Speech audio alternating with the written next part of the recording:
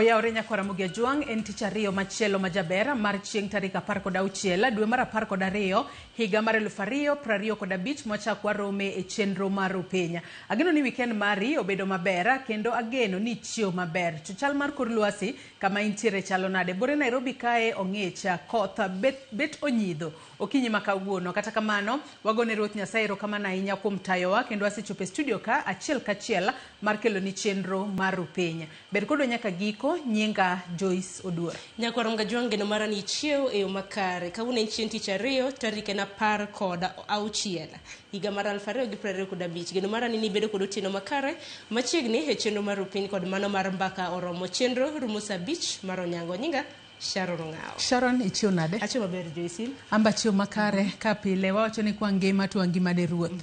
Otelo no e yo makare kendo wasechopo ka weekend mari obedo nade? Weekend mara no bedo maber. En mara ni koth obedo mang'eny bure ka akeni gwenge mago makaluto chal nade. Jogo maneno wanyalo nyiso ane chal mar kor lwasi ochalo nade. Mara bende obedo maber to wacho ni koth wuon chiemo. Wang'eni jogo makoro chal mar kor lwasi nowacho ni dwe mokwongo higa manyien nyalo bedo kod oro. Kata kamano warito neno no bo bedo yo machalo nade. Kaluwore kod lokruok mag kor lwasi kata climate change mwasebedo kwa neno wanyalo na achiel ariyo adek ma lokore kata oyo. Kata kamano waketo wang'wa mondo ane to bo bedo yo machalo nade. Koro kinde makamagi Nyako Ramogi Juang kapo nono ni nitiere kod adara mtangi ni kano pikoth e yo makare maka po nono ni yoro kata mnangaji obedo wantiere makare. Kwa kamano we warwaku e chenro marwa okinyi makawuono. Abro bedo ka kelo ni weche manyien ibed gi ng'eyo ang'o motimore gwenge magwa. Nonro mar gazet nyawada Joyce Oduor kendo chakro sa 12 news. Ayante kai kod gazet mar The Standard. Sharon, gazet mar The Standard oketeke ni agencies of slavery.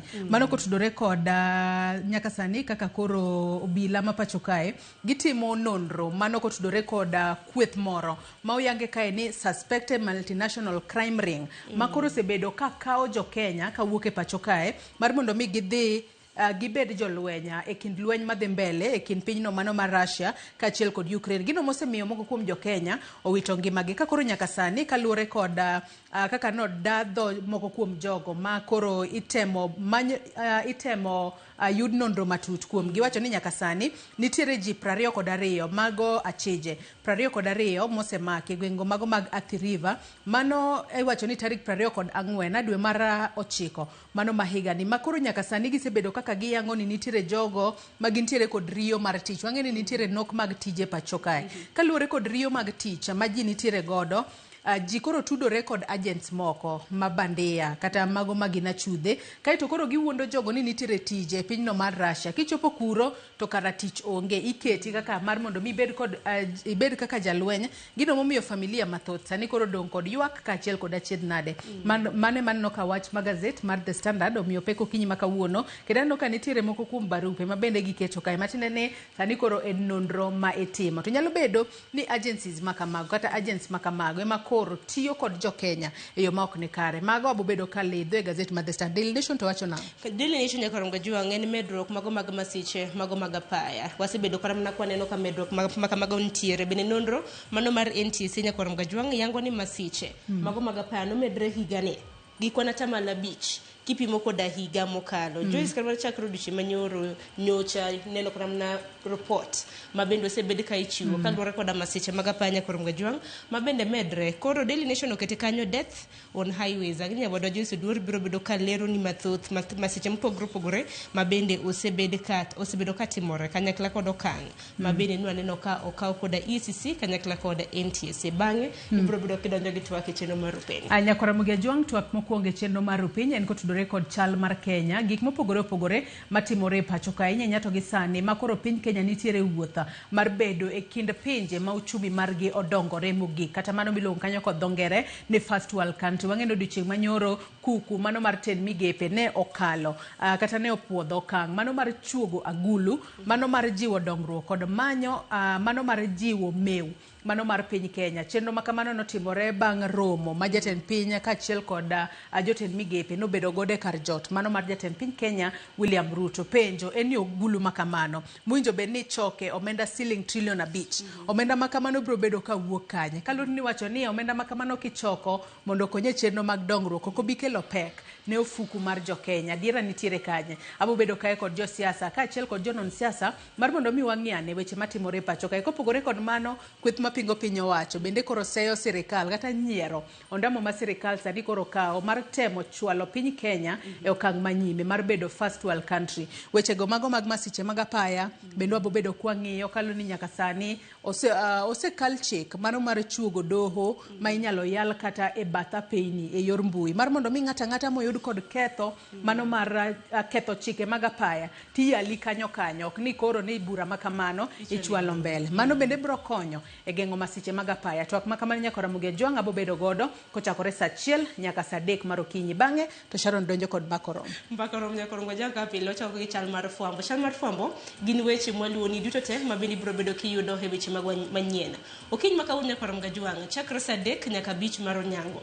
Wago namba ka kotende kod chike magayo ute lamo e pacho ka. Nitiere bill kata na paro mar chik mano mong'ere kaka Religious Bill 2024 manyaka sani itimone wacho ni public participation ichoko pacho ganda kaluwore kod paro makamano. Ng'eni paro makamano nokel bang' deal nitiere dinde moko matono wacho ni makoch noneno gima notimore e gwenge mago mag Kilifi ka nyaka sani wang'eni jadolo makoch Makenzi ogeng'ne bungu basha kahola nik mago ganda manotimore kanyo. Bang'e waneno kwa Binzaro e kin mamoko nyaka Ramogi Jwang'. Koro gin mana chike magayo ute lamo manyaka sani jodolo osewuok tung' mosuo koda piny owacho ka bende giwacho ni chike makamano osebedo kata mana pokolokore chik kata na paro mar chik manyaka sani nwang' ni jod bura ma pacho kano osekadho kata kamano pod warito od bura mar Senate gibiro bedo ka gikadhe koso oyo to paro mar jopiny ka bende choko en ang'o ma bende giwacho.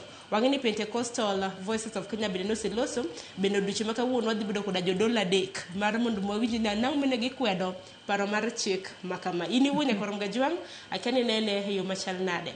Mage thoro weche magwa okinyi makawuono ioronwa ote lai mago magote machok 3:600 mbui mago mag oganda bende yudo achiel kachiel kopogore gi wang' jowi yudo achiel kachiel e mbui mar Facebook, YouTube kanyakla kod Citizen Digital. Lai mago magote machok 3:600 an wuon tudre koda Facebook fan page mara gi mbui mar X yuda gi nying mar Sharon Ng'ao. Nyaka Ramogi Jwang' an bende tudre koda e Facebook page mara ibiro yuda Joyce Oduor, mbui mara mar X ibiro yuda @JoyceOduor_. Bed kode nyaka giko nikech ma en rupiny. Mokongo hoito ndich manyien. When we reached the scene, we found that already 10 were confirmed dead, 6 female and 4 male.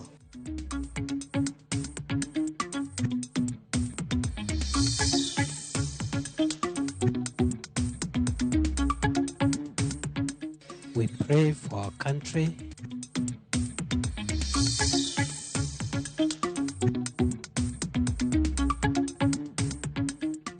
Tunao Wajaluo kutoka Ethiopia, kutoka Cameroon, kutoka South Sudan na maeneo mengine. Ere kaka wanyalo tayo jomatindo makamoro ok oseng'eyo ni to mage timo nikech ang'o.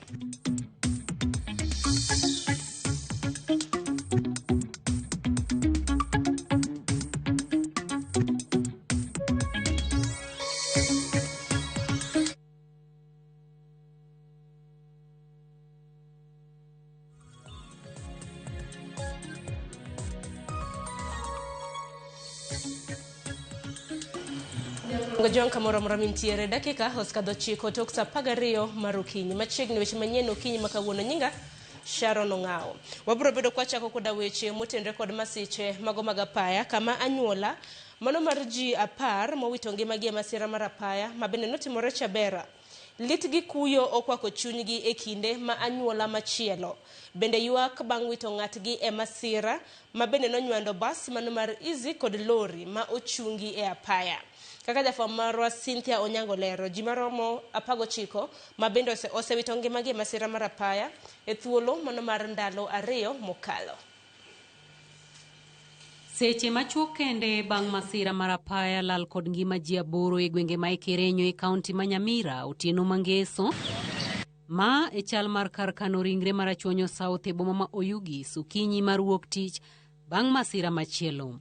En lit kuyo kod penjo mathoth manenore e lenda wang' anyuola achiel ma wuok Rangenyo e kaunti ma Nyamira ma owito jogi 10 e safar achiel bang' nyamburko mane wuok e nyasi mar arus yo Kakamega Tuomoreri giri kod loche moko e apaya maduong' ma Kisumu kochimo Kisii. Tuomruok manokelo tho mar ji 10 kanyo. There was a lorry, carrying cement towards Oyugis. Then the van, which was carrying passengers, was from the opposite side. So when the lorry was overtaking, he had to meet this van head-on. There was no way he can escape because there was a ditch either sides. So gari ilikuja upande wetu, tukashtukia imepita na side moja ile pande ya dereva. Hii side ya right hand side ya gari yetu. Ika cross lane kidogo, ikagonga dereva na wale watu walikuwa wameketi nyuma ya dereva. Hiyo pande yote ya gari wakairarua hadi nyuma. Jima moko auchiel manotonye masirano ochwale hospital maduong' mar Achonyo South e boma ma Oyugis kama bang'e odargi kendo chwalgi nyaka e kar thieth ma Nyamira ne thieth moyiedhi. When we reached the scene, we found that already 10 were confirmed dead, 6 female and 4 male. There were 6 who were hidden and they were brought into our facilities. We stabilized them and then they were referred to Nyamira County Referral Hospital through the request from the medical team from the other side. Geoffrey Ochoki en achiel kuom joma otonye masirano. Mimi niliumia kwa kichwa, upande upe nilifanyia stitches, alafu kwa shingo, lakini sio sana kwa shingo, alafu hapa kwa chest, upande wa right, na hii mguu mmoja ya right. Anyuola mar jogo ma owito ngimagi e masirano onyiso kuyo margi kendo kwayo joma tiyo kod apaya obed akicha kendo ne nigi luwo chike e yore makare. Kuna mama, baba, mandugu, madada na watoto na cousins na wote wamekufa. Kuna mama na mzee wake na ndugu yake na dada yake na watoto wawili walikufa on the spot. Alafu na huyu mtoto wetu ambaye alikuwa pia ni dereva, yeye pia alikufa on the spot. Na ni juzi tumesika mwingine alikufa hapo Sondu ajali kama hiyo ya barabara. So tunaomba ni kwamba watumiaji wa barabara wawe waangalifu. Hii Christmas watu wajihadhari sana na waangalie barabara kwa utulivu, madereva wote waweze kuangalia kwa utulivu. E masira machielo, ng'ato achielo wito ngimane e masira mar apaya ma onywando bas mar Easy Coach ma otuomo lori moro mariko chung'e apaya kendo weyo ji 11 kod hinyruok. Donald Keiro, achiel kuom jogo ma otony, lero kaka wuodhgi ma ochakore e boma ma Nairobi kochomo Kisumu kar saa 4 mar otieno obedo kod giko mare ngata e apaya maduong' ma Nairobi kochomo Kisumu.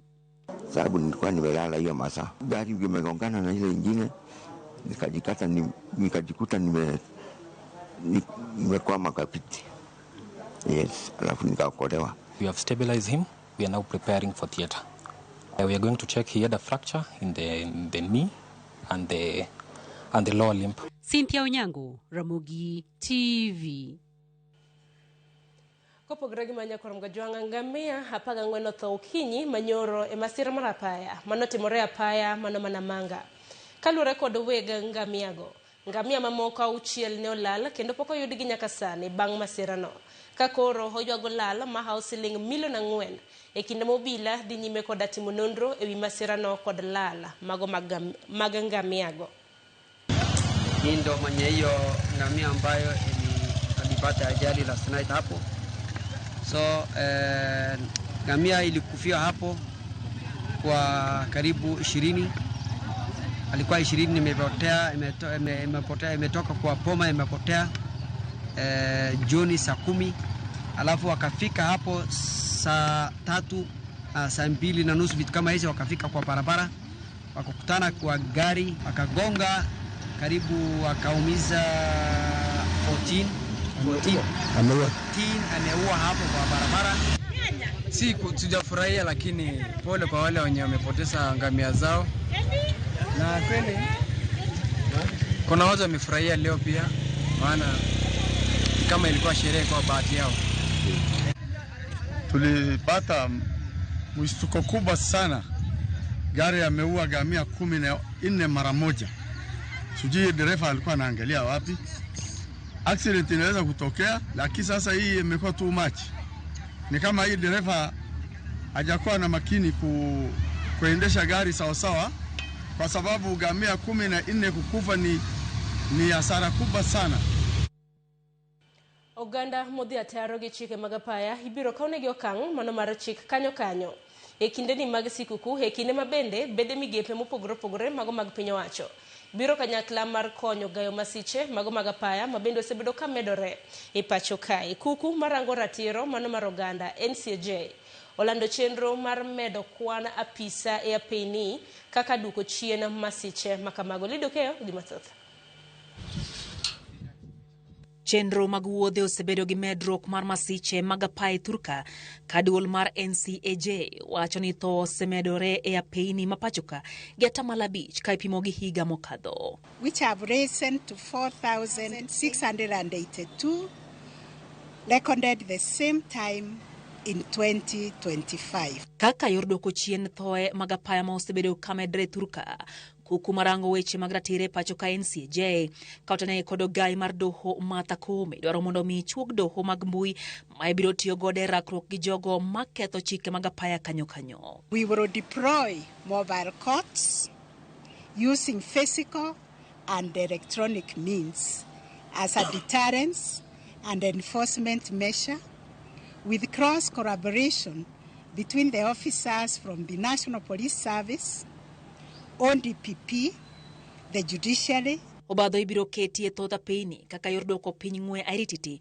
mathoro kelo masiche go kabende ponono ne joriemb apiko gi nyamburko ma ibiro yude gi ketho ibiro migi thuolo mar dwoko penjo e nyim doho ka bende ibiro migi thuolo mar bedo kod kinde gi mar yalo buche go e yor mbui. Those who will require legal representation will be accorded an opportunity and encouraged to reach out to their advocates within a reasonable time. Jogo matiyo gi apeyni e pachoka nyalo goyo namba 999 kata 911 kata 112 mar chwalo ripode mag jogo marocho chike mag apaya koreo koda ka joriembo momer mibadhi matimore e apeyni kod jogo mariembo ataro gi chike. We want to urge Kenyans not to pay any bribe whenever they are arrested for violating traffic laws and regulations. NCAJ bende dwaro mondo mi kembe mag nyamburko mating'o oganda kik ket derepe riembi kuom seche ma ohewa boro ma onge chung'. No driver should be on the road for more than 8 hours without a stop. Nyakorongo jonko pogro gi weche mago mag masiche ami weche mamoko. Kuku mano mar ted migepe odiche manyoro no podho kang' mar chuogo agulu mano mar jodongro kod mano mar jiwo mewo mar piny ka magi gin mageto loko sura mano mar piny Kenya. Lekno ma jatend piny osebedo ka gone debe ni biro miyo piny Kenya loko suche kendo machal gi mano mar piny Singapore. En mano momiyo jotend migepe ochuogo agulu motisi ni National Infrastructure Fund mageto choko shillings trillion 5 mag jiwo dongruok ne oganda jo Kenya moko kelo hinyruok ne ofuku mano mar jo Kenya. Bende gi puodho agulu machielo motis ni Sovereign Wealth Fund ma sirkal geto ni biro konyo e kungo kod jiwo mewo mano mar piny. Walter Nyambaga nigi ler mar wachno. Romo mokawo seche ka gilalore kar jot mar jatend piny Nairobi. Romo mane ochiwo thuolo ne kuku mar jotend migepe puodho agulu 2 mag sirkal geto tiyo godo e loko sura mar Kenya mondo mi opiem gi pinje mosedongore. Lekno ma jatend piny osebedo ka goyo ne debe ne biro miyo Kenya loko suche kendo bedo kaka piny Singapore. Omiyo jotend migepe ochuogo agulu 2 motisi National Infrastructure Fund mageto manyo shillings trillion 5 mag jiwo dongruok ne oganda e yo manyangafu mogi bigolo pesa e ofuke jopiny. Bende gi puodho agulu machielo motisi ni Sovereign Wealth Fund ma sirkal geto ni biro konyo e kungo kod jiwo mwandu kanyakla kod mewo mar jopiny. Sirkal geto tiyo kod yore mag manyo pesa ne agulu no ka okale chenro kaka mag uso kembe mage, keto winjruok e kembe mag ji giwegi e kinde mamoko. Sirkal mar Kenya Kwanza yango ni gen kod lek mar nyuolo chiemo kendo mane chano tim kokalo e tiyo kod agulu no e gero yewni madongo ma kwan gi nyalo chopo 50 to kod mamoko malachgi ni diere gi matindo maduto romo 1,200. E sekta mar wuoth Aguluno igeno ni dhi tayo yawo lach mar apeyni manyalo romo kilomita 2,500 to kod apeyni manyien mamoko ma kwan gi nyalo romo 28,000 ma idhi go lam. Bende aguluno sirikal chano tiyo godo e medo gedo mag ndach reru manyasani kata SGR ka owuok Naivasha nyaka Kisumu kendo chwe chopo nyaka Malaba. Lek mar sirikal bende en mar bedo kod teko stima ma oromo kendo mano chuno ni nyaka giket pachgi e tiyo kod aguluno e nyuolo stima megawatts 10,000 e thuolo mar higni 7. Teko mar stima ichano ni dhi wuok kuom dag teko mar nuklia, dag stima mawuok e pi to kod mawuok e bwo lowo, teko mawuok e chieng' to kod mano mawuok e yamo. Twak mage tinende jatend piny osebedo ka goyo debe ne okang' mar chuogo agulu makamano mondo mi Kenya nyalo piem kod pinje mane okwalo ng'wech kaluwore kod telo makare. Hii nchi hii lazima ibadilike by all means possible. Nyinyi mnanielewa? Tumechelewa kubadilisha Kenya, tumechelewa kufukuza umaskini, tumechelewa kufukuza njaa. Hii nchi inaweza kubadilika kama watu wa Singapore walibadilisha kwao, wa Korea walibadilisha kwao, wa Malaysia walibadilisha kwao, sisi tutabadilisha kwetu. Singo mar kuku mar tend migepe en ni aguluno idhi tama kare maonge mibadhi. Walter Nyambaga, Ramogi TV. Ne weche motenore kod somo nyakwarom Gajwang' en ni duol matayo penje pacho ka NEC ochiwo siem ne skunde magoyo chapa ripode mag kaka jopuonjre otimo ka gikoni mago gin miriambo kaluwore ni higani ok ochiwo atamalo mag duoko mago mag skunde kaluwore ni japuonjre ka japuonjre oyudo duoko e kit somo maberie gi mago moko berie. Judith Omondi ler mathoth. Ndalo matin bang' duoko mag penj mag KJSEA kendo skunde kod jonyuol nyiso mor ma gin go e wi duokogo, duol ma ochung' ne penji e pacho ka NEC ogolo siem ne skunde ma nyaka sani osegolo ripode manyiso kaka gitimo e penjgo, ahinya to go kwano e atamalo mag kit somo ka kit somo kendo ketore e rang'iny kigin. E lai mar mbui mar NEC gikoni penj mag KJSEA ok chal kod penj mag kit somo mar 844 ma skunde kod jopuonjre niketie rang'iny. KJSEA gikoni keto japuonjre ka japuonjre rang'iny mare owuon kendo ma ok onywandgi e duol achiel ka okang' ma skunde okawo no wuondo jonyuol kod jopuonjre. Kigichak medo 7, 6, 4, kigichak timo mano. Ok gibi yudo. Kech points go ok bi konyo. Gimoket kacha en ni omigi cluster manyiso kuma pathway ma nyathi nyalo timo. Mane gimo migi piny kacha mane gi kata ka en 21 point something, 60 point something. To range no move from 0 nyaka 74. Kimedo points ga to chopo 70. Tido ka ok bi donjo. Koro kwanjo ok bi donjo. Koro gima duong' gitim ni giwere gimedo points go. Giti gi guidance guide momigi piny kacha manyiso kaka nyathi perform in that particular pathway. Masa wacho ni obedo worked out gi performance nyathi subjects te ochiko to gi subjects 4 kata 3 manyol luwore gi pathway motimango modhiye. Ma biro e kinde ma jopuonjre moko ma otimo maber e kaunti ma Siaya to pod dhi nyime kod nyiso mor margi kendo yango lai ma gichano kawo e sekondar mamalo. Ayudo 69 out of 72 points e penj manwatimo and ahero the school mar Kenya High mondo abed software engineer. Ayudo points 70 an kabet maduong' adwa kawo pathway mar medicine mondo abed daktari. Samor gi gima ayudo 70 out of 72.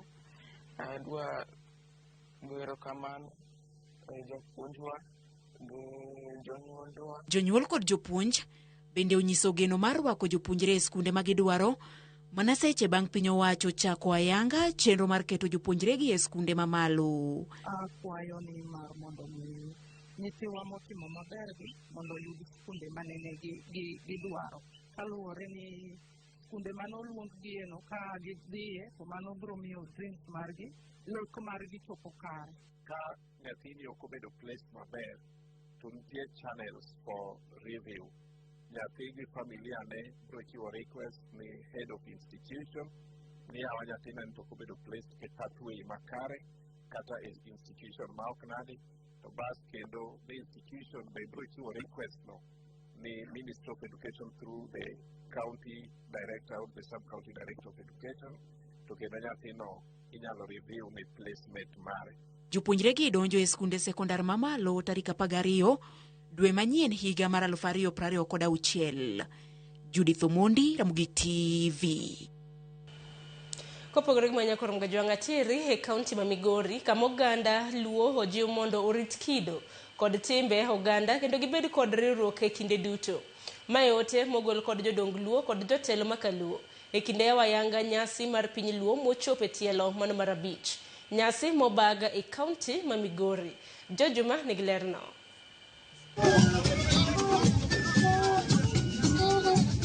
Nyasi mar piny Luo mochopo tielo mar 5 chakore ayanga e kaunti ma Migori ka bende odhi nyime kuom ndalo 3.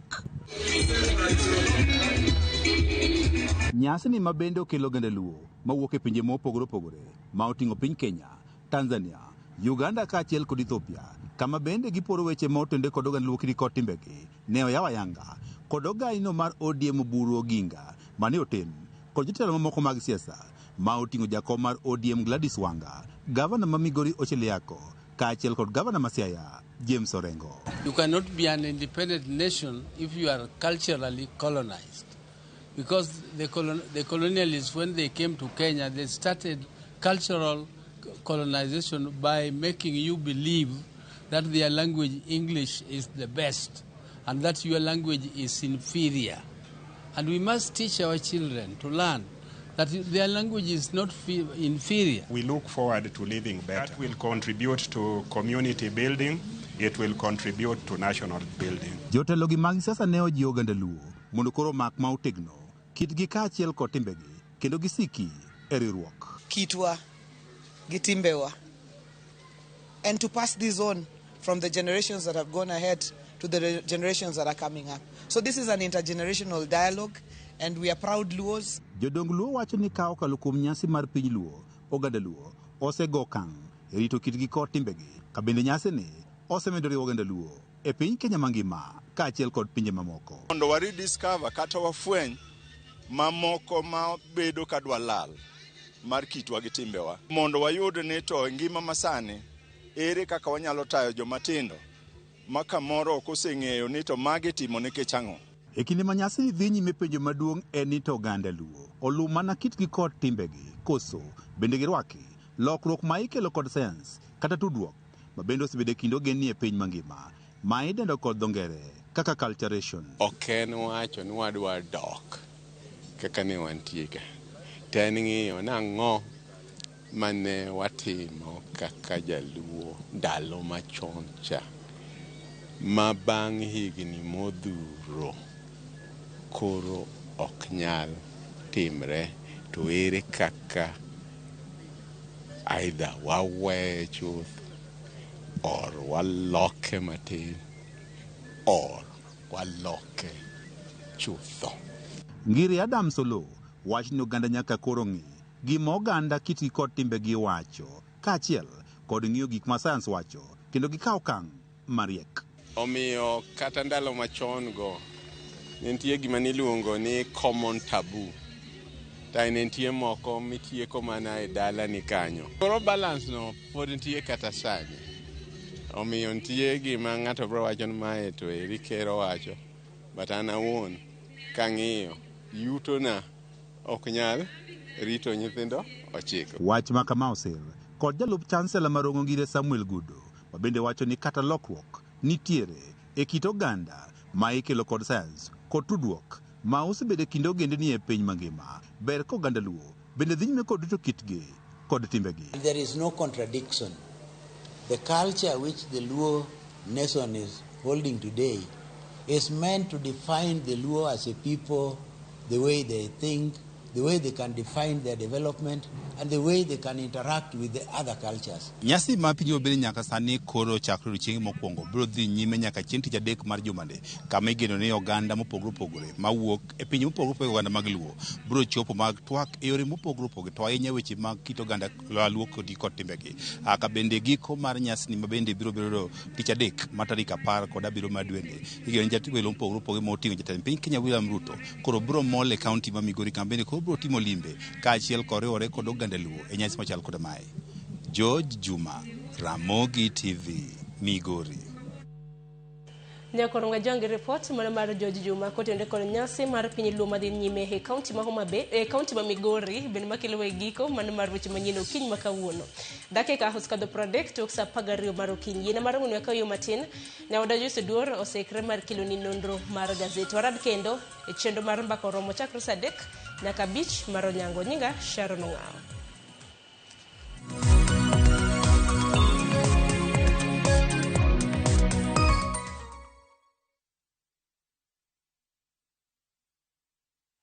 Are you a Kenya government civil servant na uko na emergency? Usijibox kwa noma. Borrowing on MyMobi has never been easier. Simply register, apply, approve, and get your cash in minutes. Dial *531# and get up to 20,000 shillings to sort your emergency and pay from your next payslip. No paperwork, no drama. Ni wewe tu na simu yako. With MyMobi, now you're in control.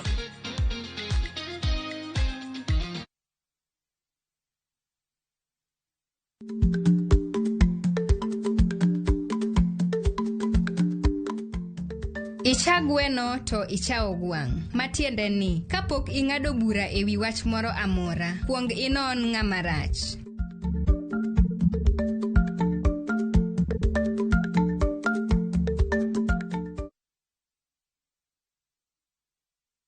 Kila kitu kibao na discount kibao. Key festive season, Citizen Duka may come through. Get our special Christmas hampers pamoja na discounts za everyday essentials. Kuorder ni rahisi. Dial *487*5# ama visit citizenduka.com now shop sai.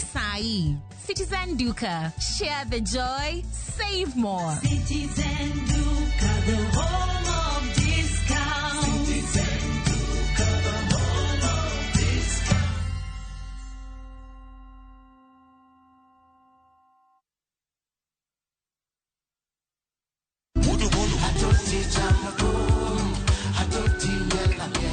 Woktich ka woktich wakelo ni don ya wotonagi. Kabinet chario kati chario nyakumunga juang en odiochieng' mar yuto mari. Chieng' tich adek kati chadek nyakumunga juang en odiochieng' mar mine nyalo kachiel koda weche hera. Wendo. Kachopo tich ang'wen nyakumunga juang wakelo ni kama nene, yani TBT, kod thume mamit mokalo. Furahi the edition and thum kaliech. Loso kapuoyo nyakumunga juang. Kawa kelo ni jothumbe mopogore opogore. Kanyo ndo bende wakelo ni gimiluongo ni Ben Yawa.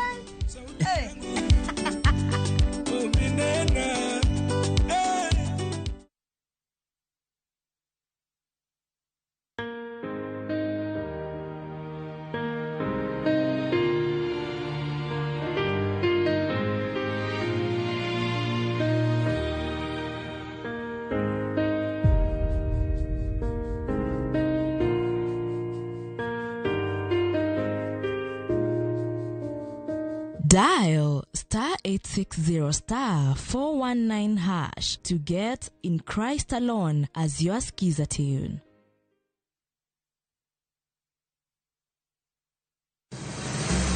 Be isepenjorie sigendni mayudore kuonde ma waluongo ni pachowa? Kapuonjani nobiro nikech gwenyruok e kind owete. Riwri kodwa mondo wanon sigendni mabeyo mag kuonde ma wadakie.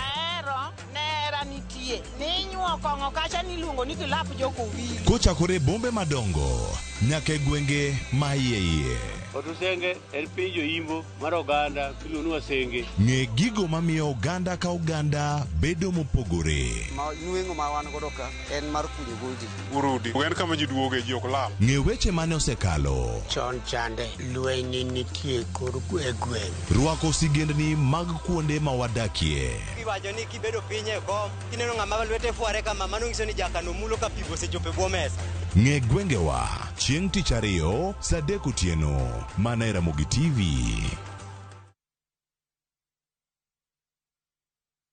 Chakre dho nam lolwe nyaka e nderni mag boma maduong', pesa ka pesa nigi sigande. Kae en kar dak mar joloko ohala. Growth wa mostly bedo attributed to consistency and hard work. Kokalo kuom jo ohala manyiso rieko margi e ohala mopogore opogore. Ka gima nyaka ikwong ing'i en location kamidwa kete dukano. Wapuonji timo ohala okang' kokang', kaka ilose, kaka ipidhe modongi, nyaka kaka irite mondo odagi. Siri mar business wane gimomiyo osebudho kabisa en ni itiye gadier. Kae, kama timo gik moko gi kinda, romo gi rieko, kod lek mabedo adiera. Watemo choko artifacts mag luo, to watiyo kodgi as decoration e ot ka. Ohala gi mwandu, gi Cleophas Oluoch, tich ang'wen, saa 1:45 otieno. Kik bai.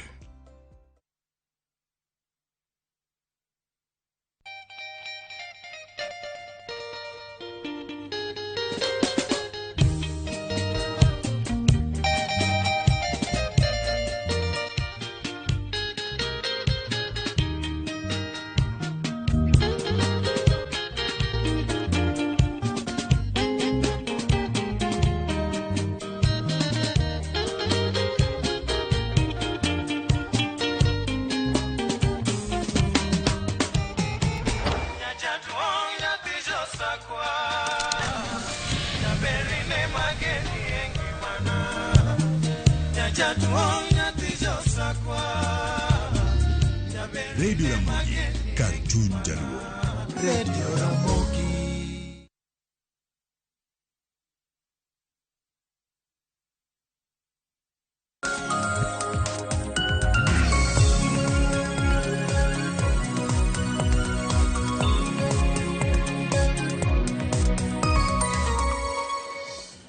Nyakwara Ramogi Ajwang' osekalo dakika 37 tok saa 12 mar okinyi machiegni e nonro mar gazet Matai. Nyinga Joyce Oduor. Antiere kae kod jafwambo wadwa Hansel Oyango mar mondo mi wami siso mar ng'eyo gigo manitiere gazet. Gazet mango mori e kind The Standard kod Daily Nation inyalo dhi nyiewo tibedo piny somo e yo makare. Oyawre Hansel, ichio nade? Achio maber Joyce. Sayo rita.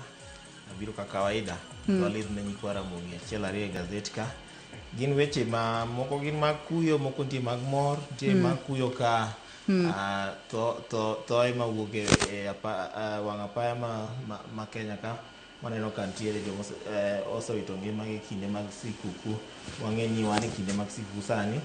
Gi weche mamoko nitie nyadendi manye okwako yien. Owinjo be ni kete Guinness Book of Record.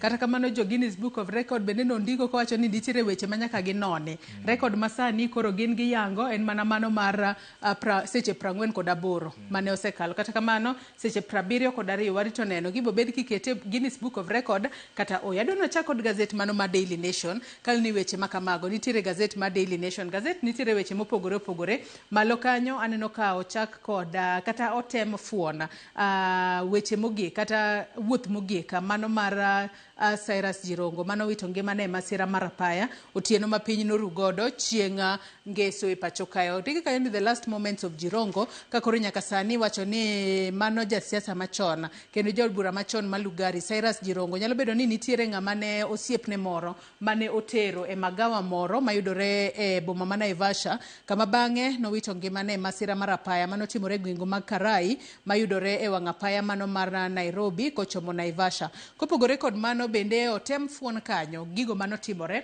mano motelo ne masira makamano. Kata kamano mano weche motudore kod masiche mag apaya Hansel emano ka gazet ma Daily Nation omiyo peko kinyi makawuono death on highways. Kakoro nyaka sani nitiere moko kuom chike mager midwa kete apeni ma pacho kae maneno no duok piny masiche mag apaya e pacho kae. Kaluwore kod kwan mawuok ka NTSA kwan mag masiche mag apaya mane higani mar 2025 pok orumo kata to nitiere medruok mar 5% kipimo kod kwan masiche mag apaya mano timore e higa mar 2024. Wach makamano miye peke it gazet mar 4 kaachiel kod mar 5. Kata kamano Hansel kapok wadhi kuro bende nitiere resolutions moko maneno koket kanyo kochako namba 1 nyaka namba 7 Hansel. Nyoro aneno ka nitiere riwruok moro manie sirikal oketo ma different stakeholders manie motudre gi weche mag wuoth Kenya ka. Nyo aneno ka nitiere National Police nyeni kanyo, Director of Public Prosecution, Judiciary nyeni kanyo, Attorney General, NTSA nyeni kanyo, Department of Correctional Services, EACC nye kanyo gi Kenya Prisons gi Law Society of Kenya. Nye gibiro kamora achiel mondo ginon wach mar thoe ma nene wang' apeyni magwa, ma mondo gibedie gi some resolutions kata mana paro moko ma giseng'ado ni mage gik ma gidwaro luwo. Achiel kuom gi mana kaka isewacho no, nitiere weche mag courts ma mobile. Wacho ni courts ibro kete bath apaya mondo kony jowuoth ma samose nikech gitemo neno ni ji odhi ochopo skuku kuma ne gidwa dhiye, kata kamano to ka ng'ato oketho chik to mondo oyawne bura mapiyo mondo yale. Koro nitiere courts moko mose wach ni bro ng'i sana ma bro deal gi jo apiko, nikech wacho ni jo apiko en achiel kuom yore ma thoe osemedre godo Kenya ka. Giwacho ni nitiere kata mana road blocks moko mibro medi ma mondo tim godo inspection, nitiere crackdown mibro keti, nitiere kata mana anti-graft officers ma bro bedo e tie wang' apaya, nitiere ambulance mibro ket standby apeyni mopogore opogore, nitiere kata mana jo piny bende okwani koneno ka ng'ato riembo marach kata mibadhi timore to nitiere nembni manyo chiw monego bed ni igoyo ma nyondiki kanyo. Nitiere 999, nitiere 911 gi nitiere 112. Mago toll free numbers matende ni kigoyo to en nono, onge chudo moro amora. Kanyo onge chudo. Gi pacha aneno ni magi gin yore mabeyo. En mana ni ok onego bed kinde of course kinde siku kama onego bed intensified, kata kamano to nitiere moko ma ginyalo keta throughout the year, nikech thoe momedre gi 5% gi ok en gimochako December, en gimochako king'iyo January nyaka sani. Koro ipenjo ni between January gi November to ang'os ma sirikal osebedo katimo. Koro aneno ni gine ne riwruok manyo ketni kik vunje nyaka neni onyago olemo madwarore, to odhi nyime kata January kata February gi dweche mamoko mabiro. Nitiere gik moko kaka crackdown, ok en gima nyaka rit ni mondo sikuku ochopi, kata mana ng'iyo ni jo apiko riembo nade. Mago gik ok ochuno nyaka warit ni nyaka sikuku chopi eki ng'iyo. Gi weche mamoko, nitie moko ma ang'e ni nyalo bedo ni tek keto tem dweche odiochieng' kodiochieng', to nitie moko ma aneno ni nitiere ma onego dhi nyime kik chung'. Wach makamano anno komie peke it gazet mar ang'wen kaachiel kod mano mar abich mar gazet ni mar Daily Nation. Wang'endo odiochieng' manyoro duol makamano nochuogi kata ne otakanyo kod ogai mar do mano Martha Koome, ka bende Martha Koome ne okwayo jo Kenya mar mondo mi ong'iane chike mag apaya e pacho kae, mar mondo mi okony e duoko piny kendo tieko thoe kaachiel kod hinyruok ma ikelo. Inya to gi sani mwang'eyo ni nitiere wuodhe mathoth ahinya madhi e gwengo makaluo, nikech wach ni mano wang' apaya maduong' ma Nairobi kochomo Nakuru. Nyaka sani koro en wang' apaya no ma wuodhe sani thoth ahinya. Kaluwore ni nyaka sani nitiere jo Kenya e kinde ma wuodhe mathoth matimore otieno, to wang'eyo otieno kacha nitiere nyaka derepe mag loche manyalo bedo ni moko kuom gi oseriembo kuom kinde mathoth to koro giol. To bende no kondik kanyo ni moko kuom gigo makoro oseyangi kaka thoro kelo masiche mag apaya mathoth ahinya pacho kae, kaluwore kod jogo mochung' ne arita. Ondik kanyo ni moko kuom gigo oting'o kanyo gigo ma yom mano mar dhano, gino miluongo kanyo kod dho ngere ni human error. Nitiere jogo mamer kariembo, nitiere jogo makoro e kinde makoro gi overtake gari to ok gitime e yo makare, nikech wang'eyo ni kaluwore kod chike mag apaya nitiere yo makare ma ng'ato winjo bed ni overtake. Kopogore kod mano bende nitiere ng'we airititi kaachiel kod koso ng'iyo kata rango chike mag apaya kod gino miwacho kanyo ni observing lanes. Mago bende moko kuom gigo moyang kaka kelo masiche mag apaya e pacho kae. To bende yang kanyo ni nitiere moko kuom maderepe mago mag loche mathoth ahinya, moko kuom gi bende koro break chotnegi ahinya nyato ka koro giridore e got. Mage moko kuom gigo moyang ni kelo masiche. Hansen, an gi pacha neno ni the ultimate solution, of course ok obi tieko accidents maduto en ni yore mameny kaka mawuok Nairobi kadhi Nakuru kendo dhi kaka Kisumu nyaka Eldoret Western Kenya kochacha, onego kaka jatend piny Kenya nyosewuok koni dwaro ensure ni yore go yar mobedo duol nikech kiwinjo malong'o kaka koro accident manyotimore manye ji owuok e arus kaka mega kadok gwenge mag Kisii kochacha, iyudo ka accident nyotimore en head on collision, matiende ni mtoka mabiro otuomore gi mtoka madhi, kata mana maizi koch manye iwacho notuomo lori moro manyo okete bath ndara gi mamoko. So koro duoling man deri ma main gi bro konyo nikech anya paro ne nitiere kinde moko kata mana yore madhi gwenge mag Masawa accident yande timre, sani ok wawinj ga ahinya nikech yorno nobedo duol. Chakre yorno bed duol, accidents go odok piny, kata ka timore to timore mana ni ng'ato bayo kata mana break ochot to ok ong'eny kaka yande ntiere. Koro jatend piny onego kaka osechako tije mag yaro nderni gi, aneno no dhi nyime go nikech mano ema biro reso ngima jo Kenya, nikech maeri ok en tho ma ni ng'ato wito ngimane kende, tiyudo ka kendo koro rocho kata mana uchumi ma Kenya ka, nikech nitiere jomoko ma familia gi ogeno, nitiere jomoko ma be gimako lemo moko mopogore opogore Kenya ka, jotelo madongo dongo, nikech accidents to ok oyiero ni jatelo maduong' kata ng'at matin, bende osewito ngima gi. Wan gi Cyrus Jirongo be nyowito ngimane ka. Mar abiriyo mar gazet mar Daily Nation Hansel. It gazet mar abiriyo kanyo nyaka sani koro penjo makoni kod kocha ipenjo kotudore kod seche manoka mano ma ne one Cyrus Jirongo kongima, mano motelo ne masira mar apaya mano yude mane gweng'go mag Karai mayudore Naivasha e county mano ma Nakuru. Nyaka sani koro iwacho ni Cyrus Jirongo ni ne nitiere osiepne moro makoro ne okowo e magawa moro e gweng'go mag Naivasha, mano mana matin ne seche achiel kata saa achiel kapok masira makamano nojuke. Kalure kod moko kuom joneno mane koro nyaka sani gazet mar Daily Nation be neno loso godo, nyaka sani koro iwacho ni kalure kod nonro makamano makata mar gazet ni mano mar Daily Nation oyudo ahinya nyako tudore kowuok kuom jogo makoro nokwayo gi mar mondo mi kik giyang ni gin jomage. Nyaka sani koro giwacho ni Jirongo ne nitiere kod osiepne moro e boma ma Nairobi mano chieng' tich ang'wen mano godhiambo, kama bang'e ne otere nyaka e boma mano ma Naivasha. Kalure kod jabodaboda moro ma bende koro riembo e gwengo mag Naivasha, wacho kanyo ni ne oneno ka jaod bura machon no mano Malugari ne keto mano osiepne mane nitiere godo e magawa moro mano kar saa 7 gi dakika 30 mano mar otieno ma piny noru godo chieng' Ngeso. Iwacho ni kama bang'e ne owuoka kanyo ka koro duogo e boma ma Nairobi. Magi gin mana moko kuom maling'ling ma gazet mano mar Daily Nation temo menyo kotudore kod seche mogik manene Cyrus Jirongo kongima kapok ojuko masira mar apaya. Nyoro kata mana nyoro nyawinjo ka ji nye penjore ni nyaka bede ni nitiere gima notimore mano olid to tho ma Cyrus Jirongo.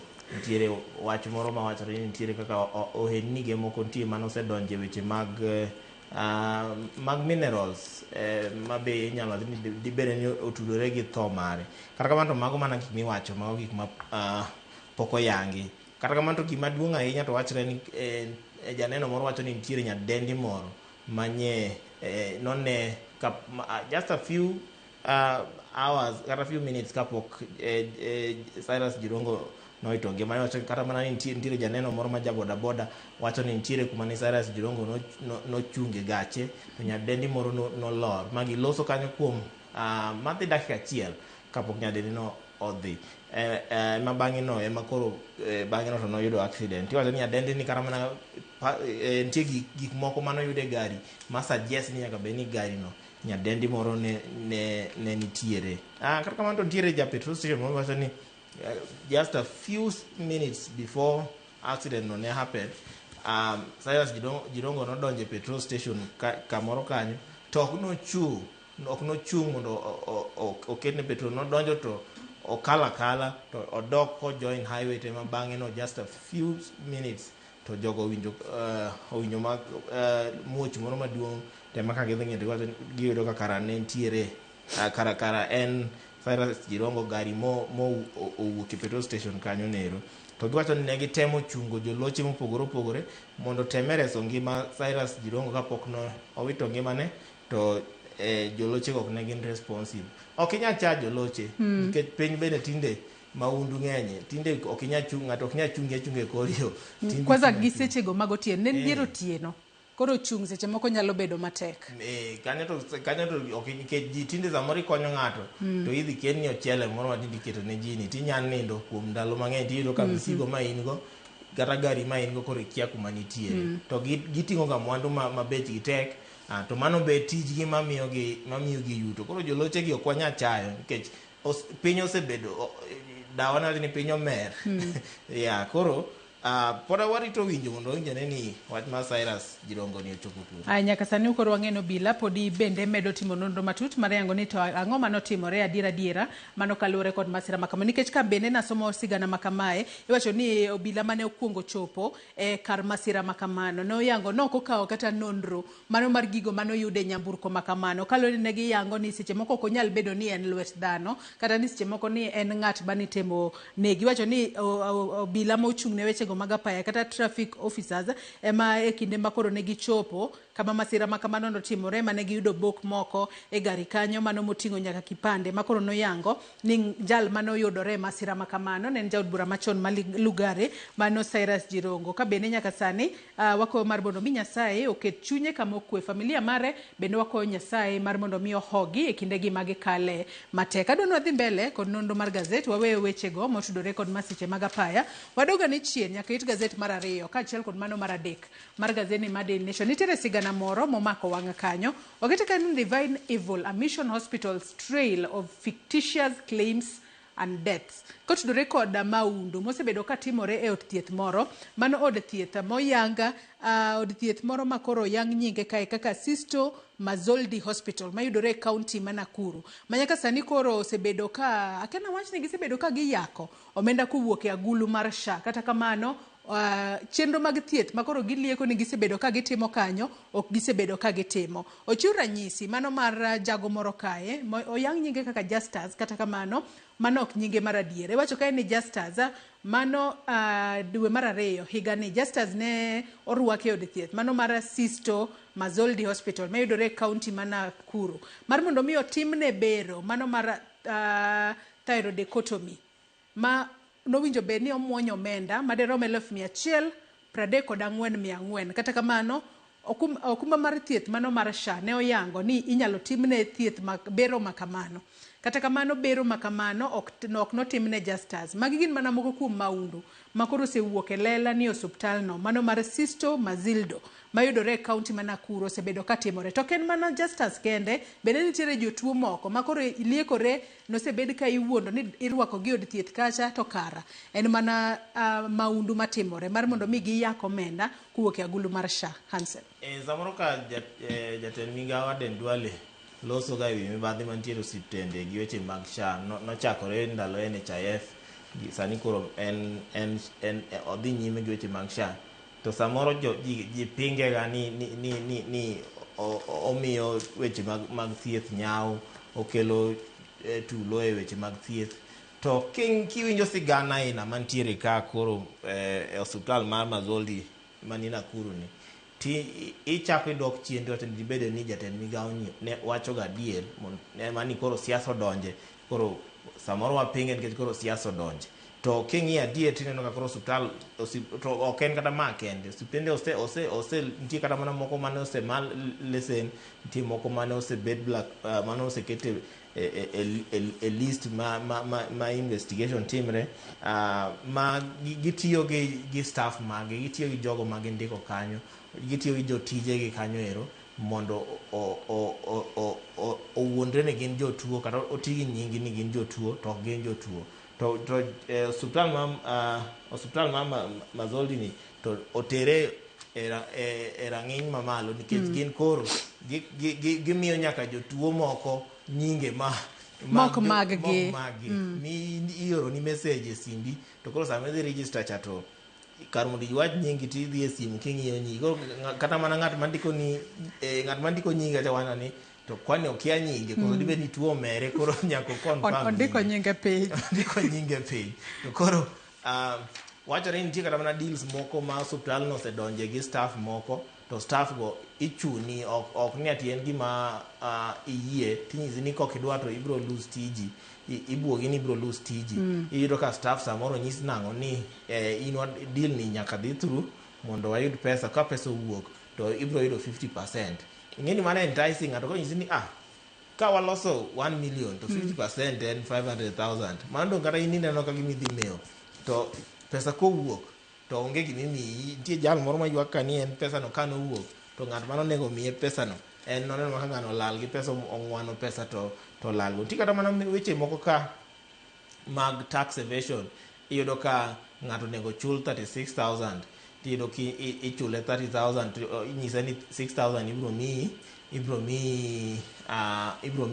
miyi cash to ko complain tinyise tini complain nang'o to dongo wami 36,000 monego miyi tiyudo ka ma rien scheme mar evading tax ma mondo subtal kik chul tax. Koro jogo wacho nitie former staff ka iluongo ni Amos Kiprop man en former radiologist e subtal no owacho ni kanotimne kamano ero kanodhi e portal mar KRA to yudo ka KRA bandhe pesni mang'eny nikech nitiere kaka KRA kanonono to yudo nang'o ni ne onge adier e wach ma pesni manoyudo. Koro wacho ni osuru ma KRA dayego pod ochulo nyaka sani. To sigana ng'eny ka ma ji mopogore opogore nitie jomoko ma osewito kata mana nyithindgi kanyo ero kinde ma onego bed ni giyawre thoe moko nitie ma suspicious kanyo ero nitiere claims mopogore opogore ma iyudo ka ng'ato thiedhi to tuo mondikne no thiedhe ok e tuo mothiedhene koro mana mar mondo pes SHA obi mang'eny. Koro aneno ni suptende ainagi jatend migao onego tim gima osebedo kotimo ka magi adieri wachore ni magi timore to magi gik maketo ngima jo Kenya kuma rach nikech ok kata mana ochumi kende nikech nitie jomoko machandore to pesa to jomoko nono ema chamo. Koro magi osuptende ma ka en adier ni gigi timore anawacho ni jatend migao odhi nyime gi gima timo mar deregister osuptende ainagi. Ayo winjo be ni timo nonro matut mar mondo mi wane ni maundu makamagi ok omedo timore kaluwore ni ka oyak omenda makamato adiera nitiere jogo madwaro omenda go mar mondo mi okony ngimagi to rach ka koro waneno ka omenda makamago lwar kata lala meru e lweta chudhe moko matin makoro tiyo koda agulu mar SHA e yo ma ok ni kare. It gazet mar 6 jatend piny Kenya William Ruto lek mare mar keto piny Kenya mar mondo mi uchumi mare odongre kata first world nation nyaka sani koro wacho ni osechakore ayanga. Ruto's dream of a first world nation begins in earnest. Wang'eno odiochieng' manyoro jatend piny Kenya William Ruto ne oromo kod jotend migepe mopogore opogore mano e kar jot mare mano bore Nairobi kae kama koro nitiere iwacho ni ondamo mokwongo makoro piny Kenya osegoyo mar mondo mi olos agulu mabro bedo ka choko omenda $5 trillion mabro bedo ka konyo e yor neno ni ogera piny makare pacho kae osechakore ayanga. Iwacho ni odiochieng' manyoro kuku mano mar ten migepe ne opuodho mano mar mondo mi ochuog agulu mano mar National Infrastructure Fund kachiel kod mano mar the Sovereign Wealth Fund makoro bro bedo ka nyayo wechego mago mag dongruok kachiel kod ting'o malo uchumi mapacho kae. Magi timore e kinde ma bende jogo makwedo sirikal koro wacho ni sirikal kar mondo koro ging'i sectors mamoko kuom ranyisi kaka sekta mar somo ma ok tim makare sirikal to koro chugo agulu mag wechego mag dongruok. Hansel jatend piny Kenya neno ka temo yudo yore mopogore opogore mar neno ni dongruok obiro Kenya ka. An ayie kode e one area ni nyaka wan kaka jo Kenya kinde moko ne wacho ka ni piny ma ok ochocho luoro but kiduoge ground ka to gik moko ok chal kaka ineno wa ok ochocho. Nyaka wane ni wadhi e next level nikech next level kuomwa en first world en piny mosedongore nikech infrastructure moko wan godo but ok ochopo kuma dwarore. Koro nyaka neni gigi oket okenge maneno nang'o ni wachopo kuro.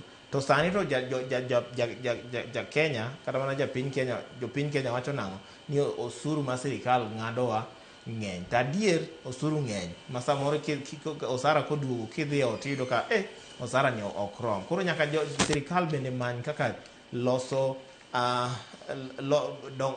neno ni dongruok obedo.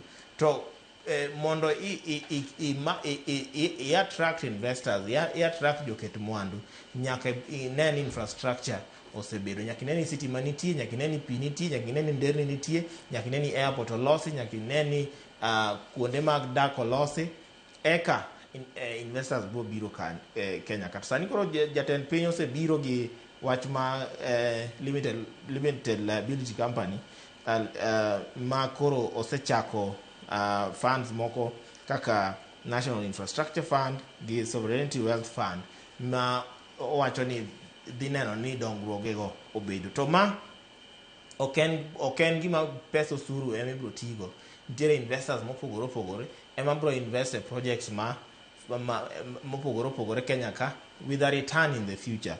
Sani nitiere kaka weche mag pension funds, private equity funds, development financial institutions ma osene kaka potential targeted investors ma biro neno nang'o ni giketo pesi kanyo ero. To penjo ma jo Kenya penjo maduong' ni en jalno mane ma biro rito pesnigi. Mibadhi biro bedo pesnigi to wabro ng'e nade, accountability biro tim nade. Mage penjo ma jo Kenya penjo. Didi Nyoro be nya winjo kanyo kanye kwedo wachno, nyowacho ni sirikal onego ng'i weche mag sikul, ong'i weche mag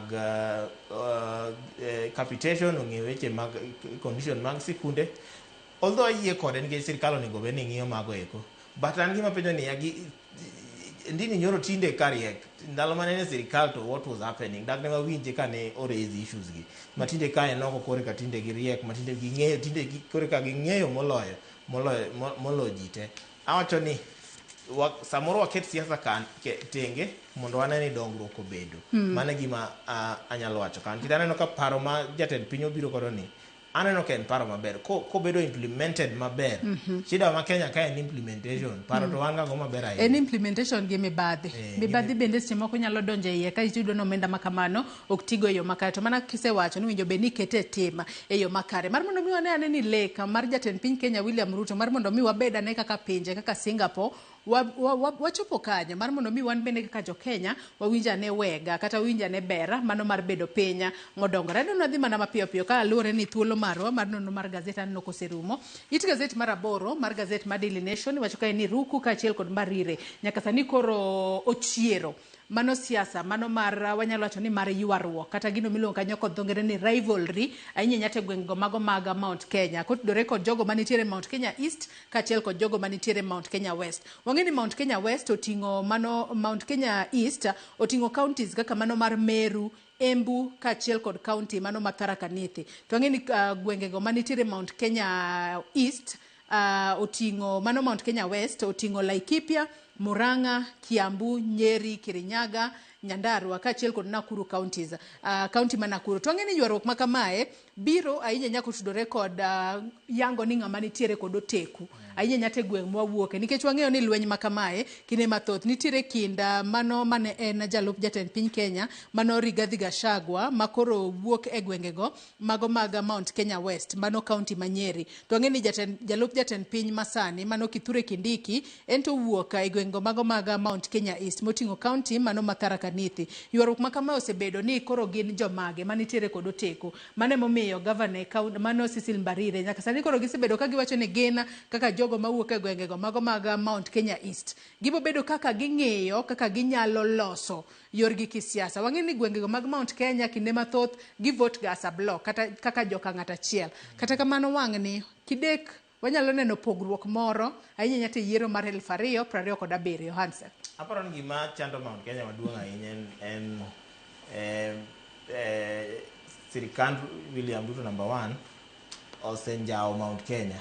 Number 2 onge ing'eni sani wacho ni Kaluo pod onge kingpin, but king'iyo kata mana Mount Kenya owuon be onge kingpin moro minyalo wacho ni mae e ng'at ma Mount Kenya mangima nyalo luwo as one. Ing'eni kinde mokalo waseneno kane giluwo Kenyatta, giluwo Kibaki, nyicha giluwo Uhuru Kenyatta, ma koro nyegi duoge nyegi ne tok Ruto, William Ruto, though Ruto can kingpin man, but nyegi support as a unit, as a block. But sani koro waneno ka rifts go sechako wuok nikech sani koro ng'ato oseneno nang'o ni nitiere vacuum, nitiere space moro ma nyalo bedo covered. Of course, rivalry nitiere kind Rigathi Gachagua gi Kindiki sani. Onge ng'ato nyalo wacho ni ma eri e kingpin ma koro chung' sani areas mag Mount Kenya. Kata kamano nitiere historical issues be ma osebedo in the past, nikech iyudo ka kinde molos sirikal iyudo ka Mount Kenya West ema dominate ga appointments, dominate ga sirikendego. Koro jo East be sani koro wacho nang'o ni nyaka gichiew ma ging'e ni their political ambitions, economic ambitions bendo ng'i ma sama giwuok kamano to gidwa ni giwuok gimbe gidhi gi negotiate as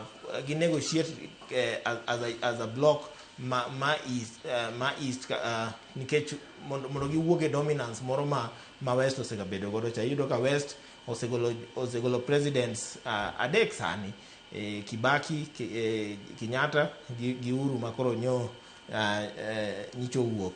Gisegolo presidents adek gi vice presidents be gisegolo. To sani koro Kindiki mapani ma koro nyobedo achiel kuom jogo mosebedo gi top positions ma koro gineno ni ka koro sani koro ng'atwa ni kacha cha wane ma koro nego beni luwo, ok onego beni waluwo West. Wane ma sani ng'atwa nigi the highest position, matieni West onego beni gine ma gibiro penjo ni wachiko kanye, ok ni kendo wane ma pod wadok West to wane ma ng'atwa ni kanyero. Nitiere ka ruku kaka isewacho gi Cecil Mbarire, nyawacho ni nyaka gi protect interest magi, nyaka gi protect economical gi political interest magi. Wachno Miss Mbarire mano governor ma Embu nyosiro mowacho ni asiro gima owacho ni nyaka wambe sani koro kinde osechopo ma nyaka wambe koro wawuogo kaka block ma East, mano Meru, Tharaka gi Embu. Aya, gazet podi oketo weche mopogore opogore. It gazet mar 10 kanyo bende koro aneno ka jopuonjre manotimo penj mar KJSEA moko kuom gidwaro loko paro mar mondo mi giyiera ne career paths mopogore opogore. To ang'eyo ni migawo mochung' ne weche go mag somo e pacho kae ochwalo negi thuolo mano mar jumbe 2 mar mondo mi ng'ama seche moko noyiero STEM to koro dwa dhi e social sciences kata arts and sport nyalo loko e yo makare. Chen owach ma kamano nyaka Ramogi inyalo somo It gazet mar 10. It gazet mar 10 kod achiel bende Trufena mano nyadendi makoro ne omako kata nokwako yiena kuom seche 72 odiochieng' manyoro ne oromo kod jatend piny Kenya William Ruto kaachiel kod jalupne Kithure Kindiki. Ondik kanyo ni no sleep no food, how Trufena managed to break tree hugger record. Wang'e ni ene mano seto record mokwongo mar seche 48 ne koro vunjo record makamano mochopo seche 72. Adwa notie kod machinglo manitiere It gazet mar 17 mar gazet ma Daily Nation. Machinglo makamano tudore kod wechego mago mag temo gayo masiche mag apaya mosebedo katimore pacho kae, kendo aneno ka higani nitiere medruok e masiche mag apaya. Gino mano miyo gai mar do odiochieng' manyoro ne ogolo chik mar mondo mi ng'ata moketho chike mag apaya tiyali kanyo onge ni podi chwalo ni ibichope e court kata juma manyien. King'eyo machinglo ma kamae Hansel, inakia ni korka kori inyalo interpret yo machalo nade. Anno ka nitiere jal ma orwako nanga machalo kod mano mar ogai mar doho e majarwako, to nitiere ja EACC, to nitiere jal machalo na ogai mar obila. Penje ni ang'o matimore ka Hansel? An kaka nene kae chal ka gima ng'ato ka ng'ato of course dwaro mondo thoe manie apeyni okedgo. Kata kamano ng'ato dwa notime kaka en moneno, nikech ka koro en rungu achiel but en gi bede mopogore opogore, bede adek kata nitie bede moko ma onge kama paro jagoro nyowe intentionally. Koro ng'ato dwa no ochwad runguni kaka en moneno. EACC iseyo kocha no ok deal gi mibadhi kaka dwarore. Police koni wacho ni kache koro e chuny mibadhi mar kao asoya mit bilia apaya. To judiciary bi wacho ni nitiere kaka samoro bok gi deal gi cases mag mibadhi. Koro ng'ato nitie kaka neno ni onego gi deal gi weche mag thoe manie peyni ni to adier makende ni nyaka gilok pachgi mondo giti kanyakla eka wabro kaka jo Kenya wabro winjo ber mar dwaro manye waneno ka nye duolno nyosewacho ni dwa keto mondo oneni thoye odok piny e piny ma Kenya.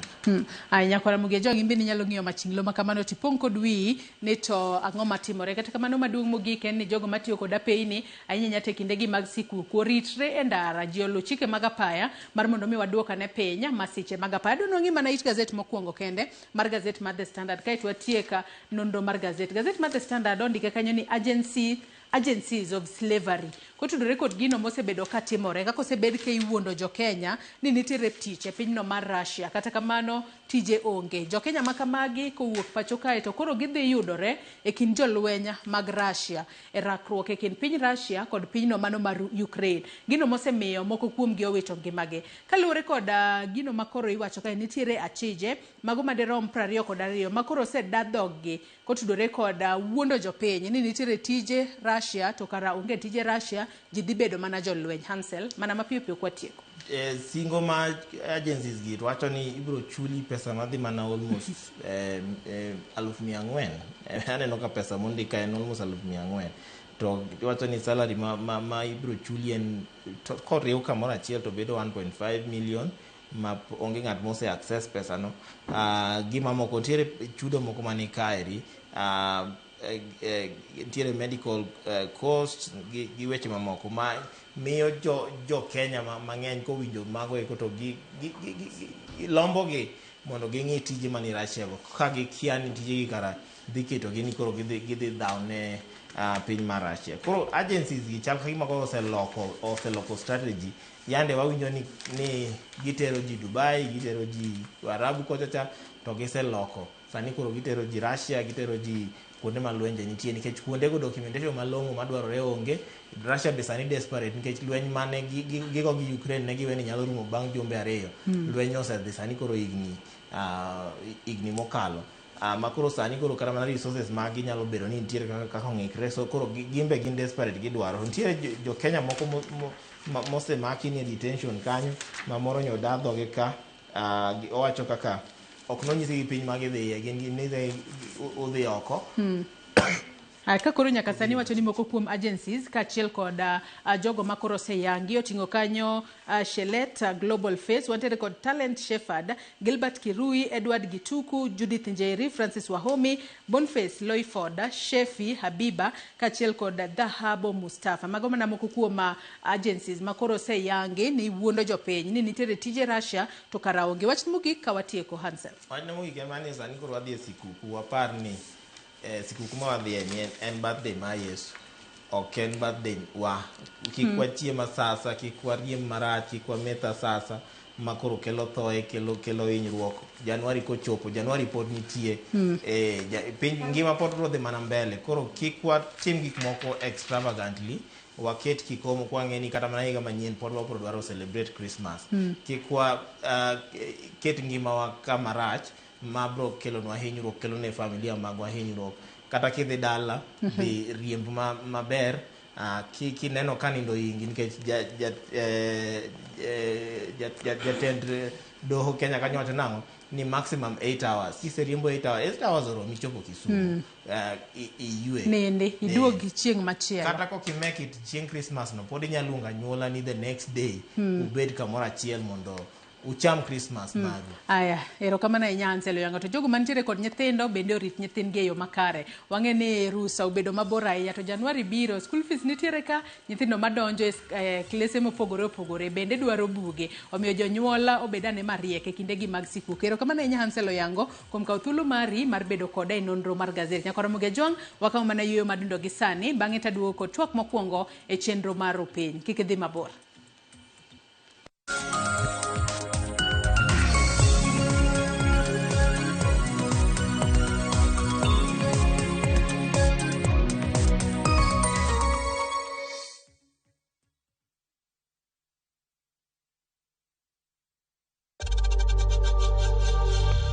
We know times are tough. tough. So save money by buying airtime from M-Pesa to any network with zero transaction fees. Dial *487*2# and get your airtime PAP with zero transaction costs.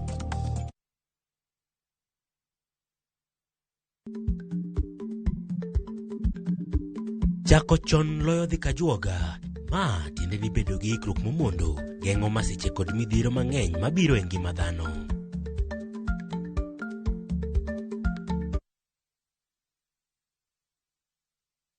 Royal Mabati Factory Limited keloni Christmas AUD. Wakeloni mabede mag corrugated kod box profile, brick tile gi roman tile nyaka AUD nono maonge chudo moramora. Gochnwa gi 07222 kata ket order mari sani e www.royalmabati.com. Be isepenjori e sigendni mayudore kuonde ma waluongo ni pachowa? Kapuonjani nobiro nikech gwenyruok e kind owete. Riwri kodwa mondo wanon sigendni mabeyo mag kuonde ma wadakie. Nera nitie. Ninyuo kong'o kacha niluongo ni kilap joko wili. Kochakore bombe madongo nyaka e gwenge ma iye. Otusenge en piny joimbo mar oganda iluongo ni wasenge. Ng'e gigo mamiyo oganda ka oganda bedo mopogore. Nweng'o ma wan godo ka en mar kunyo goldi. Urudi. En kama ji duoge ji ok lal. Ng'e weche mane osekalo. Chon chande lweny nitie kor gweng'. Rwako sigendni mag kuonde ma wadakie. Kiwacho ni kibedo piny e kom, kineno ng'ama lwete fuare kama mano nyiso ni jakano mulo ka pigo osechopo e bwo mesa. Ng'e gwengewa chieng' tich ariyo saa 3 otieno mana e Ramogi TV.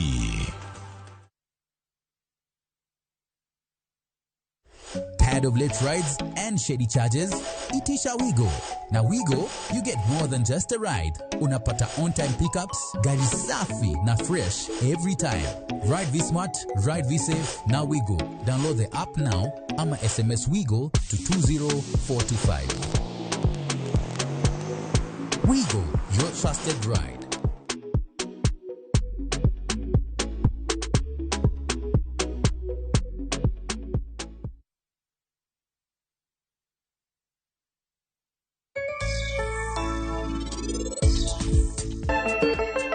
Penj laktar kokalo Ramogi TV kawa wacho ni ngima en mwandu. Nyinge Ruth Otieno.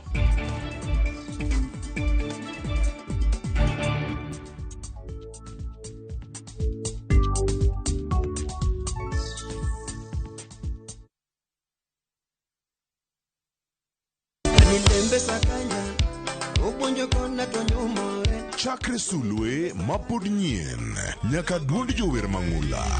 Winyo sungore mamo wang winyo sungore.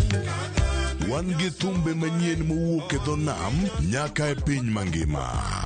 Nyayo luote doga to ero ode obede mbero to yogamba kato ngweda lode. Wakelo ni thumbe kata ngolo kata banjo kata pado maliet mowuok e studio to chiko iti tir. We light it up, Mani thuolo mar winjo duol kod wach mopogore opogore.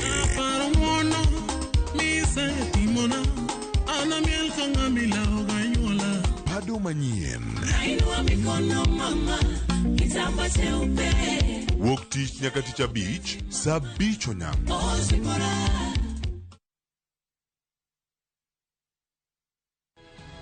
Nyikwa Ramogi. Bedi her mar loko puothi obed ohala madhi maber kendo med yuto mari. Ober nikech en crop manyalo miyo ipidh kata gwen, pidh dhok yo mayot. Wakelo ni chenro mar pur gi ohala. Chakre ikolo nyaka geng'o kute machamo pithwa. Pur mar nyanya nyaka ing'e tuoche mag nyanya mokwongo. Mar ariyo nyaka ing'e yedhe migoyo nyanya. Puonjri yore mabeyo kendo manyasani mondo imed keyo mari. Mondo yud yuto maber en ni niang' nyaka ido maber miol ne pi timne irrigation. Kaka chiro medo lokre, wanyisi gigo mausre kendo nigi nengo kaka kinde loko. Koro rabonda no kapure kota eka ni kapure maber balose tayute molo kana yudo oduma e puodho mar kota neka. Tudri koda an Alori nyaka Black tich adek saa 1:45 to mana e Ramogi TV.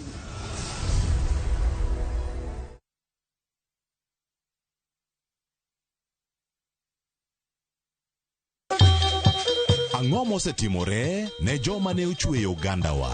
Adhi primary Kangonditi Primary School. Gin kanye sani?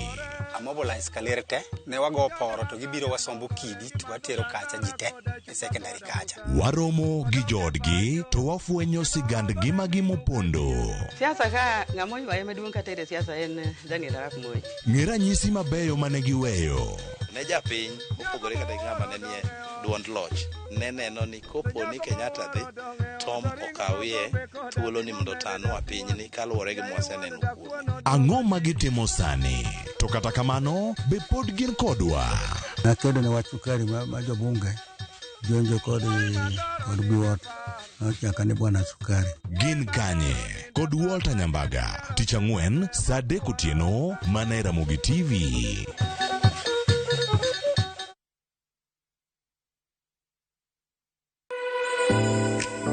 Chiemo ok en mana gima wachamo kende, en sigana, tim mapile, nyasi mar nyiso ni wan ng'agini. Mit chiemo en ang'o? Kitungu. Ber mar chiemo mar fry en ka kitungu nene. Wanono kido mag tedo e alworawa duto. Wafwenyo yore mag tedo mopondo, timbe anyuola, koda hera mamiyo kit chiemo moro amora bedo gi ngima. Chiemo ichamo ga wang'. Koro nyaka ikete maler koka obedo gimoro ma wang'i nyalo kelo meloma mar chamo. Ma ok en mana tedo kende, en kit ngima mar oganda michiwo e mesa. Tedo gi chiemo kod jailieta tich adek saa 2 okinyi. Kik bai.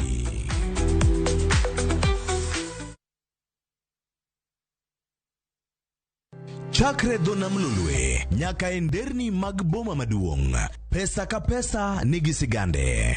Kae en kar dak mar joloko ohala. Growth wa mostly bedo attributed to consistency and hard work. Kokalo kuom jo ohala manyiso rieko margi e ohala mopogore opogore. Gima nyaka ikwong ing'i en location kamidwa kete dukano. Wapuonji timo ohala okang' kokang', kaka ilose, kaka ipidhe modongi, nyaka kaka irite mondo odagi. Siri mar business wane gimomiyo osebudho kabisa en ni itiye gadier. Kae kama timo gik moko gi kinda romo gi rieko kod lek mabedo adiera. Watemo choko artifacts mag luo to watiyo kod gas decoration e ot ka. Ohala gi mwandu gi Cleophas Oluoch tich ang'wen saa 1:45 otieno. Kik bai.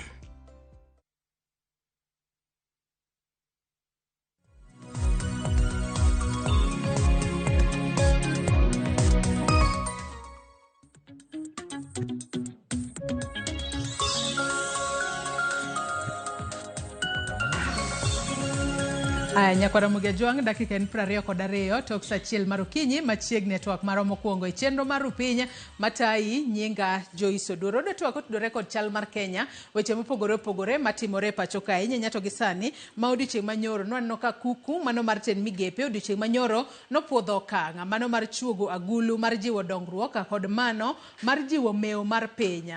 Kamagi gin mana motelo ne loko sura mar Kenya. Wang'eni jatend piny Kenya William Ruto nitiere kod lek mano mar golo piny Kenya e kind pinje manitie uchumi margi nitiere piny, kendo uchumi marwa obed mamalo kendo pimo mana kod pinje kaka mano mar Singapore makoro uchumi mare ni ong'ala mamalo, kata mano miluongo kanyo kod dho ngere ni first world country. Odiochieng' manyoro jatend piny Kenya mano kaachiel kod kuku mar ten migepe ne okalo kanyo agulu kata nochuogo agulu mano motisi ni the National Infrastructure Fund kaachiel kod mano mar the Sovereign Wealth Fund ma sirikal geto ni biro bedo ka konyo e kungo kod jiwo mew mar piny.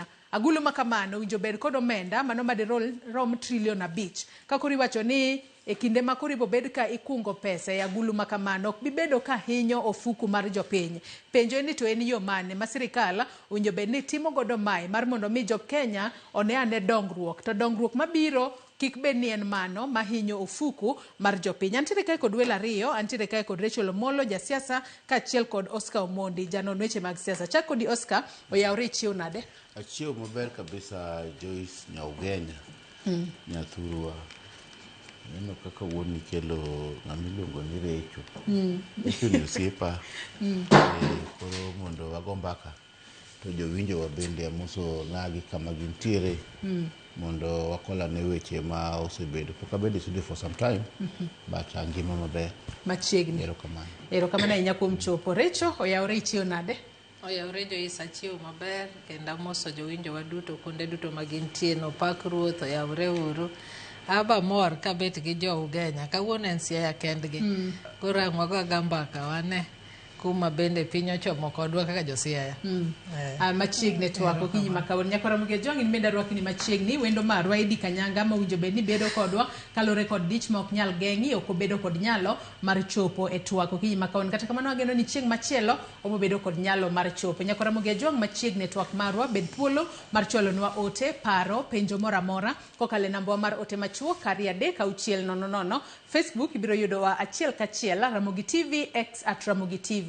Kan bende nyalo tudri koda e Facebook page mara ibiro yuda Joyce Oduor, mbui mara mar X ibiro yuda @JoyceOduor_. Kochako twak marwa yanga dagom mar mondo mi wawinjane report manolos no odiochieng' manyoro ko jafombo marwa Walter Nyambaga kama koro kuku mano mar ten migepe odiochieng' manyoro nopodho kang' mar chuogo agulu mar jiwo dongruok kod mano mar jiwo mewo mar piny ka gin mago mageto loko sura mar Kenya. To en sura mare mane mar keto piny Kenya obed kaka pinje kaka Singapore ma uchumi margi odongore ahinya. Wawinjane sigana makamano monde. Romo mokawo seche ka gilalore kar jot mar jatend piny Nairobi. Romo mane ochiwo thuolo ne kuku mar jotend migepe puodho agula ariyo mag sirikal geto tiyo godo e loko sura mar Kenya mondo mi opiem gi pinje mosedongore. Lekno ma jatend piny osebedo ka goyo ne debe ni biro miyo Kenya loko suche kendo bedo kaka piny Singapore. Omiyo jotend migepe ochuogo agula ariyo Motis National Infrastructure Fund mageto manyo shillings trilion 5 mag jiwo dongruok ne oganda e yo manyangafu mogi bigolo pesa e ofuke jopiny. Bende gipuodho agulu machielo Motis ni Sovereign Wealth Fund ma sirikal geto ni biro konyo e kungo kod jiwo mwandu kanyakla kod mewo mar jopiny. Sirikal geto tiyo kod yore mag manyo pesa ne agulu no ka okale chenro kaka mag uso kembe mage, keto winjruok e kembe mag ji giwegi e kinde mamoko. Sirikal mar Kenya Kwanza yango ni gen kod lek mar nyuolo chiemo kendo mane chano tim kokalo e tiyo kod agulu no e gero yewni madongo ma kwan gi nyalo chopo 50 to kod mamoko malachgi ni diere gi matindo maduto romo 1200. E sekta mar wuoth agulu no igeno ni dhi tayo yaw lach mar apeyni manyalo romo kilomita 2500 to kod apeyni manyien mamoko ma kwan gi nyalo romo 28,000 ma idhi go lam.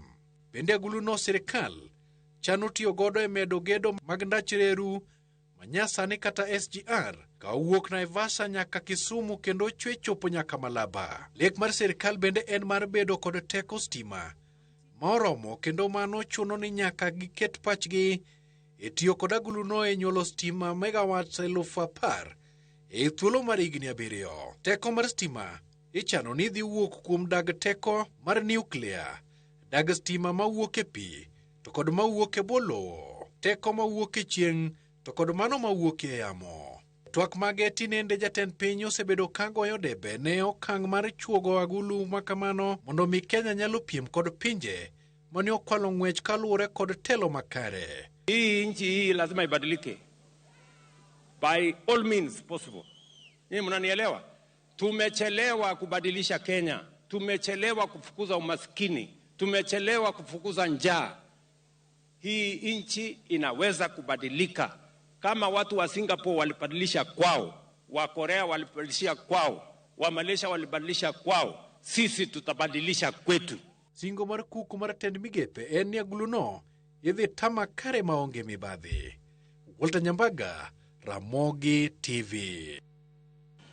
Haya, mano agulu makoro no chuogi odiochieng' manyoro kasingo en ni bobed ka itae e yo makare maonge mibadhi mora mora. Warito neno no bobed e yo machalo nade. Kata kamano en agulu mar omenda madirom 5 trilion mar jiwo dongruok ne oganda jo Kenya ma ok okelo hinyruok ne ofuku mar ja Kenya mora mora. Dona chak kodi Oscar Mondi. Nyaka sani koro wang'eni ma en achiel kuom ondamo ma piny Kenya goyo ahinya nyato motelo ne bedo e kind pinje kaka Singapore. Ma jatend piny Kenya William Ruto ang'e ni kinde ka kinde koloso ok okos wacho ni wadwa bedo kaka Singapore. Kendo wasebedo kwaneno ka nitiere kata peyni mopogore opogore mosebedo kowacho ni kolose e yo makare to biro ketowa machiegni kod Singapore. Kata kamano agulu ariyo makoro ochuogigi tien gi en nang'o to bende omenda makama $1.5 trillion ok obi hinyo ofuku mar jopiny. Sirikal geto timo nang'o mar mondo mi pesa obed ofuku no okel dongruok kendo ne kaka inyalo kung mewo mar piny Kenya.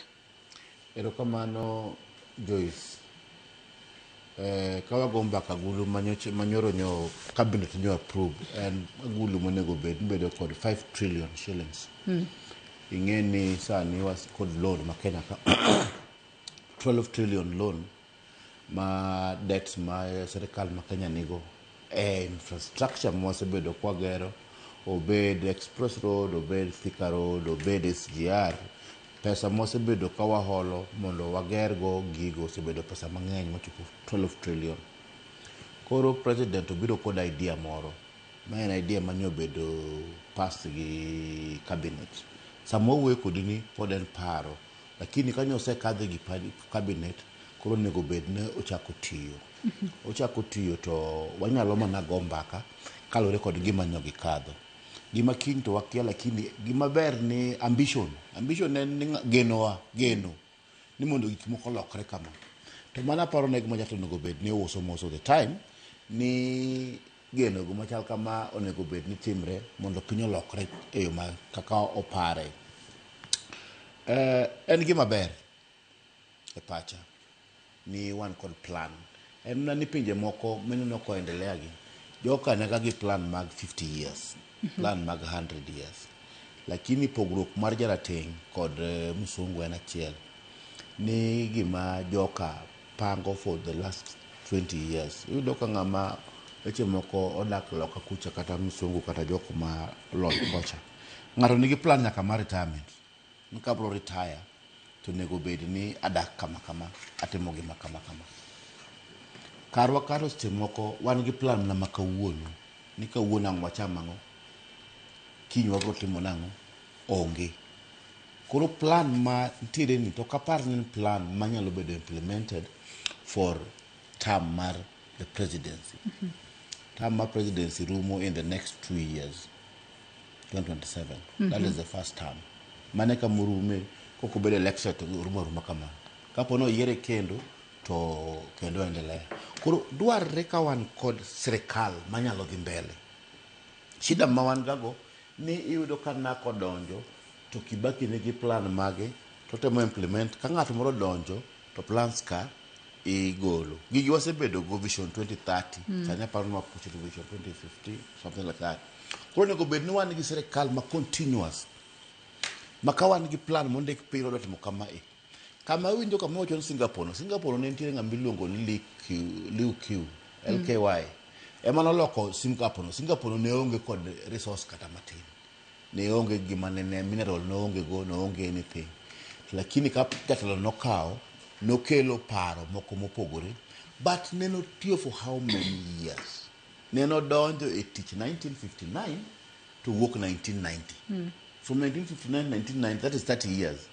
the same president doing the same things to overturn Singapore but Singapore no bedo from third world to first world kaka no lost reno kuro ntie gik moko manyaka tim for example ere ka wanyalo move from first world to for example no go bed no agero for example no go bed ni wa fund heavily education Singapore kata mana wan ga jok bilungo ni for Africa the Asian tigers again Singapore and South Korea and Taiwan called Hong Kong Teodoka they infrastructure managi loss of education mar for example South Korea gi Taiwan neno oketo pesa mang'eny e infrastructure mar electronics. Nyalo bedo ni paro ma jatend piny Kenya William Ruto nitiere godo en misplaced priorities kose nang'o. Kalore ni omenda ma kamano iwacho ni biro bedo ka konyo e yawo lach mag apeyni madongo mano maromo kilomita 2,500 kaachiel kod yaro kata medo gero ndach reru mano mar Okolo kata SGR ma owinjo bed ni wuok e boma Naivasha nyaka e Kisumu machop nyaka e boma no ma Malaba. Nyalo bedo ni en misplaced priorities ka koro ichiwo nwa ranyisi ni pinje kaka Singapore gine giketo maino margi e dongo wechego mago mag somo. To sekta mar somo e pacho kae waseneno ka yulo ok odhi maber ahinya. If you don't process, if you don't manufacture, you don't make it. Onge question mora mora. So long as nigi kuma ni kalamni poda gole loka. My Samsung en South Korea. LG TV South Korea. Jokaneno kao pesa buketo industrialization. Bag your rapid growth within a period of 20-30 years to get rapid growth. And the biggest electronic, one of the biggest leaders mag electronic production. Omiangisi nikata kuondegi kata TV majina nogi LG enango en Samsung emaji tiyogo. Gigite wuok South Korea, gigite wuok Singapore, gigite wuok area no nikech ango negi donjo in heavy industrialization. Koro kata one nyaka wa process, nyaka wa produce, nyaka wa manufacture. Our thing maniluongo ni jua kali sata chare nyapare. Gicha onego bed ni wakete pesa mang'eny kabisa mondo watim manufacturing, mondo watim miluongo ni production, mondo wabed ni gimoro amora mwatiyogo kik bed ni aloka. To sama pod ni tong' pod wuok Uganda. Ginene miluongo ni nyaka marikiti nyaka waru nyaka kitungu pod wuok Tanzania. Gimoro amora nyaka gweno michamo KFC wuok ginene wuok pinje maoko. We cannot develop like that. Kolo katigep na barabara, katigep na SGR, katigep na infrastructure, big infrastructure. So long as no kwa manufacture, so long as no kwa build industrialization, mano okwa the local this country. Adwani make kanyo mar mondo mi warwaka ne Recho. Ang'e ni pod intiere kod paro mathoth ahinya kotudore kod mano. Recho bende ka warwaki e twak paro makamae makoro sirikal obiro godo mano mar chugo agulu mano mar trilion 5. Adiera osebed kwacho ni en paro makare. Jo Kenya bende de gombe mar mondo mi uchumi marwa obed maket kod mago mag pinje maoko makoro ji kowuok e pinje maoko to wacho ni wan bende koro wadwa mana chope rang'iny mar Kenya. In koro ka kodi bende paro ne en paro maber, en lek maber makoro ketowa machiegni kod bedo pinya kaka mano mar Singapore kaachiel kod pinje mamoko magin first world countries. Rachel. Erokamano Joyce. Paro mane okal nyoro e cabinet en paro maber mana ahinya.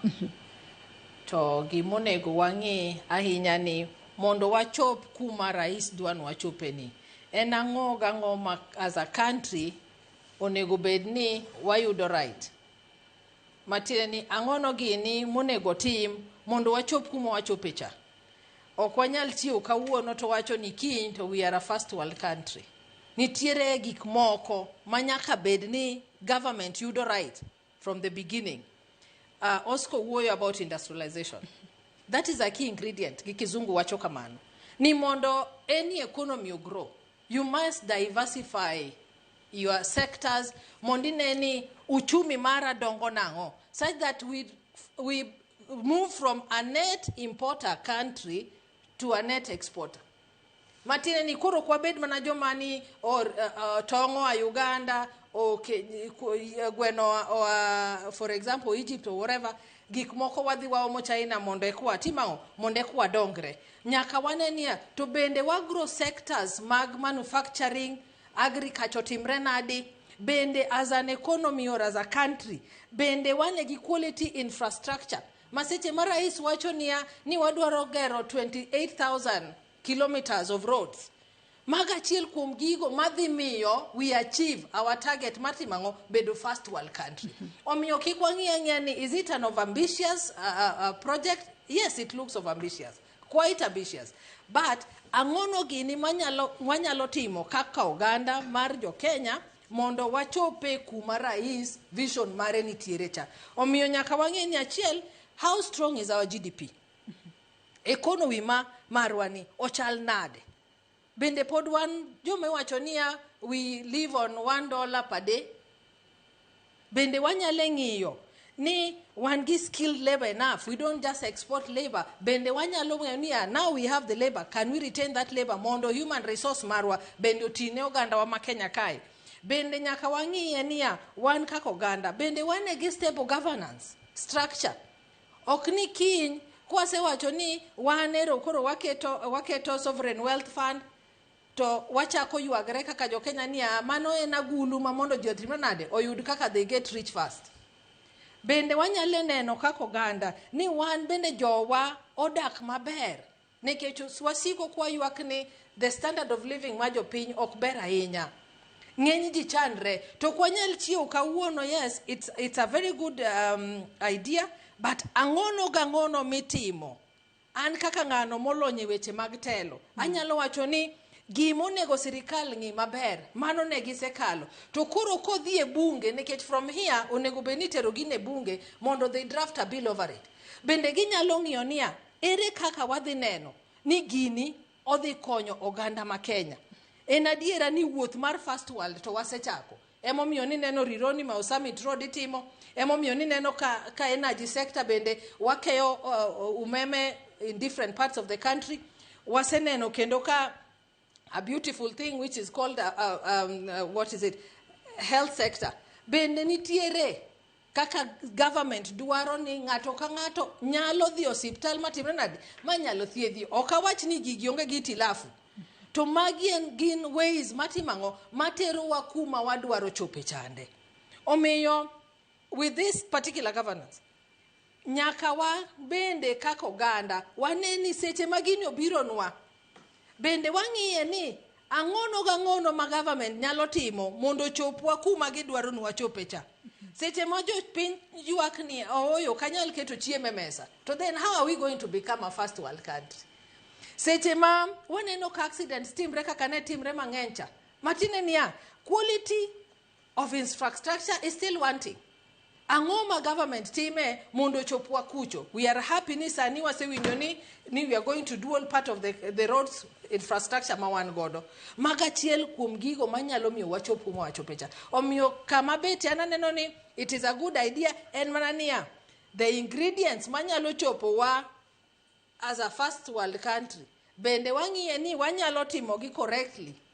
Ere mikakati mwaseketo kaka sirikal ma mondo chopwa kacha. Ere gik mwatimo mondo we have even a stronger GDP. Ere gik mwatimo mondo waneni sector mar industrialization or manufacturing is growing. Mondo kik wabed ni wan tijwa en mana niya kata kibrit wa import. Nikech for us to be at that level kama rais dwa keto wano to koro nyaka wachak ng'iyo kendwa ni to gik mwa import becomes lesser and lesser and lesser.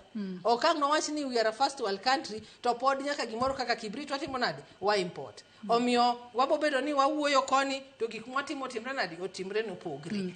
Kenya kasani wang'eyo ni sirikal wacho ni omenda no mano madirom $5 trillion ok bi kelo pek ne ofuku mano mar jo Kenya nikech wang'e ni kinde mathoth jo Kenya paro ni ofuku agulu ma kamae kosechuogi to seche moko nitiere osuru moko makoro sirikal nyalo medo. Kata kamano sirikal wacho ni omenda ma kamani ibo bed ka iyudo kokale chenro mago mag uso kembe mago mag sirikal ka achiel kod keto winjruok kod kembe mag ji giwegi mano miluongo kanyo kod dhongere Oscar ni public private partnership. Bende ma okang' makare manyalo konyo adiera neno ni agulu ma kamano bedo kod $5 trillion ma ofuku mar japiny ok ohinyore gadiera. En gima ber mpango to wasetimo gigi before. Ne wan kod gimiluongo ni World Bank Adjustment Programs ndalo moko manokelo wach mar golden handshake chande. To jo World Bank anotimo research ka boyudo ni sirikal ma Kenya duong' kabisa, wage bill duong' kabisa, ni ji onego bed sirikal joma tiyo sirikal tin to ji obed gi private things ma ji nyalo timo. Kode kelo golden handshake. World Bank Adjustment Programs kande maneno kelo ni mondo Kenya Reinsurance ous maneno us gik moko ne uso mondo obed ni jok ma private nyalo timo gik gi mok sirikal ema timo gimoro amora ni jopiny. Koro sirikal ne gin paro ni mondo sirikal odong' gik matindo ma crucial ma basic kaka health, agriculture, gik machal kamano gi security. To World Bank Adjustment Programs nokodhi maber ahinya. Gima notimore ne rach kabisa. joka neno dhi to reduce oketho bei mag government parastatals. For example, Kenya Railways mino Kenya kaeni onge ng'ama nyalo nyiewo Kenya Railways Kenya ka. Ng'ama nigi pesa no nikech Kenya Railways Joyce en ni iuso Makongeni Estate cha Londiani kama ntiere lowo no tete kiwuok Mombasa stations go te pesa no en pesa mang'eny ma ng'ama nyalo chopo bei no onge. Koro stime uso ga gigi stime ko jogi loso ga mondo giduok bech gini piny mondo bed ni nyalo nyiewe gi bei mayot. Mano koro gi osakethore. Kenya Pipeline for example kidwa use. Dong nyaka evaluate the pipeline, how much is it? Then ipenjo ni ng'ama nyalo nyiewe.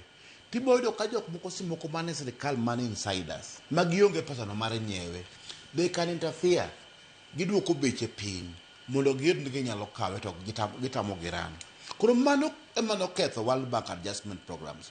Ni jok mane tiyo gi sirikal mag Moi, Henry Kosgei giran the rest mane tiyo kata mane tiyo Kenya Railways, Aliko Kenya mane gin kambe sirikal madongo, National Housing ne gero ga kata gero buruburu estate gi gine ne makoma. Ne kambe mane ne mag sirikal madongo dongo, big parastatals.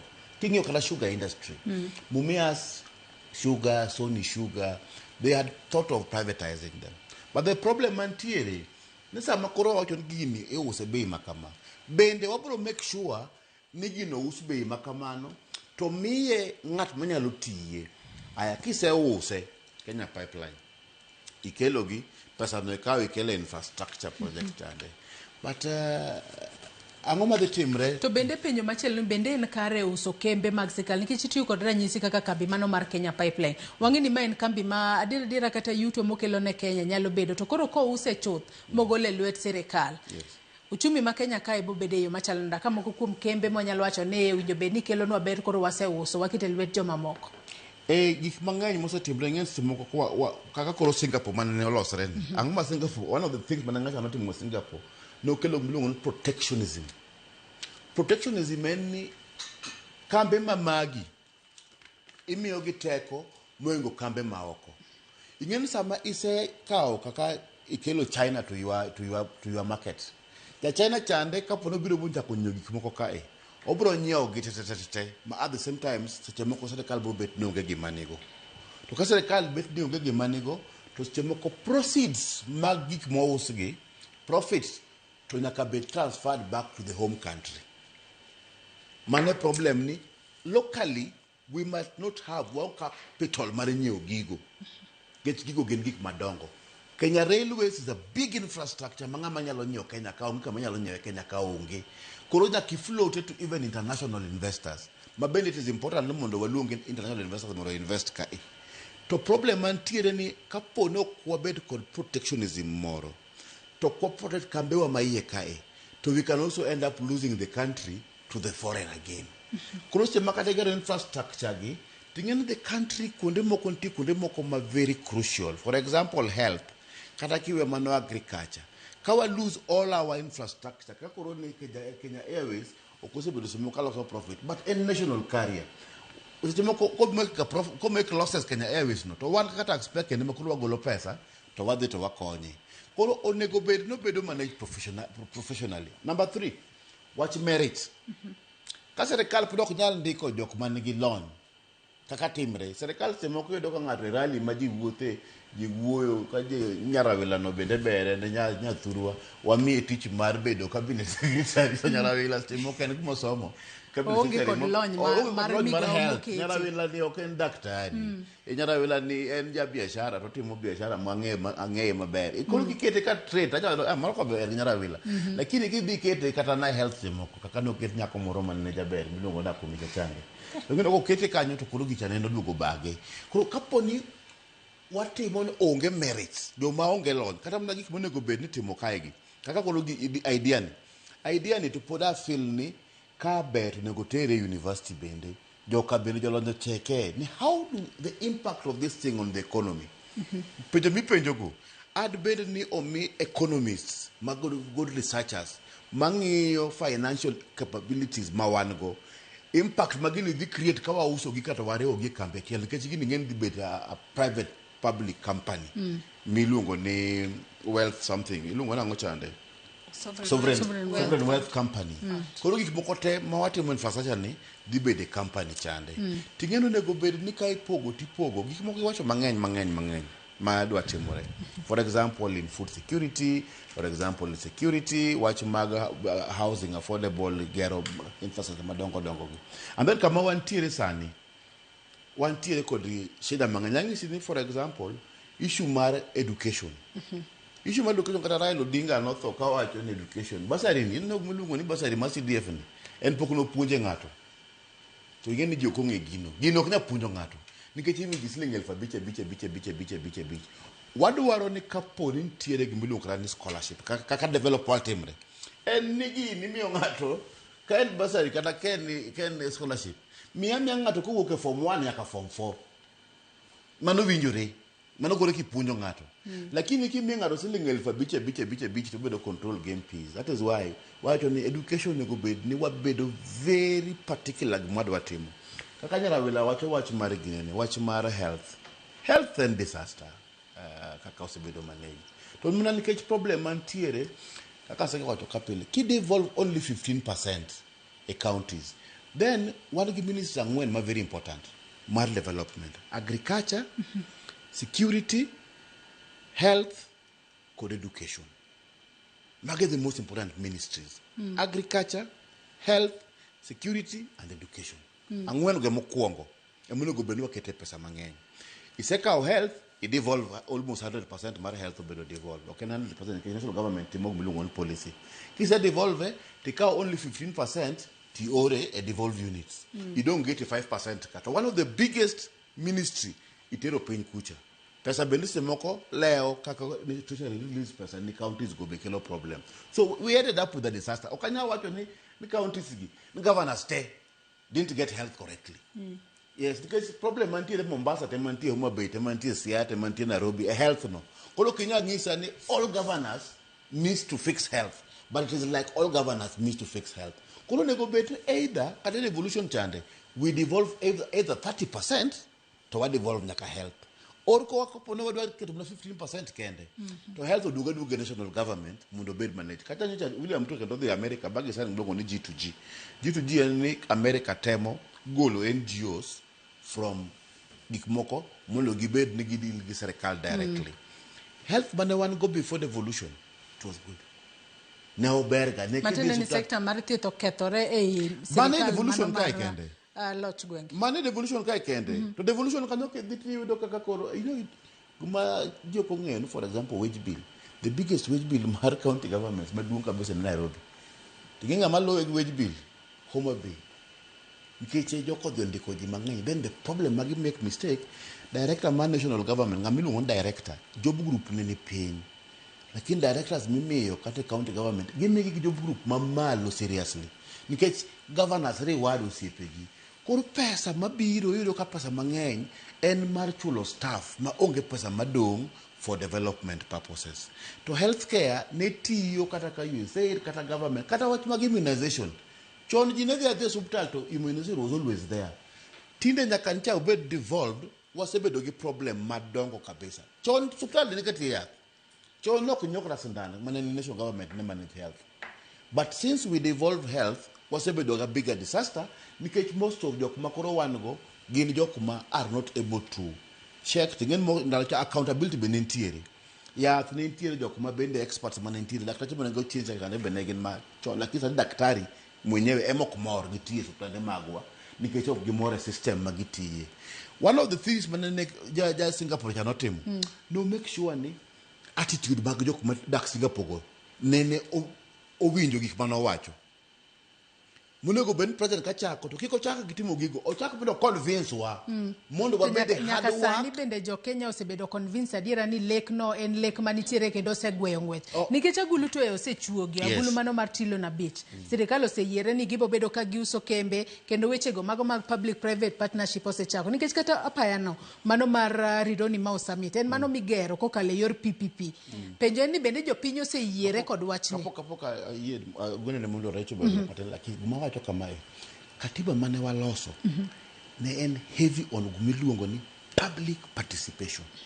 gimoro amora kata kineno ka dhi e court kata gik mantie tamruok ka ndalo mag udi affordable housing cha gima tero ge court nga kumoro achiel was there public participation anything en ni nyaka dhi miluongo na public participation koro seche ma gino dhi public participation to jopiny ema own gini obedo na project mar jopiny gini 5 trillion en pesa mang'eny bende gini en infrastructure maduong' kabisa onego bed ni iluoro kata president oluoro piny to convince jopiny kata mana referendum moro ma kata modundo matin mondo jopiny obed ni gin part and parcel of gini tipuonjo gimiluongo ni the art of hard work loyalty to authority ke authority moketo gino chande be nyaka wa respect ni gicha en girwa kendo jopiny bong'en kata ka chulo tax chande be dhi timo tich ma dwarre issue mar kata Singapore one of the things manegitimo ng'acha ng'ene detain nyaka without trial nikech no en zero tolerance to corruption to ng'en problem mosebedo ka wan gi corruption gi gimiluongo ni government wastage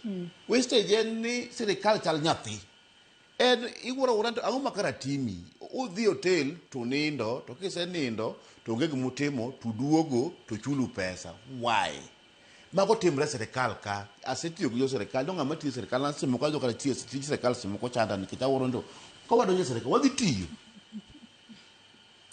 I work in private to private en ni chiusa paga chielo kinyi client dwari timo kama nyaka nitie kang'ne yud but tich mar jok matiyo sirikal most of the time en na lonyo koti keto koti kanyo ting'en man is a lot of wastage winja ne Recho koro Recho in kor ka kori bende paro ni ber kikwongi nywako jopiny mar mondo bi jopiny bende oketa ne gini e pachgi ni kata koro kata kiuso kembe magwa kata koro kidonje PPPs to ma en gino mabro bedo ka konyowa wan kaka jopiny bende jopiny winjo bende ng'eyo gini matut kata bedo ni sani ng'wech osechako mar mondo mi wabed kaka Singapore.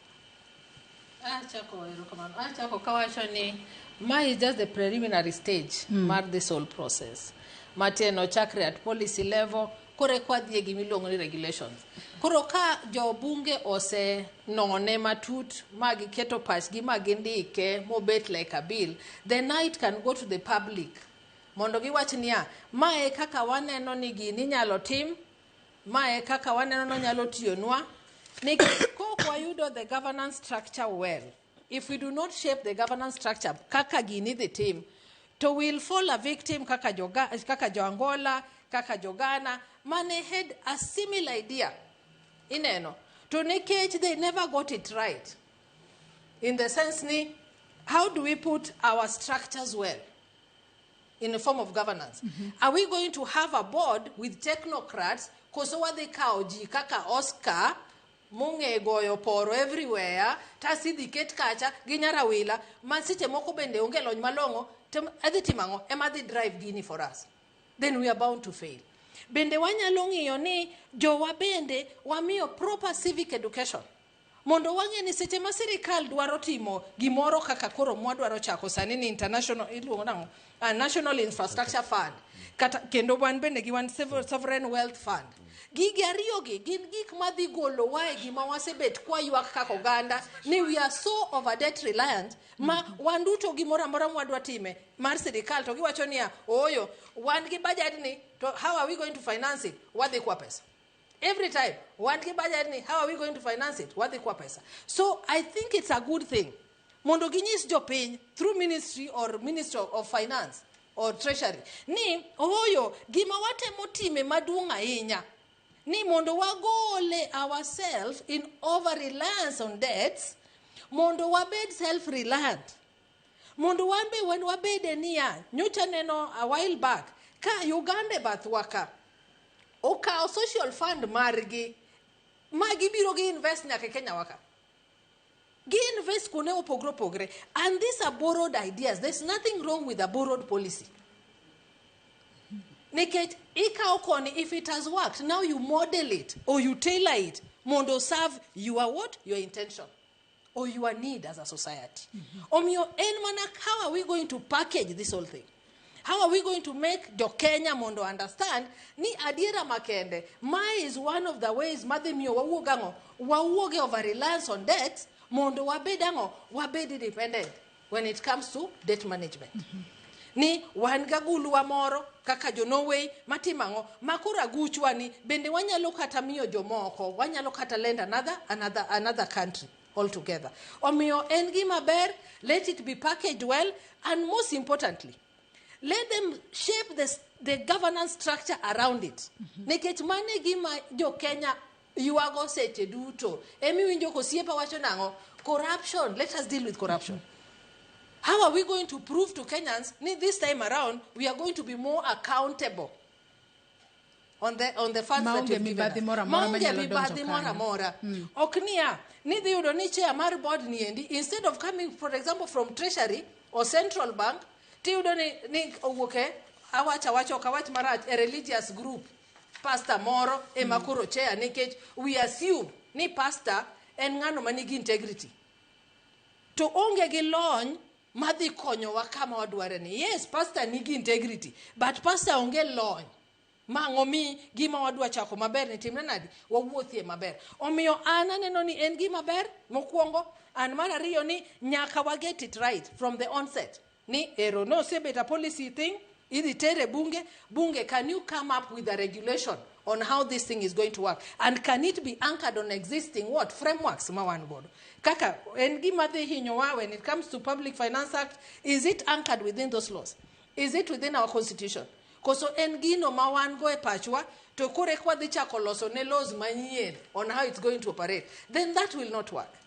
We have existing frameworks, can it be anchored within the existing frameworks? To koro kwa senene mwa sendike maber, then it becomes ikawe titere ne jopiny, ni ya jopiny wan gi paro makama, to this is how we are going to do it. To mana kaka nawachocha, oken gima iwacho niya, our journey to first world country dhi chakre kawuono. Adiera makende, our journey to first world country no sega chakre. Emomiyo wan gi expressway. Emomiyo we are trying to do what? To become more of a welfare society. Ineno ka affordable housing itimonwa. Emomiyo ineno ka rironi ma osabit koro rais wacho. Iwinjo ko wacho no dual kanye. Thika super highway. Magi gik manyiso niya, the journey has already begun. Okni kore kwa dhi chako. Mago gik manyaka jopiny ng'e, okni gigi eka idhi tim sani. To but of importance en niya, kate ka wawuotho wuodhni. Bende wanyale neno niya, we don't overburden Kenyans in one way, and secondly, ni we get it right when it comes to the governance structure. Matine ni onge loophole mora mora madhi betie when it comes to accountability.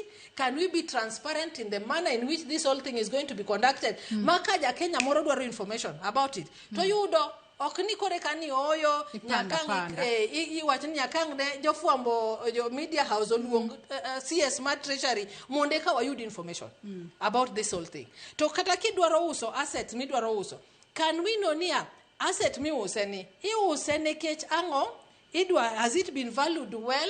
Ineno okni use to jo Kenya ywak ni oyo be have you valued this thing well? Kositime nikech nitiere ng'ama nigango ng'ama dwaro konyruok through that process. Omiyo mikakatis mag timo gini ema nyaka bede ni waloso maber ahinya mondo jo Kenya bende obede gi yie ne sirikal timo gimoro maber noganda. To an kama beti ang'e maber ni wuodhni to kochakre kawuono kik wariambe. Ok ochakre kata gi rais ni. Wuodhni nosechako chon. Emomiyo we are where we are today. Ang'e ni Oscar nitiere wach midwa wacho, kata kamano mak na paro no gi kanyo. Ing'isa ni wakaw yo madundo nyakwara Ramogi jong waduogo wadhi mbele kotwak maro tekine magi duto timore bede kweth mapingo piny owacho bende osebedo ka seyo sirikal ahinya kotudore kod ondamo ma sirikal osebedo ka timo mano mar kelo dongruok e pacho kae. Ka koro bende giwacho ni chenro mano mar kata yaro apaya mano mar Thika super highway en gino ma ok nyal timore sani kaluwore no onge budget. Giwacho adiera kose gitimo mana tijgi mano mar pingo sirikal. Wakaw yo marindo gi sani waduogo wadhi mbele kidhi mabor.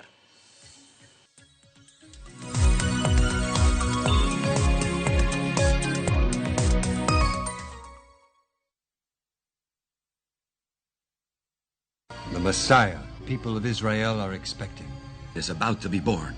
The prophet spoke of a king who would save the world. Look how big and bright that star is. It's a good star for he who knows how to read its sign. The shining of the star symbolized the birth of a new dawn, a new king. What's his name? His name is Jesus. It's impossible.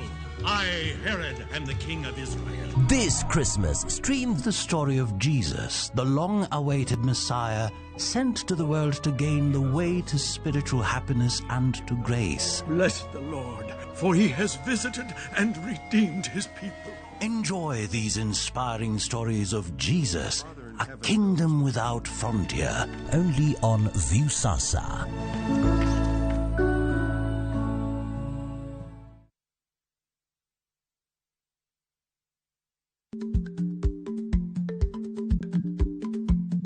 Jarikni jamuod nyoyo gi goyo. Ma tiende ni dhi matek ma ok inono maber samoro nyalo miyo ng'ato midhiero.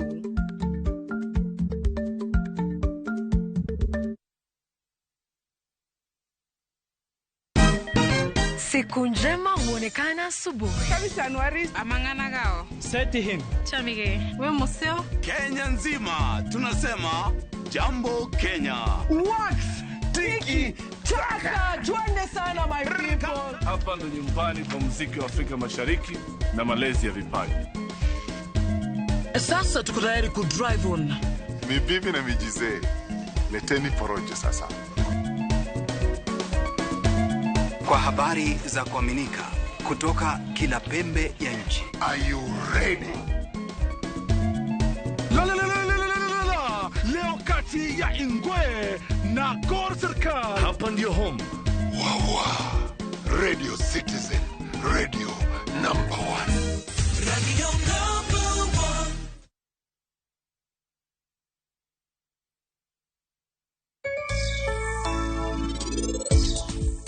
Simi, ere kaka trofi ni ochopo kae, an kumora chel gi Sanju, nomiyowago kaka miche tugo. Kare nang'o marach gi pari? Ing'eni samora mora michopo machiegni, teno wuok ga.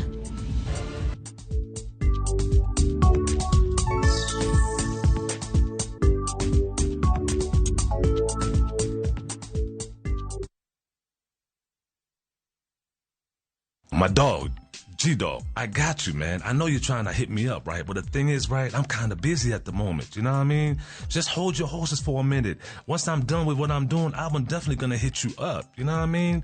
So what you do, take a chill pill, get some fresh air, relieve your lungs, and just hold back for a minute, man. I will hit you up as soon as I'm good, all right? I will answer your call and hit you back as soon as possible. So take a chill pill and relax, my G. I got you. Chill for a dog. Dial *811*500# to get Take a Chill Pill as your skiza tune.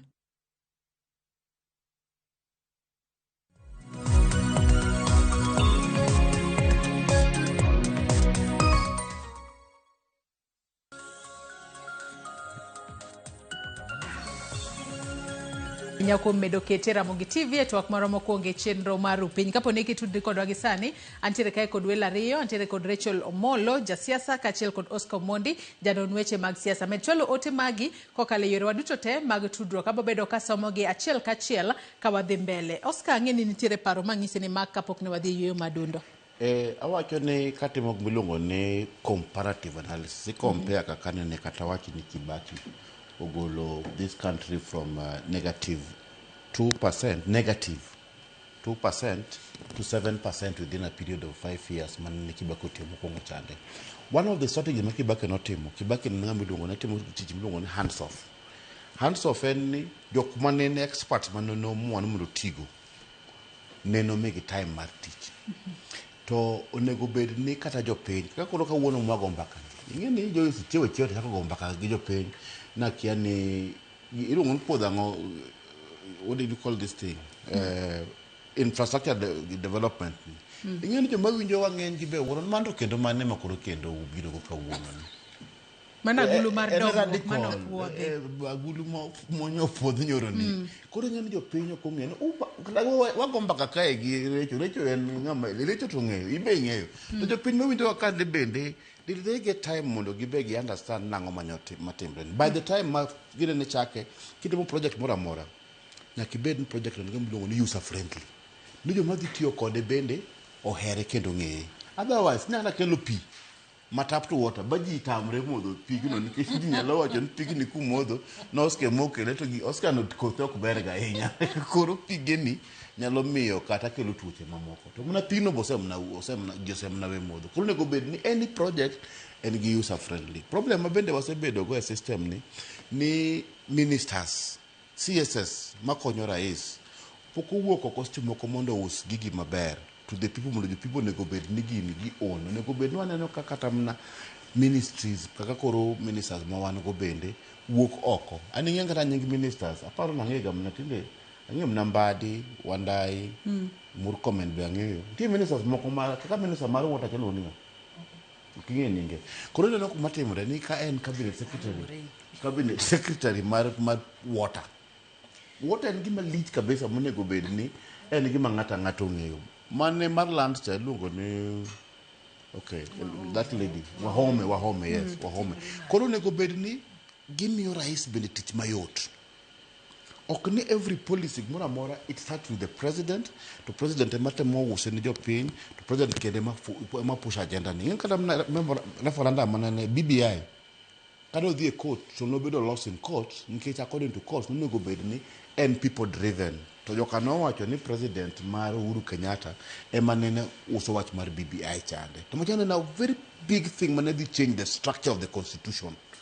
no ken gima tin ne gima dhi kelo gima duong kabisa assemblies te ma Kenya ka except Baringo no se kade jose luoro pe oko piny kamora mora to the mistake achiel ni president ne o lead that thing emanomiyo koro gino the courts neno koro kata gini bende nyalo chopo kamoro makendo ang'o dhi e court gi Kenya kaka ji ohero courting to nego bed loopholes go bedo sealed te but by the time makata ka koro gini bedo presented onge ng'ano nyalo dhi e court bus stop gumoro mabilani kaponi en gima nikech gini to ken gima sani en gima be nyaka ng'icho Kenya ni most of these things kaka wacho ni 5 trillion ni en gima the next 20 years or 50 years for example education mangisi chande iyudo ka among the 100 best universities in the world among the 100 best universities e piny mzima abich kuom gin tie Singapore 4 kuom gin tiere Hong Kong 3 kuom gin tiere kamiluongo ni South Korea mago the Asian Tigers go because negidi invest education no mondo gibed gi skilled jok manyalo tiyo tijegi mondo kel engineers mabeyo jok matimo agriculture kata agriculture mwatimone agriculture ka koro sani koro thuru wa alego sani e chenro mar agriculture makamano dong jatend piny Kenya William Ruto nowacho ni nitiere chenro mano mar gero yewni e bwo agulu no mano mar iwacho kanyo ni mano mar National Infrastructure Fund nitiere chenro mano mar gero yewni kata dams mago madero ma prabich madongo kachiel kod moko matindo tindo mako ket kwan gi 1,200 ngisi so long as you don't process, so long as you don't produce, so long as you manufacturing, it is zero. Agriculture marwa, kama uwukie, sani jidi, Christmas jidi kech jidi kayo jikabesa. Nango, niji ncho pitho ncho gi pesa mangeny, boko mo cham, to chieng muro dugo rien, kabesa boke to cham, go ba domolo kreki tungu, wacho kamano. Nikeche over reliance on web agriculture. Agriculture nego ben ka wa improve for example nego ben ko greenhouses enen sacha maduong nego ben chenro mano mar gero yewni dams bro konye kungo pi manyalo konyo weche go mag irrigation gero dams nikech koro ka pode wan ni koth ok ochwe to at least dams go be pod depend on koth anyway lakini at least ntiere kaka wa harvest pi gi dams go mano is a good thing ng'isi ni gigi kaka koro dams go gari gi 1000 all over. Aparo moro moko be 200 bigger ones nitiere 1000 madongo gin prabich matindo malach gi nitiere diere gi malach gi tindo koro nego ben kata dams go keche musegere to nyaka kendo bendi kony ji yudo machine mago picha from dam to put the infrastructure nyalo gero dam to dam ni ka koro ng'ato kendo ka opi kacha mondo koro kendo kele puothe nikech obor gi dam no bende koro kendo konyre koro en a big thing monego bed ni jo Kenya one nade nigi niti geru nyaka dam kamuda kieno to dam ni onego bed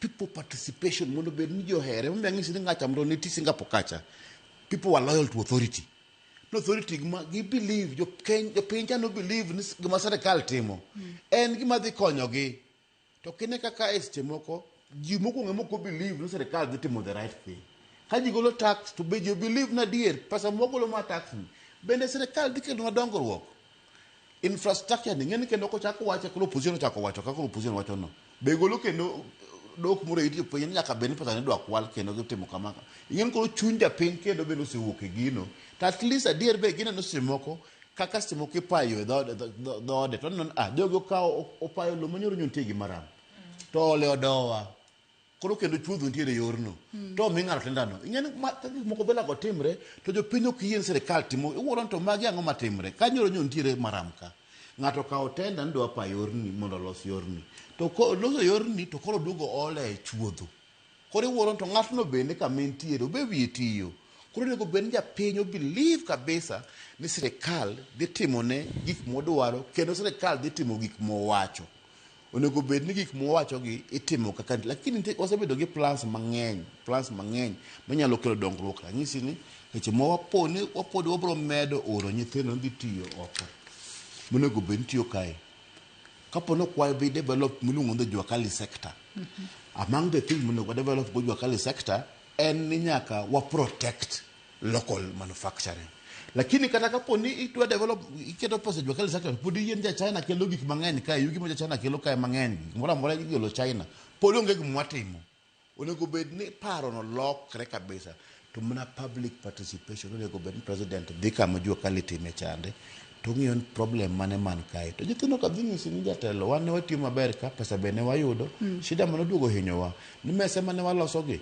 ni jo moko makro ni wuok China gi nomedo bet mang'eny bogolowa e tich kore ka ang'wa develop ng'acha adago mar mondo mi wawinjane kaka mano Ogai kata jatend duond bura mar Wiper mano Kalonzo Musyoka kane oloso chieng' Jumapil kinde mane oyuoro kata ne ochopo e nyasi mar alama mano mar kanisa mar Gospel Tabernacle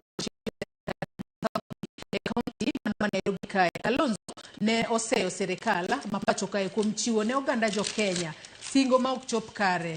Ka bende nyaka sani nowacho ni kata singo ma jatend piny yando golo mano mar gero apaya maduong' mano mar Thika onge budget ma higa ni kakoro nowuoro ni omenda makamano bro bedo ka wuok kure kama chalo nade wawinjane kaka Kalonzo noloso monde.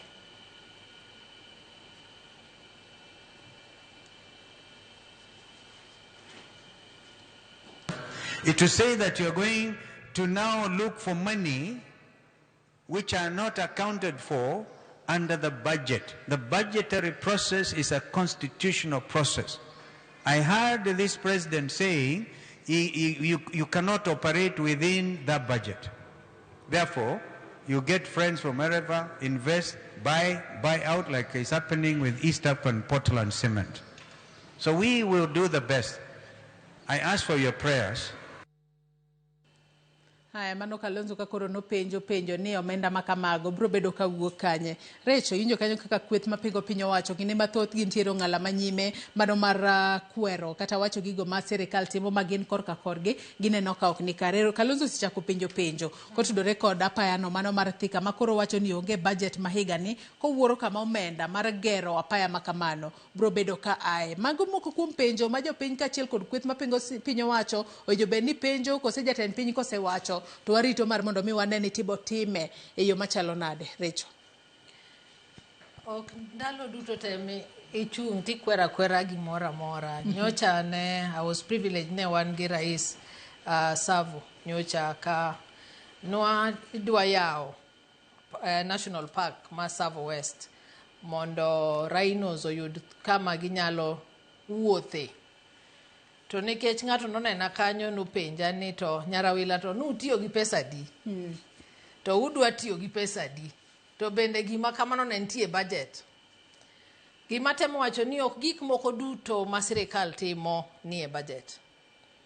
Nitiere partners mabiro, for example like in that case mawacho ni adwaro partner gi this parastatal or government agency ni mondo watim achiel ariyo adek in this concept nen conservation of wildlife.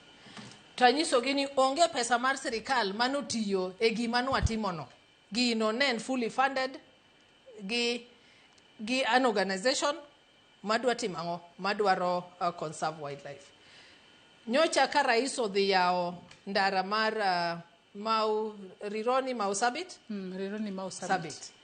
Tiwinjo ko wacho kendo nen gi jogo moyie timo nwa ndara no ma onge pes sirikal mane dhiye asto ibo ketnwa kaka wachulo ndara no mana kaka jichulo expressway. Matieni government nyalo donjo into partnership. Emiwinjo ni PPP miwinjo masate sate iwacho nwani endi. Ni mae wadhi timo through this initiative or through this framework mar PPP. Mae government dhi timo kalure gachiel ariyo adek. Omiyo gima nyalo wacho ni onge gima stop government mondo use any asset or what kizungu wacho ni asset monetization. Onge gima tamo government timo. Nikech when you do asset monetization, nitiere gik midwa timo gi pesa no, ma i-direct pesa no. In this case, wauso Safaricom shares, mondo watimango, mondo wane kwa nyalo develop some infrastructure. Ndara mar Mau Summit ne onge budget, titime through PPP. Thika Super Highway, the president say ni bendi timo through PPP. Matienia okao jomoko madwaro invest in ndarani kata dwaro invest in some area mondo country o develop to okni pes sirikal ema or pes jopiny ema dhi tiyo e yor development no indo. Ma en gima onego bed niya gipuoyo ahinya ni sirikal ok nodhi kwayo pesa molos ndara makama to sirikal oyudre gi jomo yie invest in this particular area mondo development obinwa. Omiyo kanyal yie gi mane en deputy president chon Mwaluoro Kalonzo Musyoka ni government must have everything channeled through the budget. Nikech seche moko ngato nyisi ni adwaro invest in affordable housing, for example. Are you going to say niya affordable housing ne budget wen kamae koro nikech Joyce dwaro invest in it wabonyisi ni nyaka reach the next financial year mondo pesino waketi as a revenue for us? Ineno ok nyal timre. Emomiyo kata budgeting process nitie even supplementary budget. Mateni kane nitie kamoro moko dhi kare wanyalo kelo program moro iye kae mabed also funded. So without saying much, any onge gima mono sirikal partner gi ng'ama chielo mondo gitim development in the country at whatever stage during that financial year. That is the truth. Oscar ng'i ang'eni en gi wach moro Oscar. Nyarowila kawuono to ipange maber kendo iwache maber kaka onego bedi, but nitie gima iluongo ni Right to Information Act. Aparo ni kata bed ni kao loan on our behalf, we must be able to know ni kao loan ni idonje public partnership mondo iger nwa barabara ok en mar individuals, barabara en mar jopiny. Kata ndalo manene wach ma Sierra idwa gere gine ne nitie jo Sierra jo gero headquarters to ne watamre we have another one nikech ne waluor ni the governor might be able to push us mondo wadhi a loan mok ready to pay. Nikech onyalo wuok en governor lakini owewa gi loan. Emomiyo semoko ne okaste moko ka gimoro onge budget mitimo on behalf of the people by government nyaka the people are aware. Womiyo ng'isi wach mag public participation chande. Ok ni ji opingo development chemoko. Ng'abang' no ping development onge. But you cannot engage. Matimre gi sirikal mar Uhuru. Kuma Uhuru notimo kae ne a very bad thing. Uhuru ne nodonjo loan on our behalf. Koro kosewuok, koro ai. Ang'o mitimre ga? Ng'ani karancho ok tiga, ng'ani ncha kawo ga pesa kamoro to gedo nwago. Koro wa end up gi loss madongo makata kaka koro wanyalo timo onge. Nyarawila kinyalo bedo governor maro Masaya for example. Kichopo Masaya campaign bibedo koro ichopo governor. Then koro ichopo ting'iyo books of accounts mag county government Masaya. Yudo ka the county government owes other people 10 billion shillings for example. Mano kati team na tam mari gibiro wacho ni ibo bedo unpopular. Nikech ino komi tich mojo komi kare tich machulo ang'o? Chulo gowi. Koro gowi to nego bed ni sosaya ma sirikal make any infrastructural development. The people should be able to be aware. Public participation chande. Ngisa ji ni gini is the best idea. Manaka koro wagomba ka wach mar infrastructural fund ni. Donguno kwa chako wache mundo wangi kaka the bed. How is the money going to come from? 5 trillion can pesa matin. En pesa mang'eny. To wan kaka jopiny bende nyaka wang'e ni be wacho nani ere kaka gini dhi bedo ni ok odhi hinyo mfuk ng'ano mfuk raia. Iwinja maber. Koro nego bed ni nyisowa kendo wawinje maber ni pesa kamidhi golie en kama. Kata mnari roni no. I don't know. Kaka Oscar ne en investor money mabiro kelo pesa. Kaka koro Oscar rangi ma wathi mari roni. drone wacho ni biro charge 8 shillings per kilometer matiyo gi barabarano 8 shillings per kilometers times 400 shillings mondo chop Kisumu kata chop Busia, mano is almost siling 2,400 mondo kapok mano poka atiyo mna gi chulo barabara poka timango poka aolo mafuta gari madhigo pesa mang'eny usimoko wacho kama kaka wach mar public no Nyarawila ni mama na nya gem karariyo usebedo ka chulo loan mar Thika Road nikech gine ni gir jo Kenya wasebedo ka wan kod jo isni wachulo loan mar SGR nikech mar jo Kenya to koro infrastructure madhi thuru wani to kendo wabro chulo kendo to mocha wachulo mjoka. These are questions we have to answer. We have to ask. Nikech kori keta ni kora bro chulo yo. The cost of doing business Makisumu will go up nikech chulo the infrastructure. Koro nego bedo involved. Kijanda bro wacho na apana siling aboro ni wakete siling achiel kata siling ariyo, but let us toll Thika Road also. SGR madhi Mombasa wasebedo kwa chulo loan all along kaka jo Kenya. Koro ka SGR migolo from Suswa madhi Kisumu madhi nyaka Malaba toll station obedo toll. That means ni kaka koro wuok ka nyaka Mombasa nga siling 1,500. DSGR. That means na SGR madhi Kisumu nyalo kula bel siling 3,000 or 4,000 because of the toll stations. Ibija tingen pod wane mo chulo nyaka moro chande. That means njo kocha are benefiting more than us. Cost of business one korwa koni bedo mang'eny. Koro ridoni no pod wanyalo mna gombaka ni siling aboro ni ng'eny to wadhi chulo siling ariyo to nikech osebedo ko chulo Thika Road obed ni gini national asset onego bed ni jopiny te ma enjoy ok ni jok mowuok kono kende onego bed ni nyalo chulo mano manyo baka mayaka wago mano nyaka obed ni koda piny jok matimo gini odhi chalo nade otherwise nyalo end up ni koro kendo wachako bed ni wadhi Kisumu to walo Narok ironi to gerno maber tabro ngisi ni chula pa abro ngisi na delo Narok nango nikech koja jaka chul siling 2,400 kora ngisi apana we koro ngeni gino kokonyo lakini kikete gi moro ma affordable maber tingiso wan ere kaka gini Thika Road mona wane mwa gero peswa to koro wachulo loan ma Thika Road to ridoni mausambi to wachulo kendwa joka be okchonwa chulo moro ni nikech mabeto makonyo gi chulo. Those arguments are there, Nyarawila. And they can only come when we discuss. President Ubiro Iri Wakatam Nangat in charge of that infrastructure. Niwa engaging ngane to ngane. Wachono boga kao siling aboro. Siling aboro ni what they would enade. Watch mar infrastructure the fund makoro wagero ni. Do nego bedne uso kambegi. Kambegi ide usi pesadi. Kech kapono okwange kambegi ide usi. They can't play with it. Temoko ginyalo reduce the price of that company. Bagi nyewe kendgi. Mana mano timbre lomoi.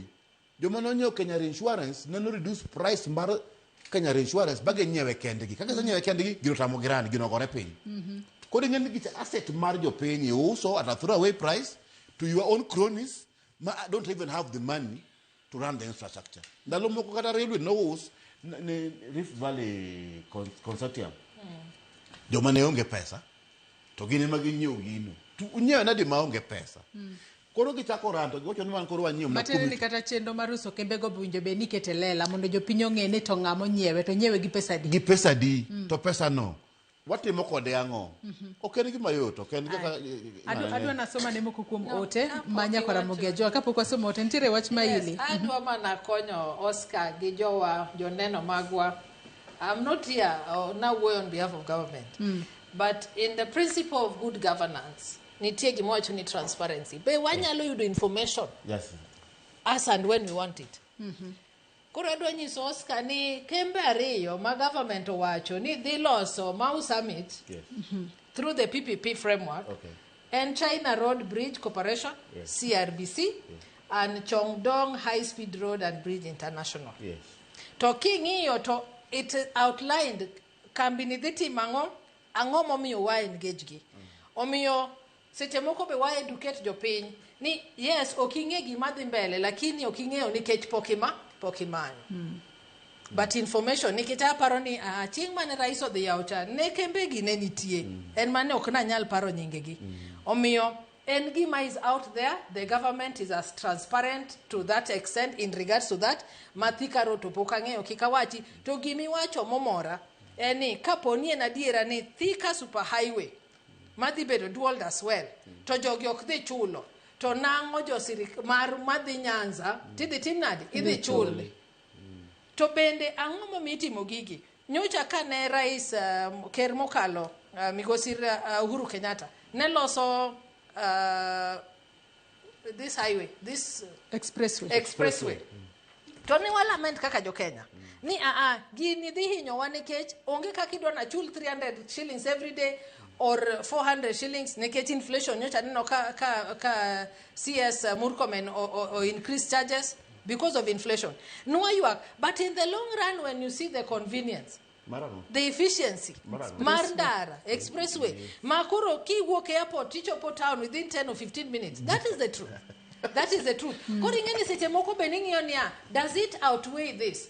And in the old concept of even this sovereign wealth fund, any bendentire kaka wanyalo yudo intergenerational equity. Mateni kata mumbunya sa wachonia ngano janyuol maber kao no mwandu na nyithinde. Bende Kenya bende nyalo kano mwandu ne nyithindgi. Koro kagi nyose chulo konyis ni wabo chulo kembegi forever. Nyaka you bear the burden. Nikech kata indeche miringa gi osiepa madhi Siaya. Nitiere kwaru moro mano chulo tax. Mano miyo ndarano nolos marach kaka noloseno. Omiyo wan bende nyaka kaka jopiny wayie ni sani en time marwa mar to bear the burden of growing our economy.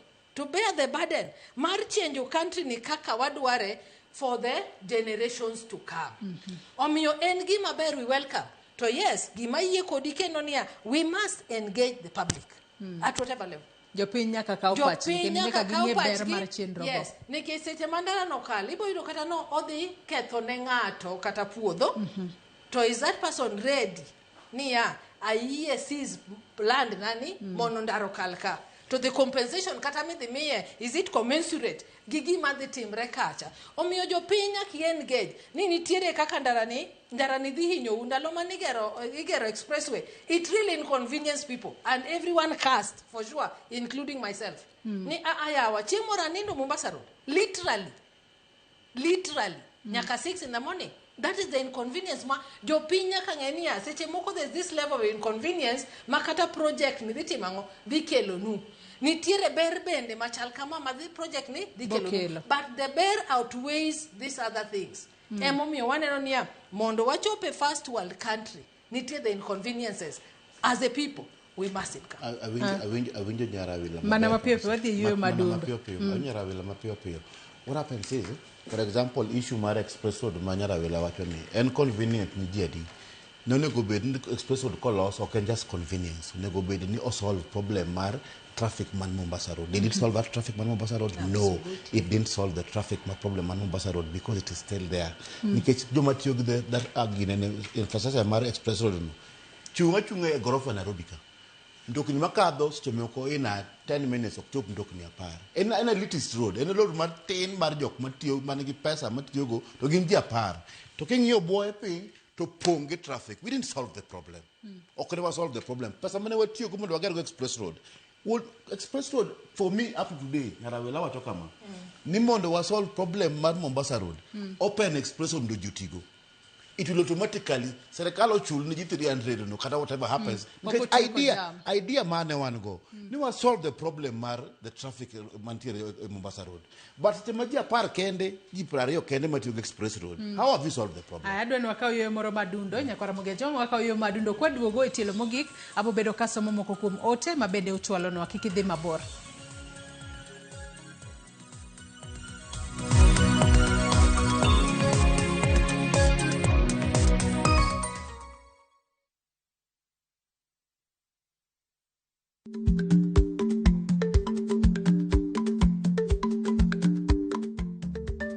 Dhako muol kadonjo, matiende ni, bedo ni ng'ato ling' e kinde ma owendo, ok ofulo ni omuol. Samoro en kod kido mamoko.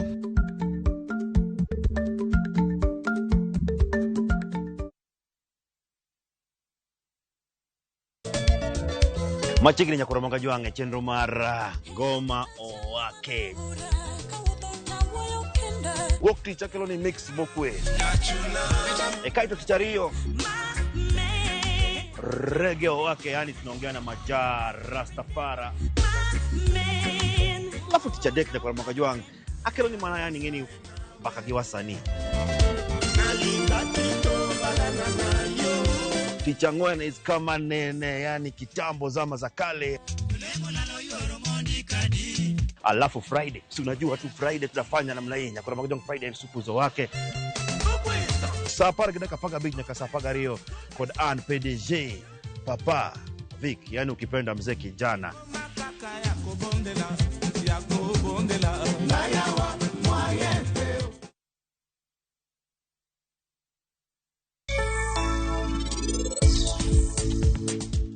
Karena ngomara chikipari, ingeni samora mora michupo machiegni, teno wuok ga. Kose nikech unutha subtal, nyaka sani un pakula so wachino. Emomiyo. Oken kamano. Kata kamano Sanju, donge nyocha kae, eka parino romo gi jite mantie odu kae. Koro wachna, ere kaka owinjre gi jodala uainya to giere. Niti, anu katibu ne Rajiv gigite. Atimo gigite nikech in gi nyathini. An nanyalo chuo hera mara ding'eny, eka mondi ni bed gi mor.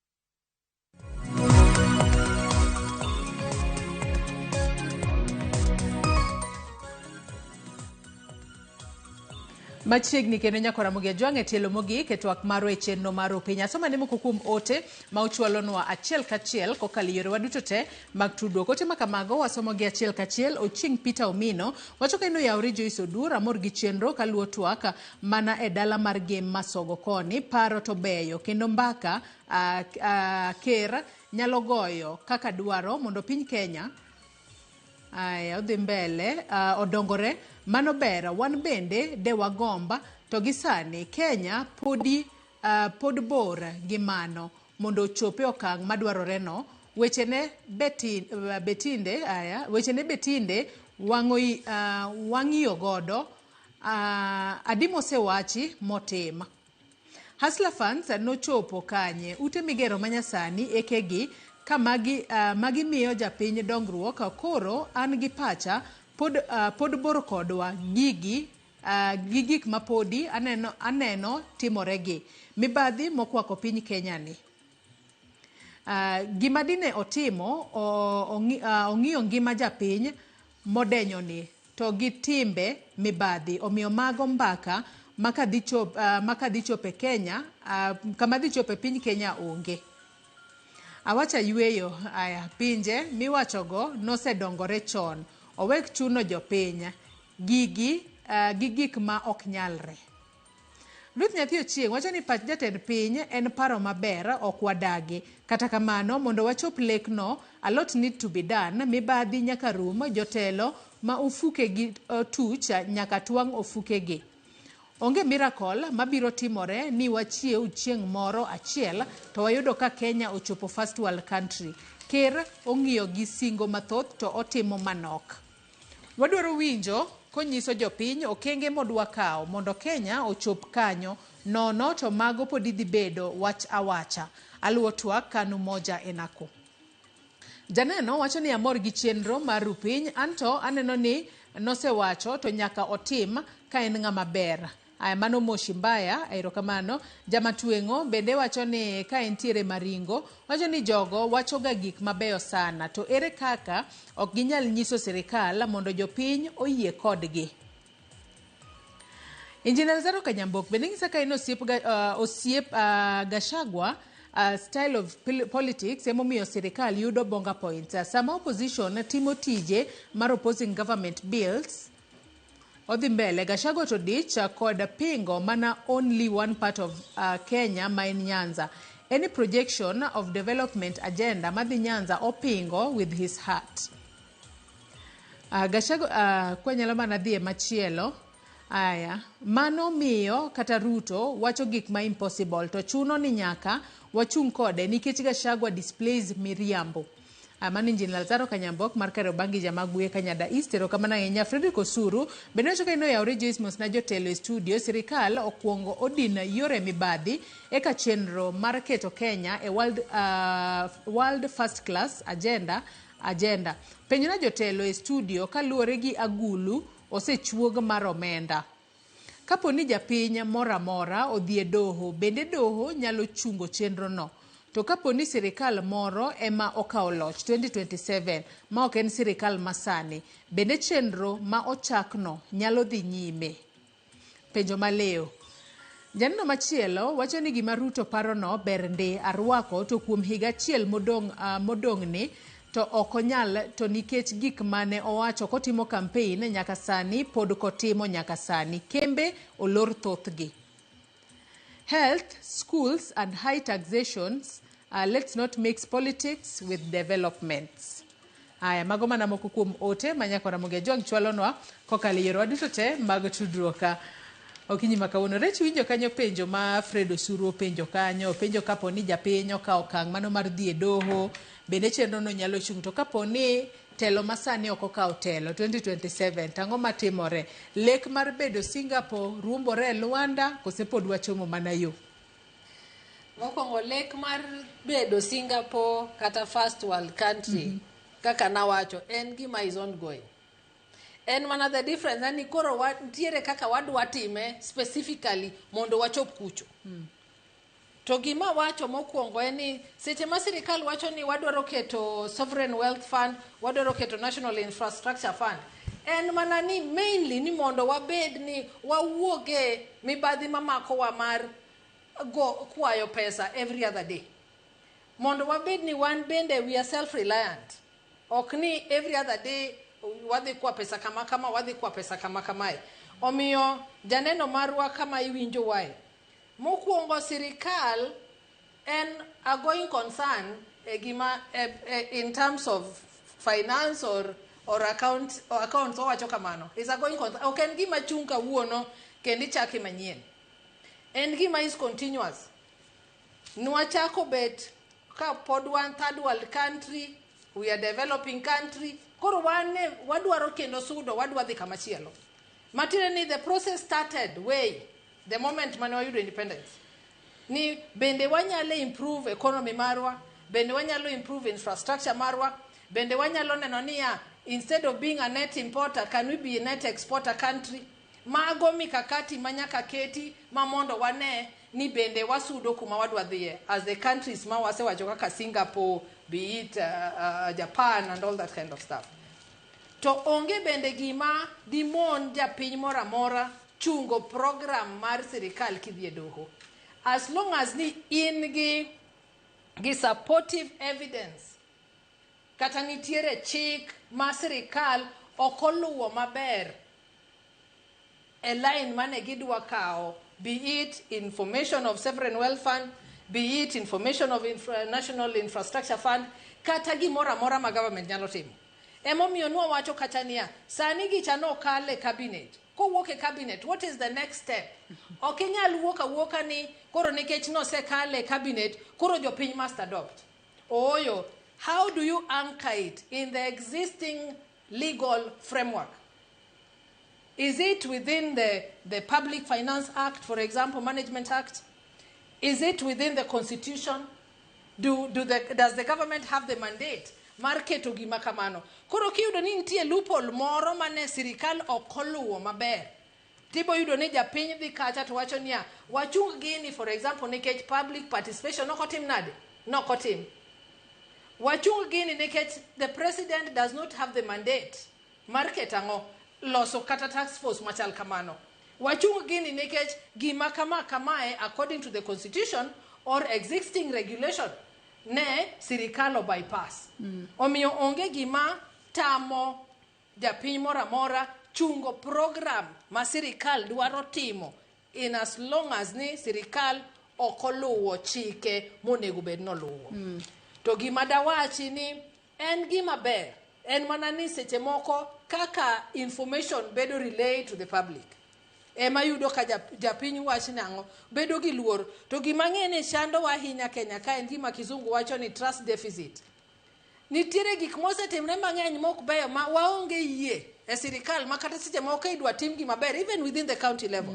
Tiyudo ka jopiny wacho ni oyo mano program ma gavana owuo godo kende, mano yo ma gavana dwa chiemo godo, or jotelo ma kama dwa chiemo go. Nikech we lack trust. To ok wa lack trust gi jotendwa nikech wadwaro. Tiyudo ni jopiny ochopo kuma gineno niya gimoro amora mitimo itimo ga agenda mar self gain. Onge gima biro ma jopiny neno niya gini is geared towards helping jopiny directly. Emomiyo ng'ato luor ni ang'o madimi sirikal wuoga ni oyo kawuono wadwaro timo sovereign, for example sovereign wealth fund ni, we have to create it now and now. Matini, why are you in a hurry to do this thing? So in hurrying to do it or implement it, ema ng'iyud ni sirikal bypass gimoro ma ng'ang'o mi jopiny timre nadi dhiye doho mondo chungi. To en kwayo mara kaka jalonye weche telo ni seche ma sirikal biro gi such programs onego ging'i niya all the processes are all factored in. Any program magitimo is anchored on law and any existing frameworks or regulations mondo kik bed ni ndalo duto ma sirikal dhi timo gimoro ng'ato ringe doho, sirikal dhi timo gimoro ng'ato ringe doho. Seche miluwo the due process tibo yudo ka jopiny bende yie kodi ni kara itayowa maber, onge law ma okilu nikech jopiny bende nyaka lu chike goeko. Omiyo en gima ber osiepa ka nitie kamineno ni sirikal ok dhiye maber seche magikelo public participation to koro you raise that concern. You also have an opportunity kaka japiny mondo participate yango e loso Kenya ni. Eminyisi ni seche ma jo obinia wan gi public participation, for example KICC in regard to sovereign wealth fund in creation of this and this. Ichop kanyo mondo igol pachi mondo wane ka bende wanyalo konyo. Waseneno ndalo manugolo pachu 2024 gik moko nolokre. Matire niya sirikal is listening. Anno ka Oscar Yengo wi akeni odagi chenro makamato penjo machile ni ka sirikal olokore 2027 in kor kakori wuoth podi bro medo dhi mbele koso bo chung kai. Odhi chung nango nikech sirikal marwa ok en continuous government. Angi sirikal ma loka kande. The political class ema wilre loka most of the time. Technocrats, joma tiyo ministries kandok lokga. Makako gin gi vision 2030. Gichato dhia mbele. Nyalo bet ni loko mana gik moko policy moko matin, lakini gik infrastructure development mag sirikal ma America 30 years. Loka kucha, iyudo ka timetable mar class. Tarik 1 June, nitie defense of thesis. En timetable mar 20 years. Timetable marwa sani kata nyithindo kapo ni strike nyithindo di school ka to wakian timetable koro jakre kanye. Koro mane mamiwa problem. Number 2, gik moko ma sirikal osetimo nyarawila ma nyisi ni problem mar political communicative language onge sirikal. Wela kibatwa. Adani mane ne dwaro modernize our airport, a private public partnership was one of the best ideas Masirikal nokelo. How did we lose Adani deal? Because lack of information, the communication Masirikal, kod gumilungo ni misinformation, because you mokono the Masirikal do also airport. It was not true.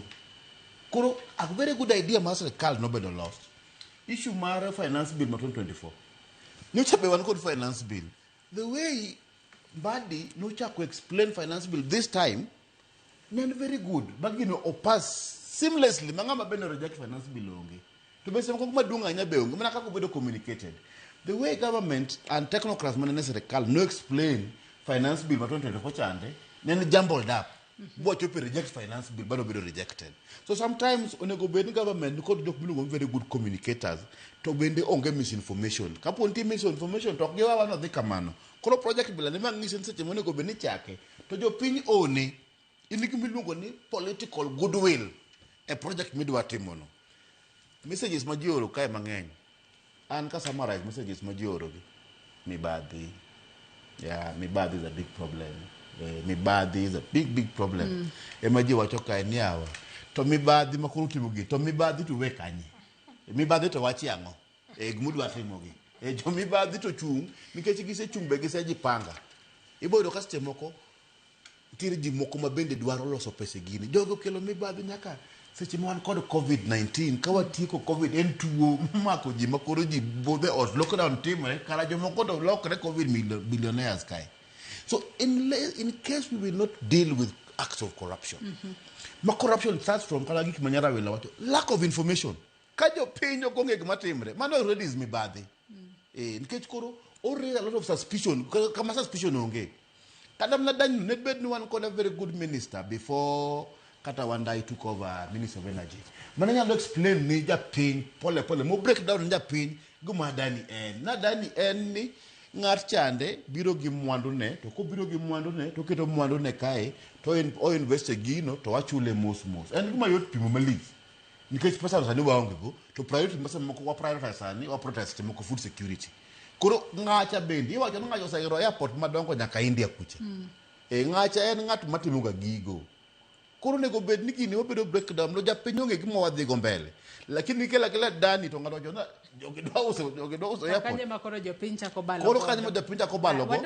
To ken user friendly. Wadongi dakika par kene to tieko twak marwa kinyi makawo to konyal tieko twak marwa kokwa twak otudore kod weche go mago mag kedo kod masiche mag apaye pacho kae. Iwacho ni higa ni mar 2025 nitiere medruok mano mar atamalo 5 mag masiche mag apaya kipimo kod mano manotimore higa mar 2024 mane momiyo odiochieng' manyoro kuku marango ratiro mar oganda mano National Council on the Administration of Justice NCAJ olando chenro mar medo kwan apisas e apeyni kaka yorno mar duoko chien masiche mag apaya ka bende nowach ni jal moyudo kod ketho mano mar ketho chike mag ndara tuwinjo bende iyalo kanyo penje ni bende konya diera e duoko piny masiche mag apaya matimore pacho ka inya te kinde gi mag sikuku. Winja ne report manolosno kanyo kod Lidio Keo mana mapiyo kwa tieko twak marwa okinyi makawuono.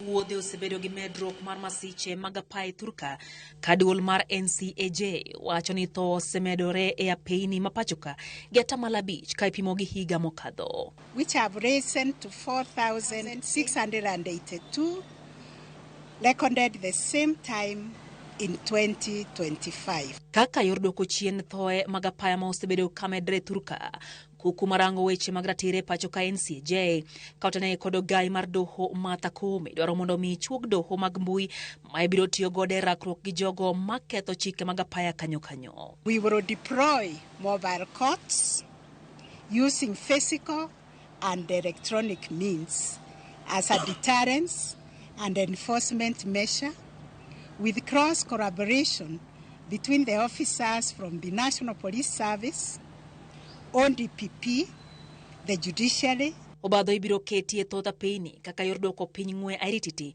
mathoro kelo masiche go ka bende ponono ne joriemb apiko gi nyamburko ma ibiro yude gi ketho ibiro migi thuolo mar duoko penjo e nyim doho ka bende ibiro migi thuolo mar bedo kod kindegi mar yalo buchego e yor mbui. Those who will require legal representation will be accorded an opportunity and encouraged to reach out to their advocates within a reasonable time. Jogo matio gi apeyni e pachoka nyalo goyo namba 999 kata 911 kata 112 mar chwalo ripode mag jogo marocho chike mag apaya koreo koda ka joriembo momer mibadhi matimore apeyni kod jogo mariembo ataro gi chike. We want to urge Kenyans not to pay any bribe whenever they are arrested for violating traffic laws and regulations.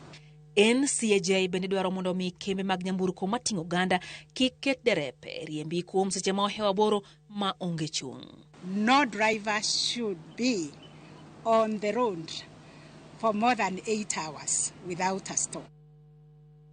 Haya mago weche mano wacho odiochieng' manyoro kaka achiel kuom okenge mago mag redo chike mag apaya inyanya te kindegi mag sikuku ma wang'eyo ni wuodhe thoth ahinya inyanya to wuodhe madhi e gwenge mopogore opogore e kinde makoro jo Kenya dhi e wuodhe makamago mar mondo mi giriwre kod johera maggi e nyasi mag sikuku. Kata kamano waseneno kama masiche mathoth ahinya mag apaya timore e pacho kae giko dira mokalo recho wang'e ni nitiere jo familia moko manowito ngimagi e masiche mag apaya to ken mokwongo mathoth mathoth ahinya osetimore kendo wasebedo kwaluwo kendo wakelo ni nyaka Ramogi Ajwang weche makamago. Gisani makoro ket chike mano mar yalo jogo ma oketho chike mag apaya kanyo kokale yor mbui. Beni pani mage achiel kuom okenge manyalo konyo e duoko piny masiche mag apaya kachiel kod weche mamoko monyinjo bende rido gisani mondo thoegi odoge piny ahinya to seche makoro wachomo higa manyien. Recho. Mano is what kizungu wacho ni a welcome move. Nekech kidhi e pinje ma wagombo nwa bede machal gogo. Tiyudo ni onge kata ng'ama luwi. Ibal gi chike mag ndara. Tiyudo ka tikete mimi kacha. Or message orni mane bill mari. Timi ini chule within this period. Asiyudo ni ka in ng'ama is notorious ketho weche mag apaya gi chike mag apaya to koro gi withdraw license mari. Omiyo magi gik monego bed ni wasechako ndalo moro mane CS Murkomen ne nitie transport to nowacho kabisa ni wadhi introduce CCTVs, wadhi keto new tickets, mage yore manyalo konyo Kenya ma wantiere ni mondo we reduce such things. Tahinya ibo yudo ni mai koro dhi bet opportunity mar jomarito kata matimo patrol ma waluongo officers, traffic officers, opportunity margi mar loso pes Christmas. Unfortunately, nikech mane Kenya ma wantiere, kik wariambi. Idhuro ni dhinyisi ni oyo, in kalure gi mae en 5,000, in miya 2,000 mondi timre nadi? Mondi dhi. Seche midhi cha idhi chaki gwe ng'ama chielo.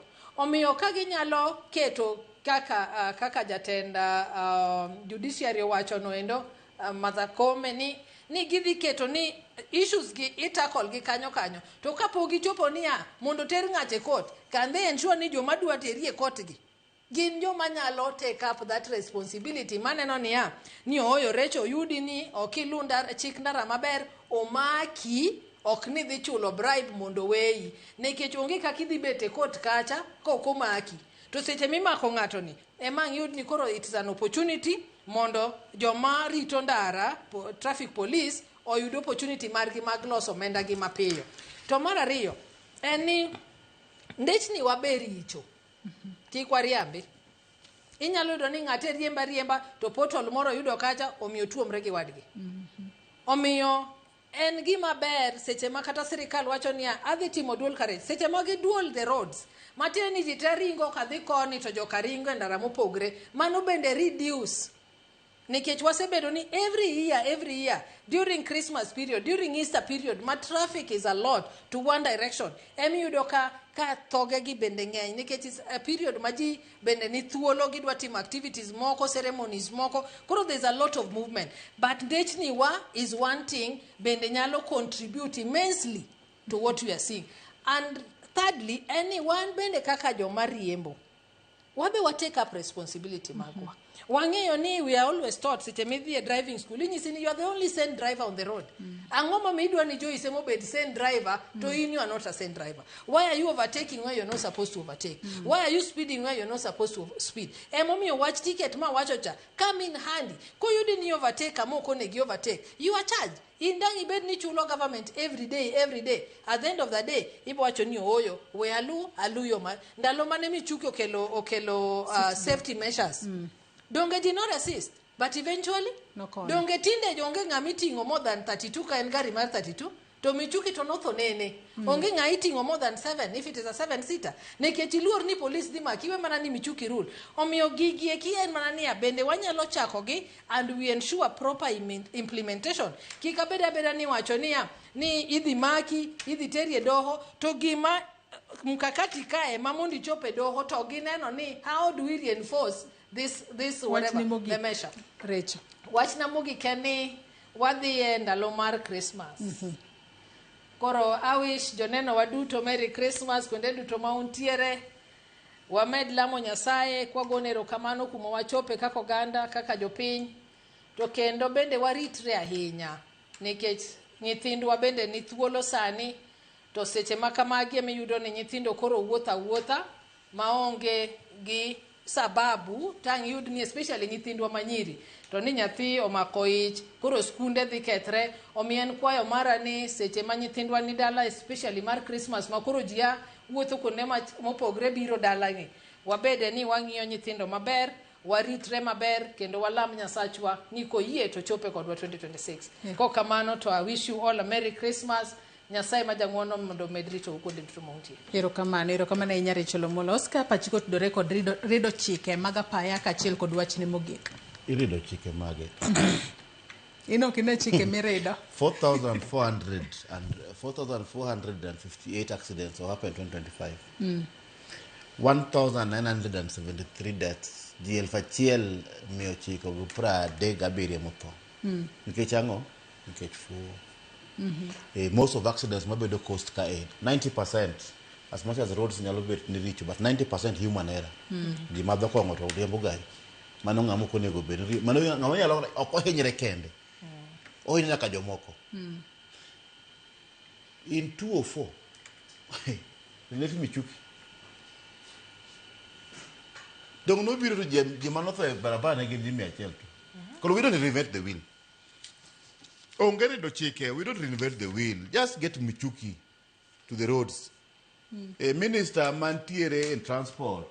Or the other end Michuki not in Menadi. Onge Gimanien car. How was it done? Any speed governor obeyed a Garimar PSV. Garitingo Jimmy Achel to onge speed governor. Nyakajatelo Girongo Nucha Lalo Apaya. What was happening? You will make matemre. Koro onge gimoro malicha ahinya monego bed ni timo. Seche moko waka gambaka ni for the last 10 years, 2004 to 2005, how many years? Almost 21 years. Do you know what we normally say? Sasa ya the kata online. To such maximum on my dreka nyaka. You know moji wacho. Revive Michuki rules. It was what for 21 years. Revive Michuki rules. Gimoje wacho ni watim nango mondo wasolve issue ni revive Michuki rules. Revive Michuki rules. For 21 years wasebedo ko wacho revive Michuki rules. We don't reviving them. Kuro ang ne wacho donga ngisi ni gino na ni jel fachiel miyo chiko osetho to kapok wachopo January at least moko keno kata mia deka before. That is the truth. Kapo no kwaloko pachwa. Enik matimre ni revive Michuki rules. Wabed kod speed governor due to a belt. Watch my over speeding 80 kilometers per hour. So, I mean, if we cannot do that, we will continue having death. So every year, don't go for the back kind of revive Michuki rules. Lunga next year, can never revive Michuki rules. Watch Nimogi Kwatieko. Watch Revive Michuki rules. Revive Michuki rules.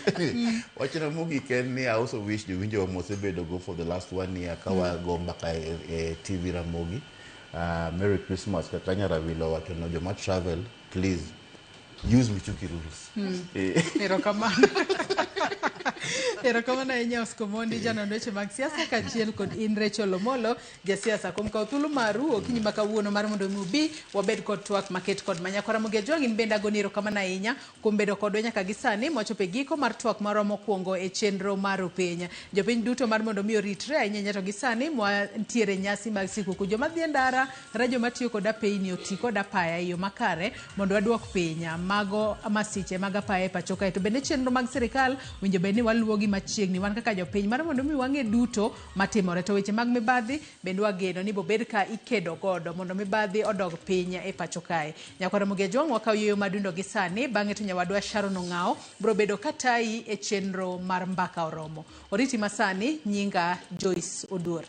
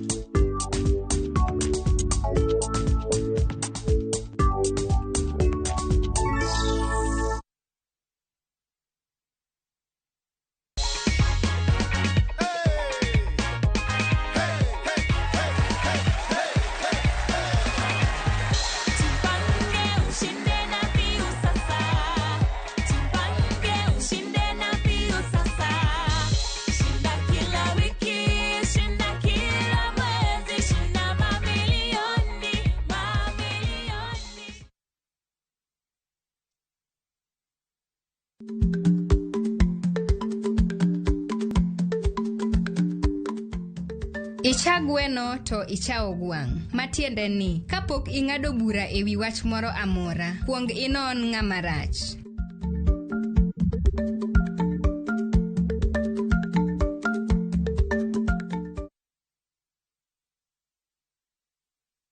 Jambo moja nimemwomba Bwana, hili ndilo ninalolitafuta, niweze kukaa nyumbani mwa Bwana siku zote za maisha yangu, ni utazame uzuri wa Bwana na kumtafuta hekaluni mwake. Kwa kuwa siku ya shida atanihifadhi salama katika maskani yake, atanificha uvulini mwa hema yake na kuniweka juu ya mwamba. Dial *811 414# to get Tamanio Langu as your skiza tune. Ang'o mosetimore ne joma ne ochweyo Ugandawa? Adhi primary Kagonditi Primary School. Gin kanye sani? Amobilize kalerte ne wago poro to gibiro wasombo kidi to watero kacha jite e secondary kacha. Waromo gi jodgi to wafwenyo sigandgi magimopondo. Siasa ka ng'amoy wae maduong' katere siasa en Daniel Arap Moi. Ng'e ranyisi mabeyo mane giweyo. Ne japiny opogore kata ng'ama ne nie duond loch ne neno ni kopo ni Kenyatta dhi Tom okawie thuolo ni mondo tano apinyni kaluwore gi mwaseneno kuome. Ang'o magitimo sani? To kata kamano be pod gin kodwa. Nakedo ne wach sukari ma jobunge jonjo kod biwot nochaka ne bwana sukari. Gin kanye kod Walter Nyambaga tich ang'wen saa 3 otieno mana e Ramogi TV.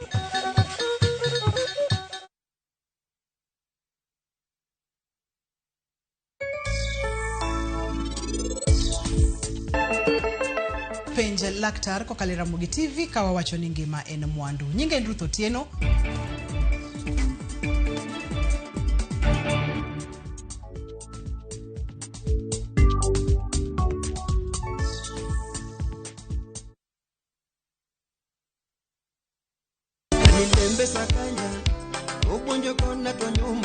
Chakre sulwe mapod nyien nyaka duond jower mang'ula. Winyo sungore mamo wang winyo sungore. Wan gi thumbe manyien mowuok e dho nam nyaka e piny mangima.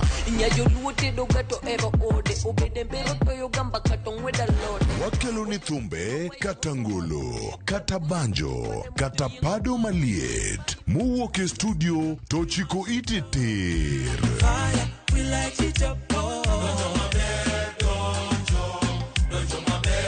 Mami thuolo mar winjo duol kod wach mopogore opogore.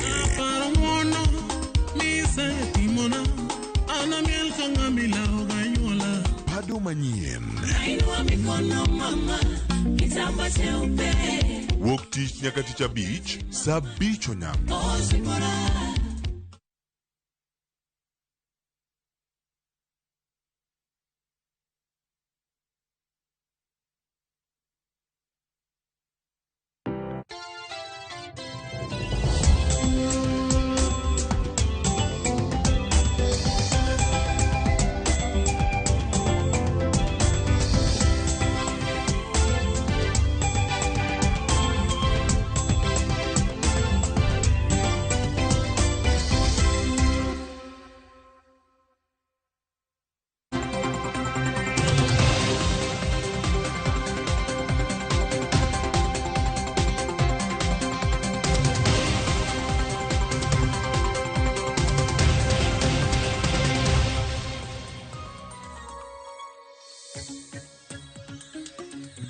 Nyakoram gajwanga chendon mar mbaka oromo sade kose romo antiere ka mar michal mar fuambo bange abro bedo kata yie twak marwa he chendro mano mar mbaka oromo parni mbaka oromo rumo saa 5 mano mar onyango kaponi okiruri kod okiny maka Nyakoram gajwang chal mag fuambo gin weche mwaluoni duto te Nyakoram gajwang mabende ibro bedo kiyudo e weche magwa manyien Wachaka na gilimbe mabende jatend piny Kenya William Ruto biro bedo katimo e county ma Turkana odiochieng' ma kawuono.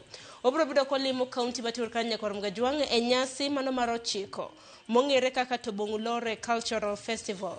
Nyasi mabende nochako chieng' tarik 15 mabende biro bedo karumo chieng' tarik 18 mano mar dwe mabende wantiere ni.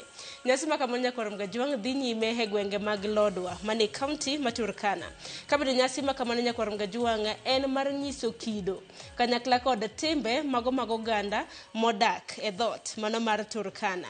Pano odiochieng' ma kawuono ka bende biro bedo ko yuoro nyasi ma kamano nyaka Ramga Jwang'. En nyasi ma bende oganda ma Turkana nyiso kido kanyakla kod timbe mage. Mane nyasi mar 9 jatend piny Kenya biro yuore odiochieng' ma kawuono. Ka wach ma kama nochiwa yanga kod gavana e county mano ma Turkana mong'ere kaka Jeremiah Lomorukai. Mabende koro odiochieng' ma kawuono en wach ma bende biro bedo kwa luo ni limbe mano mar jatend piny Kenya e county mano ma Turkana. Kopogore gi mano nyaka Ramga Jwang' bende gwenge magwa makaluo nitiere nyasi madhi nyime, nyasi mano mar Piny Luo Festival mabende nochako e county mano ma Migori. Nyasi ma kamano nyaka Ramga Jwang' en tielo mano mar 5 ocho kanyo ni the 5th edition. Nyawadwa e county ma Migori George Juma biro bedo kaluonwa odiochienge mano mar 2 e nyasi mano mar Piny Luo nyaka Ramga Jwang' mabende biro bedo kadhi nyime nyaka chieng' tarik 18 dwe mar 12 mabende wantiere ni. Parni nyasi mano mar Piny Luo Festival bende nyasi manyiso kido kanyakla kod timbe mago mag oganda Luo. Omiyo odiochieng' ma kawuono kintiere county mano ma Migori, nyasi ma kamano nyaka Ramga Jwang' odhi nyime e venues kata mana iwacho ni kuonde 4 nitiere kaka odhi nyime iwacho ni Awendo Stadium, Senye Beach, mano dho wath Masenye, Thimdi Ohinga, kanyakla kod Mbalarianya mano Marongo. Nyawadwe county mano ma Bigori Jojuma biro bedo kaluonwa nyasi mano mar Piny Luo. Kopogore gi mano nyaka Ramga Jwang' e county mano ma Kisumu bende wantiere kod okang' mar kao pach jopiny.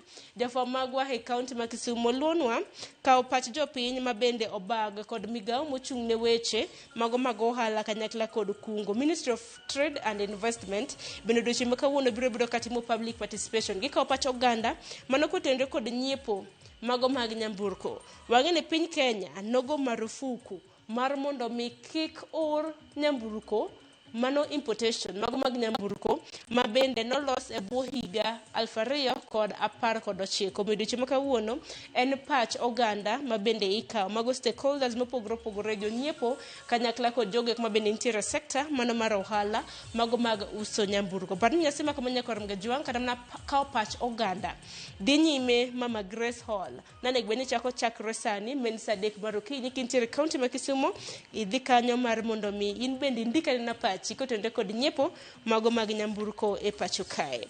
Adar mar mondo mi ati gi county ma Homa Bay. Odiochieng' ma kawuono nyaka Ramga Jwang' e county mano ma Homa Bay, tipo mineno men ranyisi mano mar weche motenore kod arita kwe. Mineno tipo ne kanyo mano county commissioner e county ma Homa Bay Ronald Miwawi, mabende odiochieng' ma kawuono county commissioner e county ma Homa Bay obago twak koda jokanyo mantiere sector mano mar arita mar neno kaka arita inyalo jiw e county mano ma Homa Bay. Wang'e ni kinde ma kamagi nyaka Ramga Jwang' oganda nitiere nyasi mano mar sikuku. Nyasi hihi mabende rite mar chieng' tarik 25 mabende kawuono ken chieng' tarik 16 nyiso ni dong' mana ndalo 9 to oganda ma pacho kaendi dhi e nyasi mano mar sikuku mar Christmas motelo ne mano mar higa manyien chieng' tarik 1 dwe mokwongo higa mar 2026. Koro miyo Ali Abiche county mano ma Homa Bay bende biro bedo kaluonwa weche motenore kod bugo arita ahinya e kindegi mago mag sikuku. Yena mar mon metegi kanyo mamoko mabende otimore kapok oromo saa 5 mar onyango nyaka Ramga Jwang', wabiro bedo kwa kao achiel kachiel mar mondo mi wanyisi in japiny ginero mabende timore e aluora marwa. Kok kamano gisani akao yo matin aduogo kod atwak e chenro mar mbaka oromo antiere kod welo e county mano ma Nairobi kanyakla kod county ma Kisumu. Thorwach mabende biro bedo kwa twake otende kod chike magayo ute lamo e pacho kae. Pachi nang'o kotenore kod mano nyaka Ramga Jwang' isomo no paro wantiere achiel kachiel e lai magwa mago mag mbui mopogore opogore kanyakla kod ote inyalo oronwa e lai marwa mar ote macho kar 3-600. Kayo matin kik dhi mabor.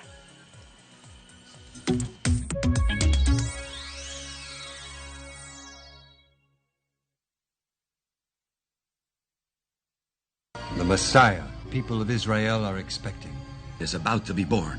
The prophet spoke of a king who would save the world. Look how big and bright that star is. It's a good star for he who knows how to read its sign. The shining of the star symbolized the birth of a new dawn, a new king. What's his name? His name is Jesus. It's impossible. I, Herod, am the king of Israel. This Christmas, stream the story of Jesus, the long-awaited Messiah, sent to the world to gain the way to spiritual happiness and to grace. Bless the Lord, for he has visited and redeemed his people. Enjoy these inspiring stories of Jesus, a kingdom without frontier, only on Viusasa.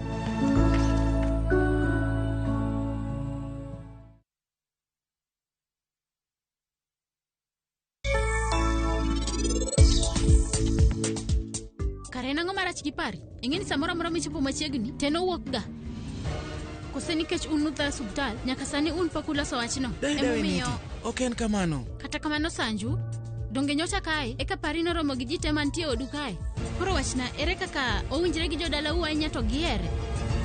Niti, ano katibu ne Rajiv gigite. Atimo gigite nikech in gi nyathini.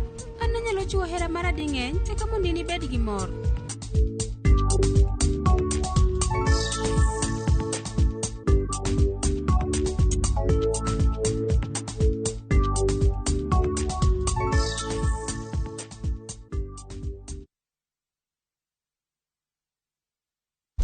Teke na we go border.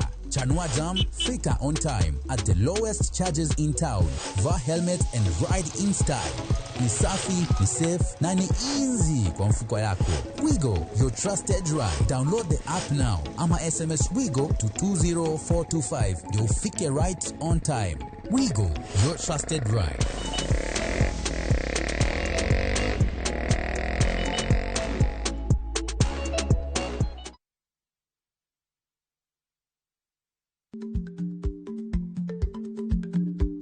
Chako chon loyo dhi kajuoga. Ma tiende ni bedo gi ikruok momondo, geng'o masiche kod midhiero mang'eny mabiro e ngima dhano.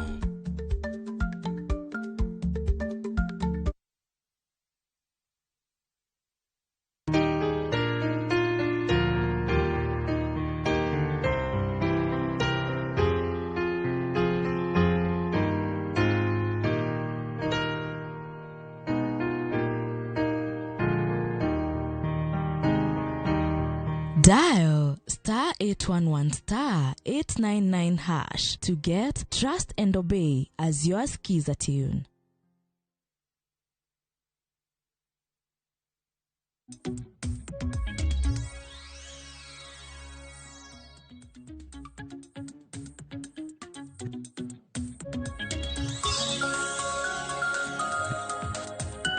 Nyakwarom Gajonga semi chal mar fwambo isebedo gi ng'eyo kaka piny Kenya ringo ahinya weche mabedo ka luoni e odiechieng' ma kawuono gi sani koro rokini machiegni chenro mar mbako romo Nyakwarom Gajonga dakika 16 tok saa 3 manyiso ni antiere kodi koso intiere kodwa ka Nyakwarom Gajonga nyaka rom kanyo saa 5 mano mar onyango kiny ma kawuono wago nambaka mano kotenre kod chike matayo ute lamo e pacho kae ntiere paro mar chik Nyakwarom Gajonga mabende gi sani piny Kenya obiro godo mar neno ni ute mag lamo ota e yo makare wach mabende jodolo mapacho ka osebedo kaseyo e okang' mamalo.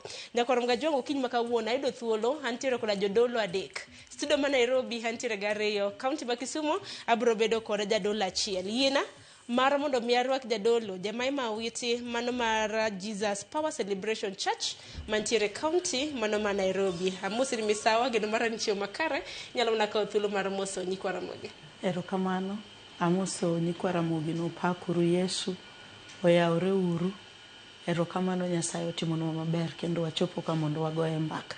Erokamano inya kido machiegni twak. Erokamano. Kopogore gi Jemaima Nyakwarom Gajonga bende antiere ka gi Stanley Otieno mabende en jadolo mar Pentecostal Voice of Kenya. Otieno mina rwaki ni machiegni kama na thuolo mar moso nyikwa Sharon dwoko erokamano kendo amoso nyikwa Ramogi no yaure uru. En thuolo makende mar mwayudo odiochieng' ma kawuono mar mondo wagoye mbaka kaluwore kaka piny chal korka lamo. Ero kamane nyakido machiegni county ma Kisumu nyakorom gajwang' e studio marwa bende wantiere gi Archbishop George Odera mano jadolo mano mar Power in the Blood of Jesus Gospel Church. Jadolo ni narwa kigeno marane uchio makare e county mano ma Kisumu. Wachio maber Saron kendo wamor ahinya kuom odiochieng' ma kawuono kendo Nyasaye mondo gwedhwa kogo mbaka warwako joka Ramogi duto wetewa gi jotich Nyasaye mabiro winjowa mondo wawuo kaka joka ng'ato. Ero kamane nyakeno machiegni jakorom gajwang' samore kia ni gin chike mage manyaka gisani piny Kenya obiro godo ma bende biro bedo katayo ute lamo e pacho kae. Efi Nyakidi menja fomo maro nyakorom gajwang' noloso koda moko kuom jodolo mawuok Pentecostal Voice of Kenya ne giloso bura Nairobi ka nyakorom gajwang' kaluwore koda chike matayo ute mag lamo mane sigana madaro mar mondo mi wachak godo mar mondo mi ing'e ginero ma bende walose. Gisani onjana report mano mar Efi Nyakidi.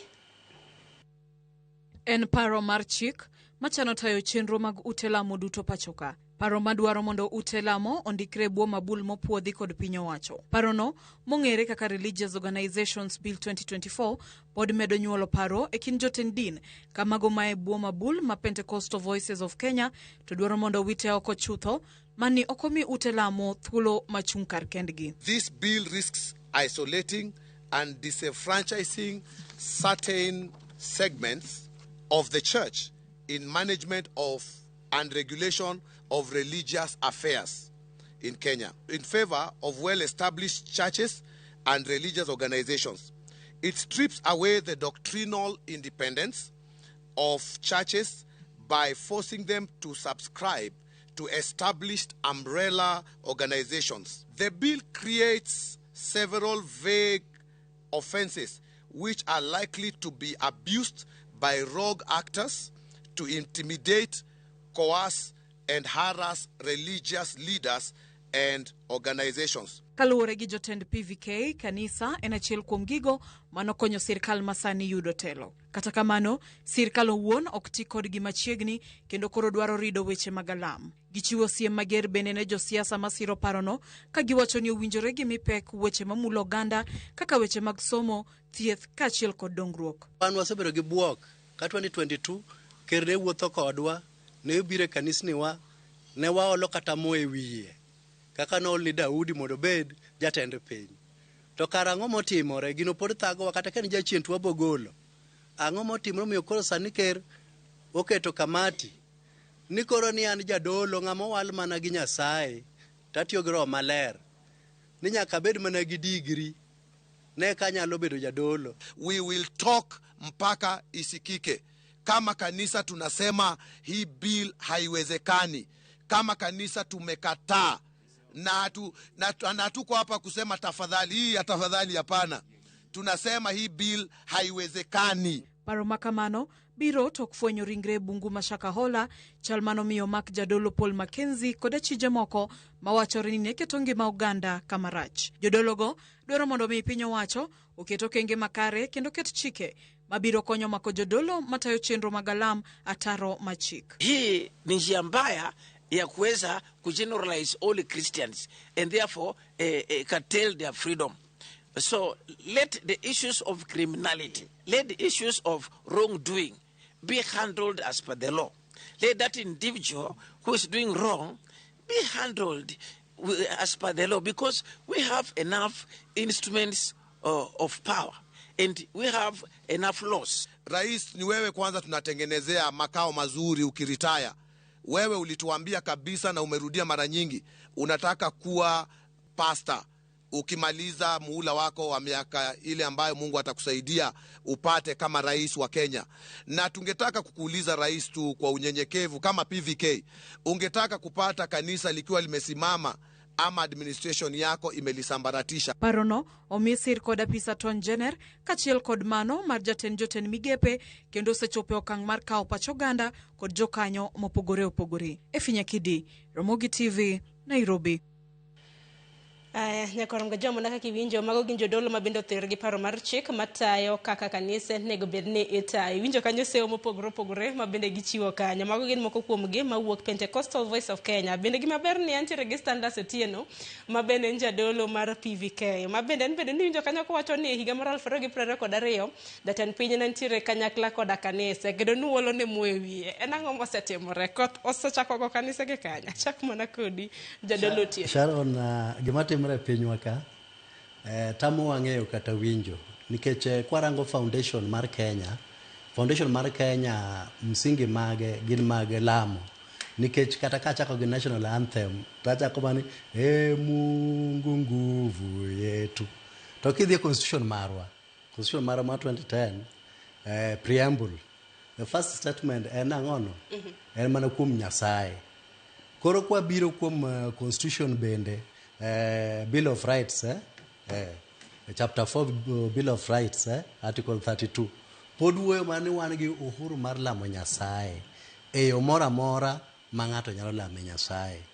Onge chik moro amora kata tim moro amora manyalo bedo mogwenyore gi chike mag Kenya. Omiyo wan jo kanisni me Kenya ka, wabed jo roho, wabed jo mowar, wabed kanisa machal nadi. Wasebedo kwa lamo Nyasaye e yo makare. Kendo onge ng'ama osebedo e telo ka ma Kenya ka, president moro amora, mosegataje kanisa yo moro amora. Koro kapo nitiere jomoko manyalo bet gi ker mar piny, nigi chaka ka advisors mage, ne wagombo ni ker owuon opar nyadiriyo, nikech mano nyalo bedo, loch moro amora manosekedo gi jo kanisni en loch marumo, omiyo opar nyadiriyo. Kalure gi wachno. Ero kama ahinya jamaima kaka jadolo mono mar Jesus Power Celebration Church in kalure koda chike matayo ute mag lamo inene machal nade? Ero kamano kuom penjo maber. Gima timore ni samora mora ma jatelo kata piny kata ker kata king osedwaro ni mondo odonjre e kanisa kata odonjre gi jotich Nyasaye. Ngima mar pinyno kata ngima mar lochne ok bed maber nikech ahero wacho ni kanisa e sirikal. Gimoro amora ma watimo kale kanisa mondi katimre nikech kanisa neno gik moko kapok ineno gi wang'i. Jadolo neno gimoro kapok ineno Sharon.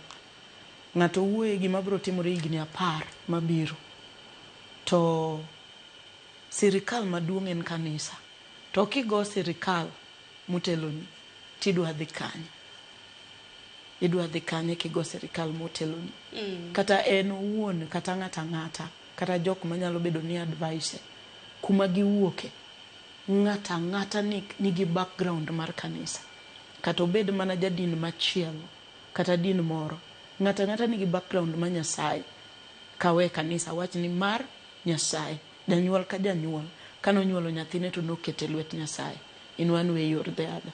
Koro samora mora midwa donjore sirikal maduong' to in gi hinyruok nikech onge ng'ama nyalo gore gi sirikal manyalo. To mato sirikal maduong' ma ok ine gi wang'i.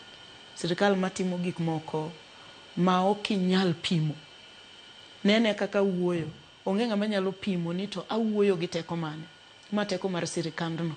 Kata en oyueyo to wuoyo to wuotho gi jite gi teko mar sirikandno. En sirikal ma ok inyal neno to bende ok inyal gogo lweny minyal.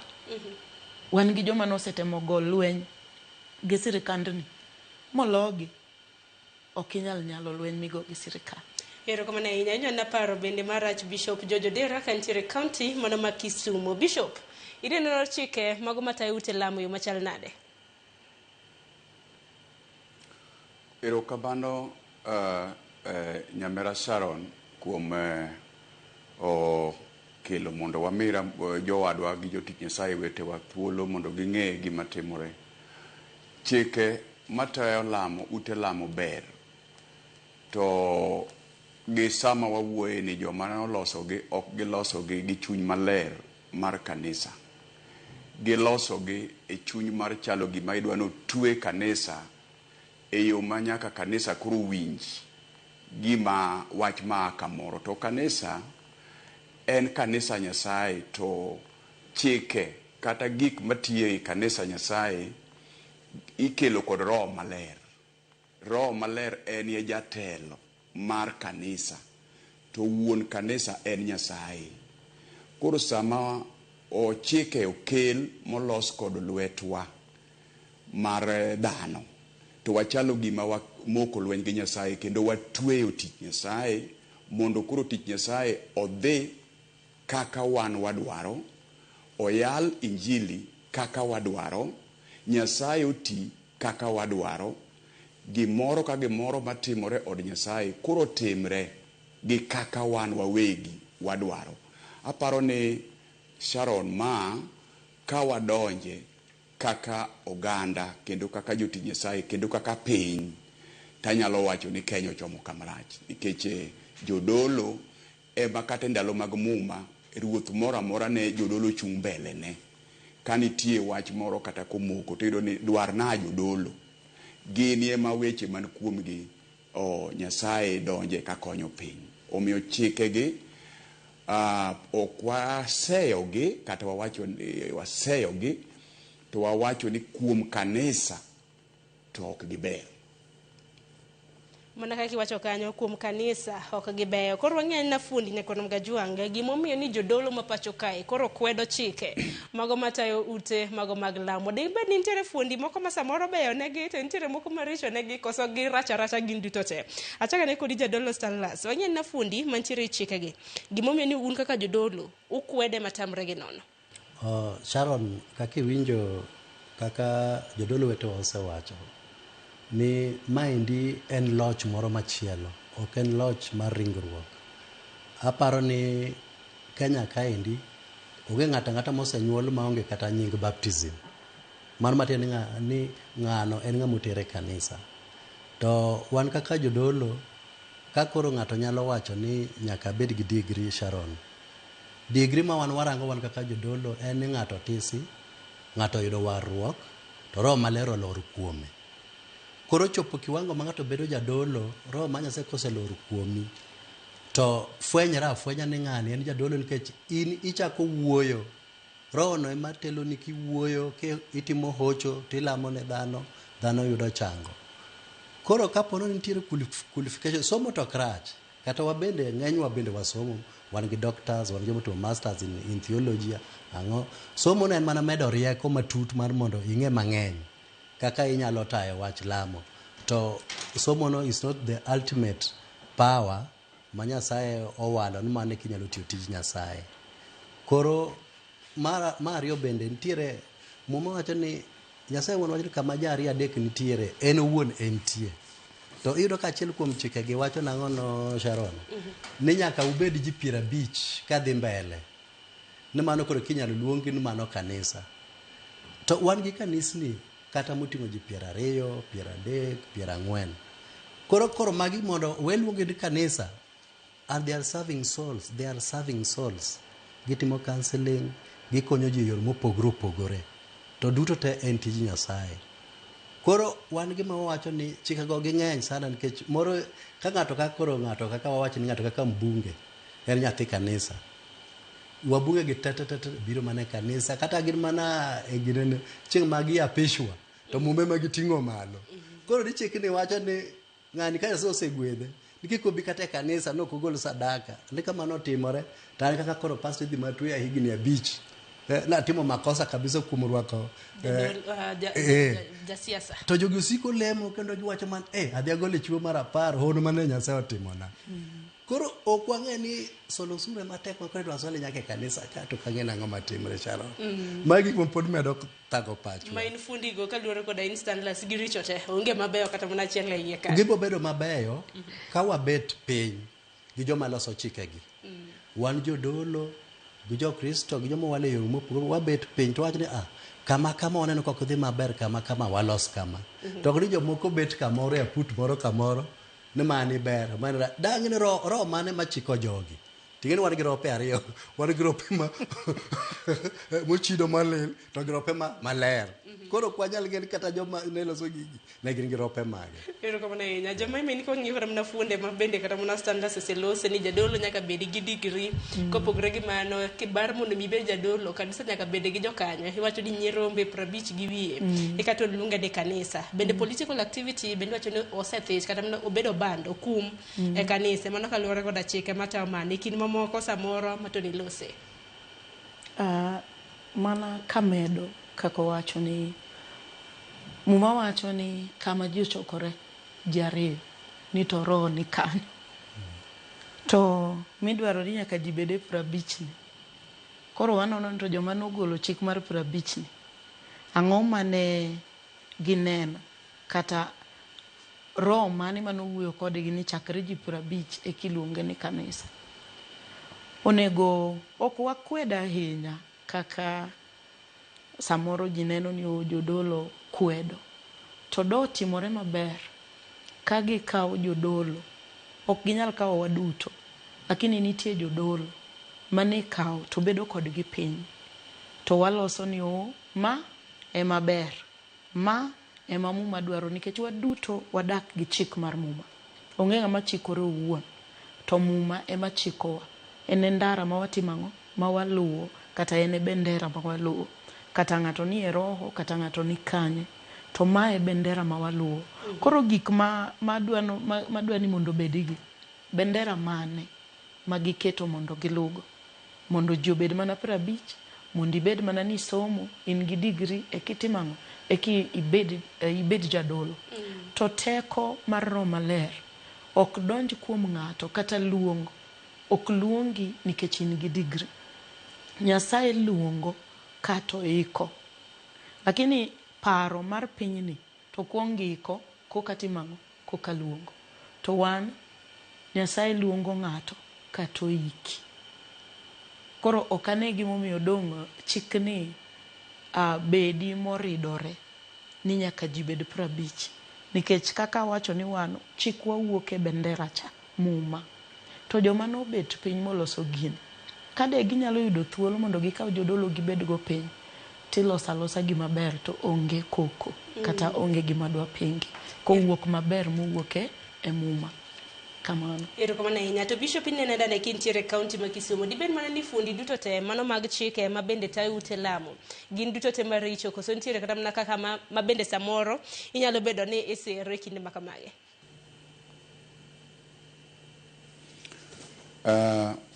Ero kamano Sharon. Gima ng'eyo ni gima osetuomo kanisa ma ochomo gi kanisa e opara makoro gole e chik mar roho maler kakoro kele chik molosi to kanyo kaka kichuny koro en gima osewe chalo gima koro ni oko matin koro ok en gima koro nyalo dhi gi gik matayo kichuny kendo bende adwa ni mondo ariwra gi jowadwa go ma jotich Nyasaye wetena ka wacho ni wan watiyo e bwo loch mar Jehova Nyasaye spiritual e kichuny to yes wang'eyo ni Nyasaye oketo jotendwa bende ma bende muma wacho ni mondo waluor jotendwa mano bende watemo kendo wamiyo gi luor moromo kendo bende gin giwegi be ma wayudo license moyienwa mondo wayal ma mano bende muma osiro mondo wamigi luor makende korgi mak mana chike ma kanisa tiyogo kanisa ng'amotelo ne maduong' moloyo kata wan en Nyasaye en ye wuon kanisa gi Yesu Kristo kaito roho maler en ye molid Nyasaye en Nyasaye man gi mpanga ahinya en ye molid kaito chike makoro riembo od Nyasaye en muma ema koro kete chike maka ng'ato donjo mondo koro bed ng'at moyie to nyako lu weche mondiki manie chik mar Nyasaye ma en muma. Koro sama awinjo ka jowadwa wacho ni mondo koro kama ji 50 nitie kae kama koro kanisa chakore maka poni gin ji 40 kata 30 kata 10 kanyo kanisa onge. To muma to koro kendo chik gwenyore gi margi no, kech muma wacho ni kama ji ariyo kata ji adek ochokore, Nyasaye ni kanyo. To gin margi to wacho ni muma margi cha odwa ket matin ahinya. Koro wan marwa ni mana kochakore 50. Koro king'iyo joma loso gini kata joma nobedo piny, aparo ni ka giyudo thuolo mondo koro gibed gi jodolo piny, to wanyalo chiwo direction maber mondo kata ka giloso gik chik to koro bedo chik ma ji duto te oyiego ni ma nyalo bedo maber, to ok wagole oko mar muma. Ero kama na inya to jakwan ga jong kwang'iyo kata mna paro mar chik makama ang'isi kanyo ni gidholiech iluonge ni Kenya's Religious Organization Bill 2024. To gimomiyo ni en mar higa mokalo nikech wang'e ni wantiere higa mar 2025. En paro mano bedo sponsored kanyo gi senator mano Matana River mong'ere kaka Danson Mungatana. Te higa mar 2024 Mungatana nodhi oloko pache mowacho ni en koro kosir kata ko sponsor paro makamano kendo nyakoro mgajwang to nyaka sani koro chal ka gima koro tango seloko nikech koro piny owacho ema koro dhire ge sani bang' Mungatana koro nosegol lwete piny kaluwore koda seyo mopogore ma bende noyudo gisani ma bende koro timo public participation ikawo pach oganda mano ma pacho kaya kendo mun kaka jolemo jodolo kachako kod Eastern Lasa kendo paro makama bende osekaw kuomu nikech ung'enu kaka Pentecostal Voice of Kenya kinde ka kinde ujachiwo milome makamage ne jopiny mar mondo miyo winjo osekaw pacho. Sharon okang'e ni chik mar Kenya wacho nang'o nikech aparo ma indie chik mar public participation.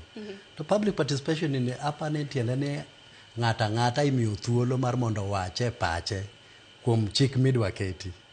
Koro en wach ma wan wawegi kaka jokanisni mag Pentecostal Voice of Kenya mangima wasebedo gi buok kwado ni onge ng'ata moselimo kanisni wa kata moseloso kamati ma jodolo nyalo gole pachgi.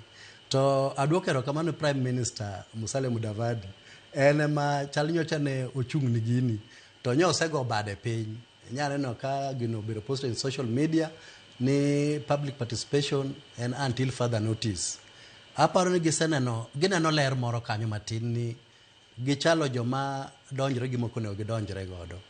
To kaka wan Pentecostal Voice of Kenya jolemo matek sana ma bende Sharon ibro wuor wach ni okani winj wach ni kendo kaka winj mano osewacho ni until further notice participation otimre no gino rumo mana kamano nikech koro kara Mungatana wuon neno sol to lokre Paulo no neno ler mowacho ni yawa an koro kanya aonge gino nikech en monego bedo chwalo kata gino nyaka Senate to jo Senate bende no wacho ni bill no en bill mok nyal dhi mbele kata ok nyal dhi go mbele nyaka tim public participation. Makoro ni neno ka gima jopiny nyalo wuok oko kata mnu kaka jo riwruok mago mag kanisa kunyalo wuok oko makwede makata mna paro mar chik makama witoko gino osekwede tidwa med kwede. Aparo ni ineno kata sani Jumapili ka Jumapili nyaka yud ka pastor kata bishop moro wuoye wach ni tingeni jo riwruok ma achiel mag kanisnigi congregates mawa ma en inten ng'ama chielo ten mbungecha podo gidonje gini lakini wan wasewuok oko adharani nang'ono ni mani gima ok nyalre to bende en chik mamono gelak sechegi. To kama na jema koti okotendo kod chike matayo ute lamo ipacho kai wang'ane na gini romo mi piny Kenya no biro kod chike mar mondo mi one kaka mna kaka gayo ute lamo pile ka pile ntiere kama ngero mar jolumo acho ni kudni achiel ema to ringo tadira makende wasebedo kama na kwa nene weche mago manyien wan kaka jofwambo bende wasebedo kama na kwa kilo ne nyikwara mgajwang moko kuom kute mantiere e ilamo kata mna ikanise ka mosebedo ka to kanise wang'e kese mopogore mabende kes mapende pod dhi nyime gi sani Shakahola oganda tanda wuono la longe magi kanyo bang' Shakahola ochako aneno gimoro mochako tucho kendo ni ko Binzaro penjo en ne adi ma jofwambo pok wayudo mwanyiso kata mna jopiny magi bende momiyo kata mna piny owacho obi koda chike matayo ute lamo makama bende neno nitie kaka regulation bende tayo ne kanise mamoko magi to na kanyo to luonga ne gin kanise koso gin dinde mabandia nikech an koro kanyo to koro baga mate samoro jara mna lero ne nyikoro mgejwang chike onego bedi mana kaka nakuonga wacho cha lakini chike gi konego bedi to konego bedi ni iloso gi joma ok jotich Nyasaye onego lot gi jotich Nyasaye. Ok wanyal tamore ne kudni achiel toyo ring'o.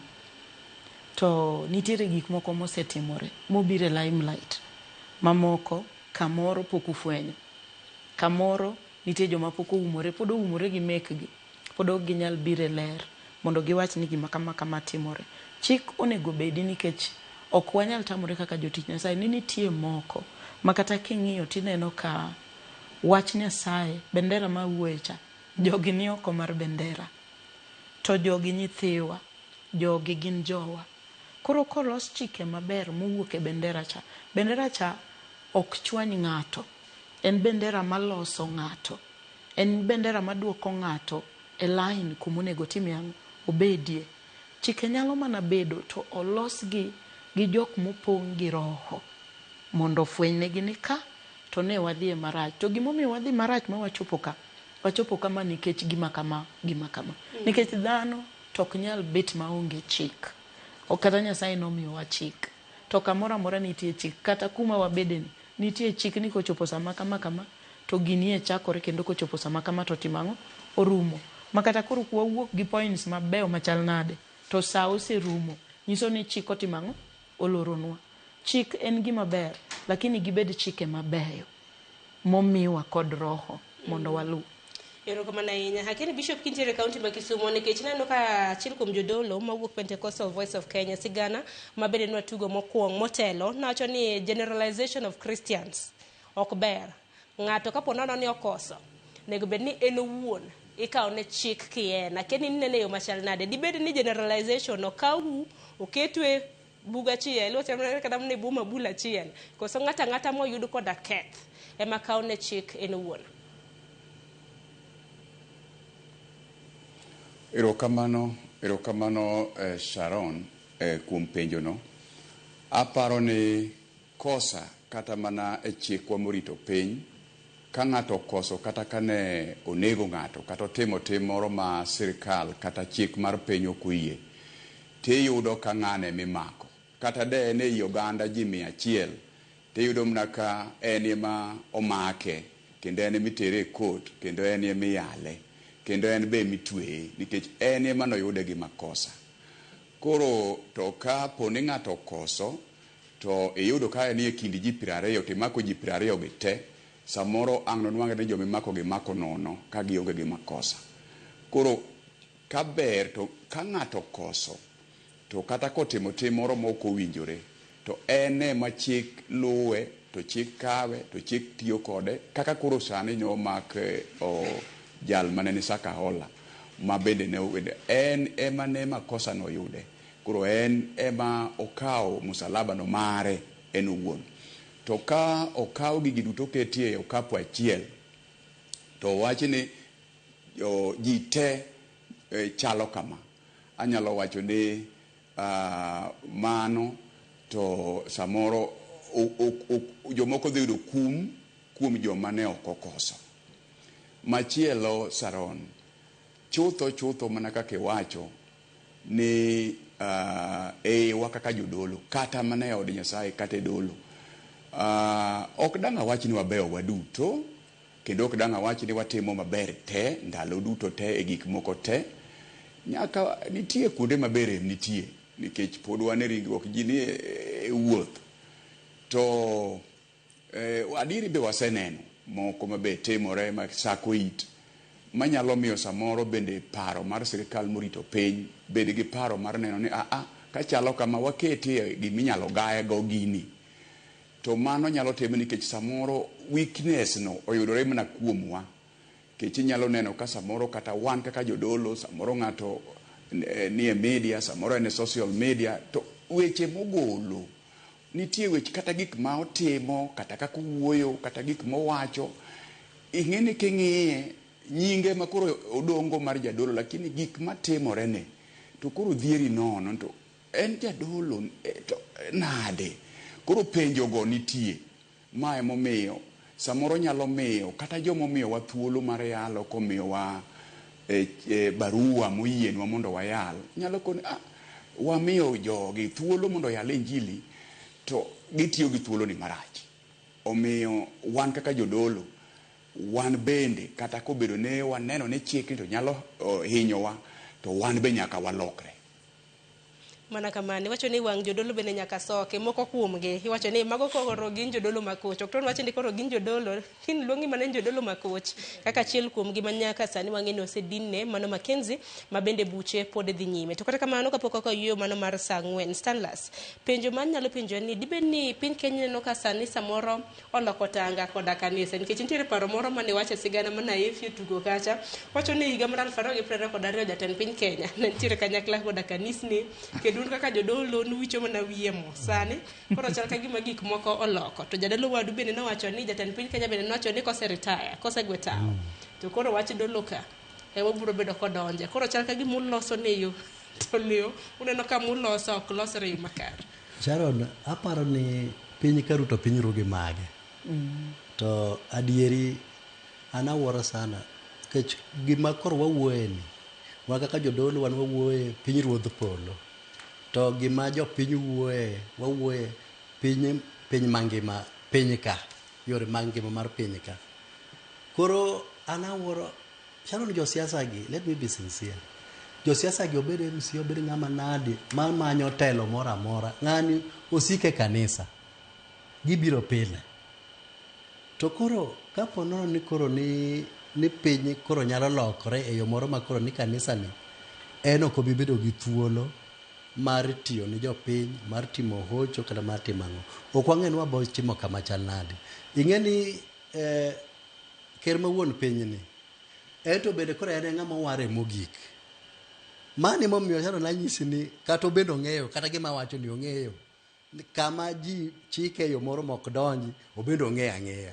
Koro an gima dang' awach kanyo malich onge nikech kata kanitajo na wach kaka holani Sharon bing'e ni kanya ka wan gi CIDs to wan gi jogwenge joma tiyo ne sirikal nyaka e gweng' idwa wachna ni gini ne nyalo timre dwechego duto te muji lal joma romo kamano to wan nyaka gi sub chief wan gi jo kidedhe gi jodong gweng' ang'oni ing'e ni gini wan ok onego bed ni jogi laumowa kech tim mamono mane ng'acha nene go ka gigi timre en laxity mar security makoro ok onego bed kaka jodolo wetu wadwa osewacho ok onego bed makosa mar ng'at achiel kata kudni moro marach cha ni koro miyo koro dang' wach ni chike moko nyaka bede madwa tayo ginene kanisni mag Nyasaye koro an akawo gino ni en laxity mar arita piny. Inte beni nene kaka laxity Jemima nikech iwacho ni kinde mosekalo dhano tandawuok neno kata mana mag Shakahola kanya kasani nitiere kata mana anyuola mamoko ma bende pod rito iko mago jogegi neno kata mana kaka DNA na itimo e kin mamoko sani bende moro bende nochako siko kanyo ni kwa Binzaro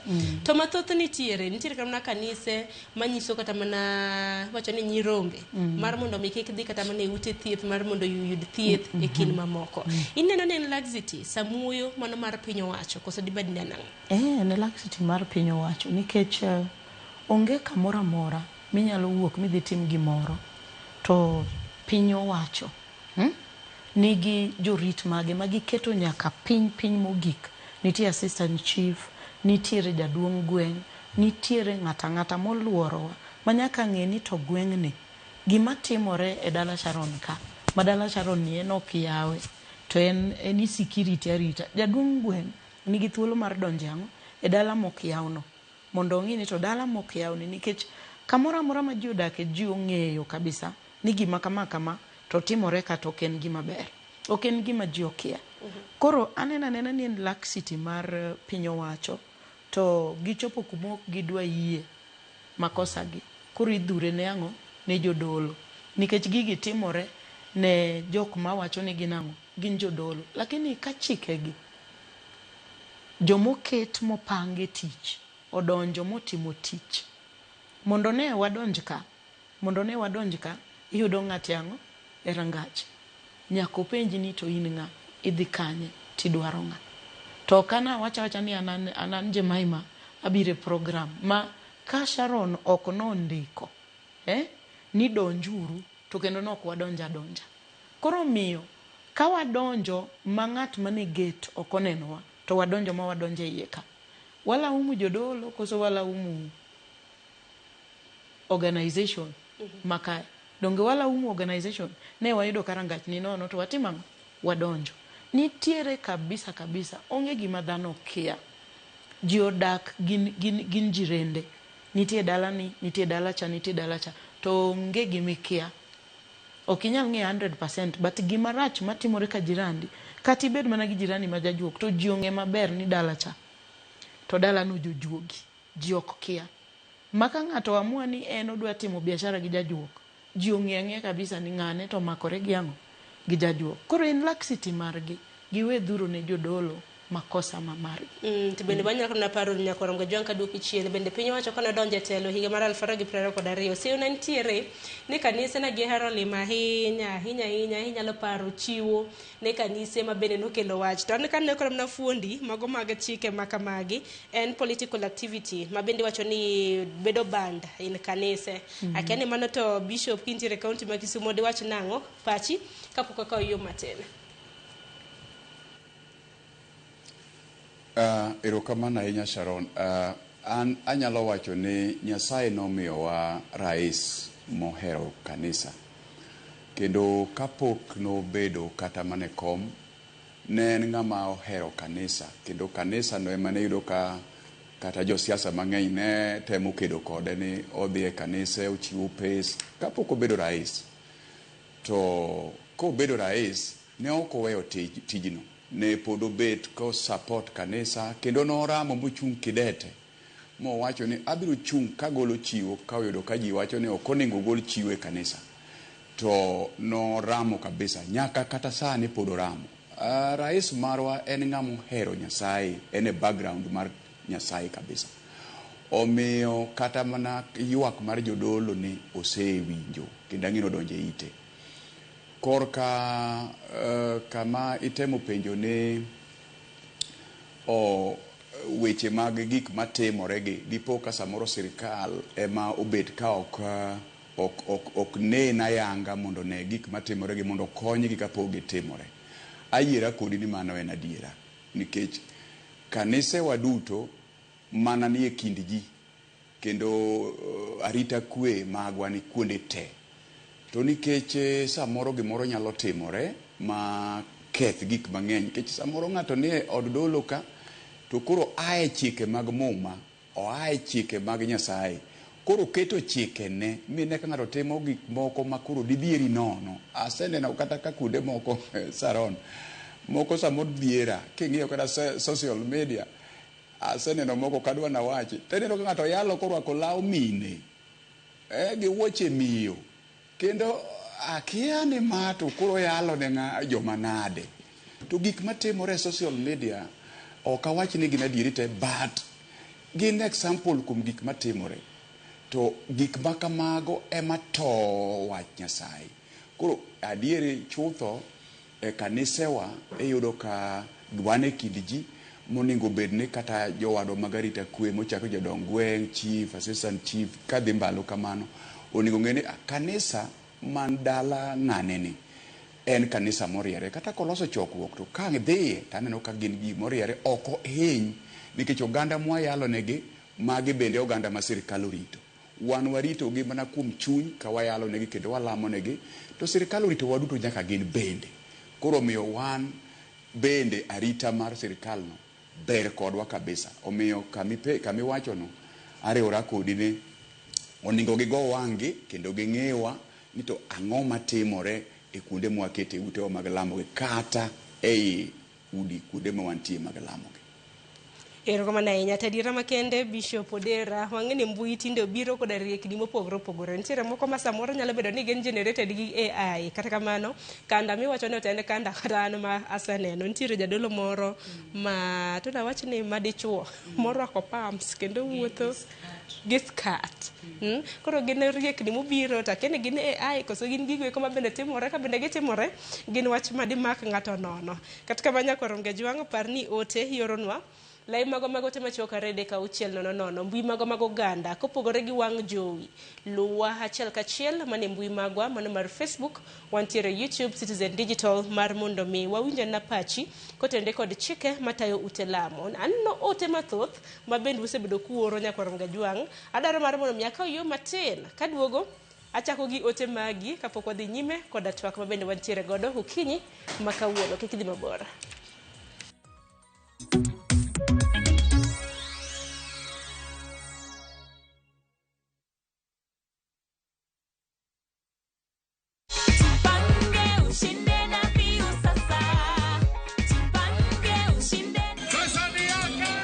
Ordinary Kenyans are winning big every day with Jipange na View Sasa.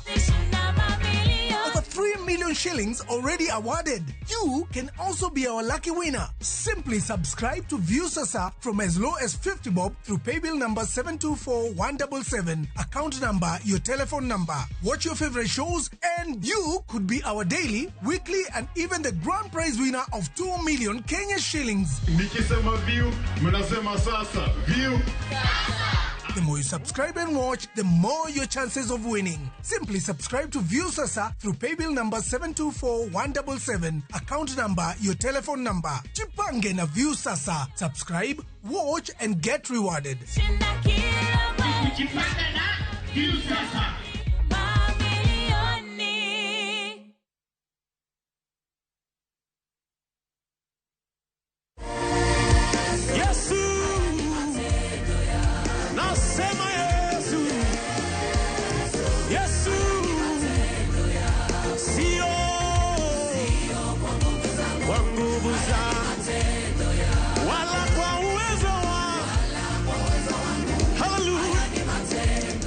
Pata huu wimbo wa matendo kama sikiza tune yako. Bonyeza *860 *417. Kumbuka, Citizen ndio nyumbani kwa wasanii wote.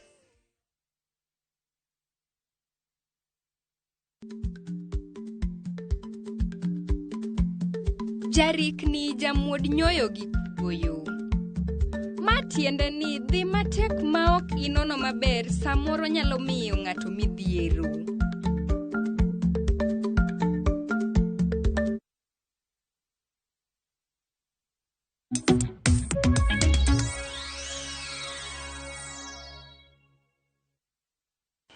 Nyakoronga jwanga en sang'wena gi wang'e machiegni thuolo mabende pod wantiere godo ka pod wadongi dakika 50 mar mondo mwadhi thoro wach mabende wantiere godo. Chike matayo ute lamo, paro mar chik mong'ere kaka Kenya's Religious Organization Bill mano mar higa mar 2024 bende fundi magi opogore mago maneno ni kanise oga e yo makare. Nitiere moko mote misebedo kioro Nyakoronga jwang, moko kuomgi abro bedo kasomo achiel kachiel. Kinyal ketna haneno kanyo Felix mano maro gango, iwacho ni bedo gi degree ok nyalo loko ng'ato. Timbe gaka richo to richo makata an gi degree. Iwacho ni josiasa gi bende gisetemo adima richo to gin gi degree giwere gi jodolo.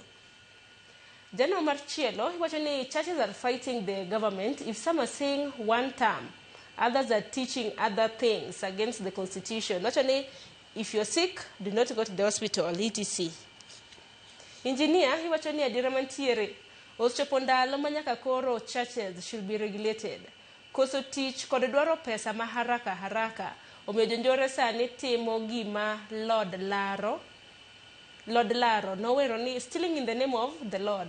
Bende religious bodies gi ong'eyo kaka jowadgi moko uso anointing oil, moko bende thuo ji kod siko manane ilawi kod ankles makata in ng'ama ong'eyo condition mare. Moko bende fleece wafuasi mage ni ginie Yesu. Moko bende tamo jotuo muonyo yath kendo miyo gi tho.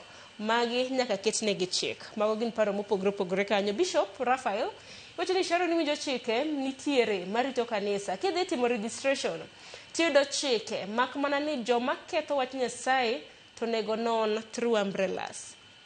Odhiambo Joseph wacho ni hiwuok Alego Agulu isedonjo chenro makare. Wacho ni mos ni welo to kidonje twak wacho ni mokwongo ida ka thuolo machalo kama mar nyiso kanise ni giti tij Nyasaye. Imedo ni kendo giwe wach mar siasa e kanisa kendo ewi altar mano mar Nyasaye. Sani jolemo osekoso luwo chike mago mag ruoth Nyasaye. Imedo ni kendo gilamo josiasa ahinya ka gimiyo gi thuolo mano mar yanyo josiasa wadgi e mbele altar ka jotend kanisa to nyiero sawa. Wacho kanyo ni wuoro jolemo. Ote machielo biro bedo kasomo mar Georgia Lai kiwuok Kabondo penye na jolonygo niya be gibiro yuago ang'e bang'e nikech chalo ni giyuago mana pesa. Wacho ni nuru matut chike gi beyo jodalawa. Jano maro machielo inaneno kindiko kanyo Mathayo 11 kare 25 akia ni wacho nang'o. Eran no koketna godo ni kineno Yesu nowacho niya awuora ma ruodh polo gi piny agoni erokamano nikech isepando wechegi ni joma riek kod jomosomo to isenyiso mana ji ajia. Adiera wuora osetimore kamano nikech mano e kaka ne long'oni. Aya. David Owuoth ineno Ramogi TV kintiere Kabondo Kasipul e kaunti ma Homa Bay. Iwacho ni mosna jotich Nyasaye ni chike nyaka wati godo.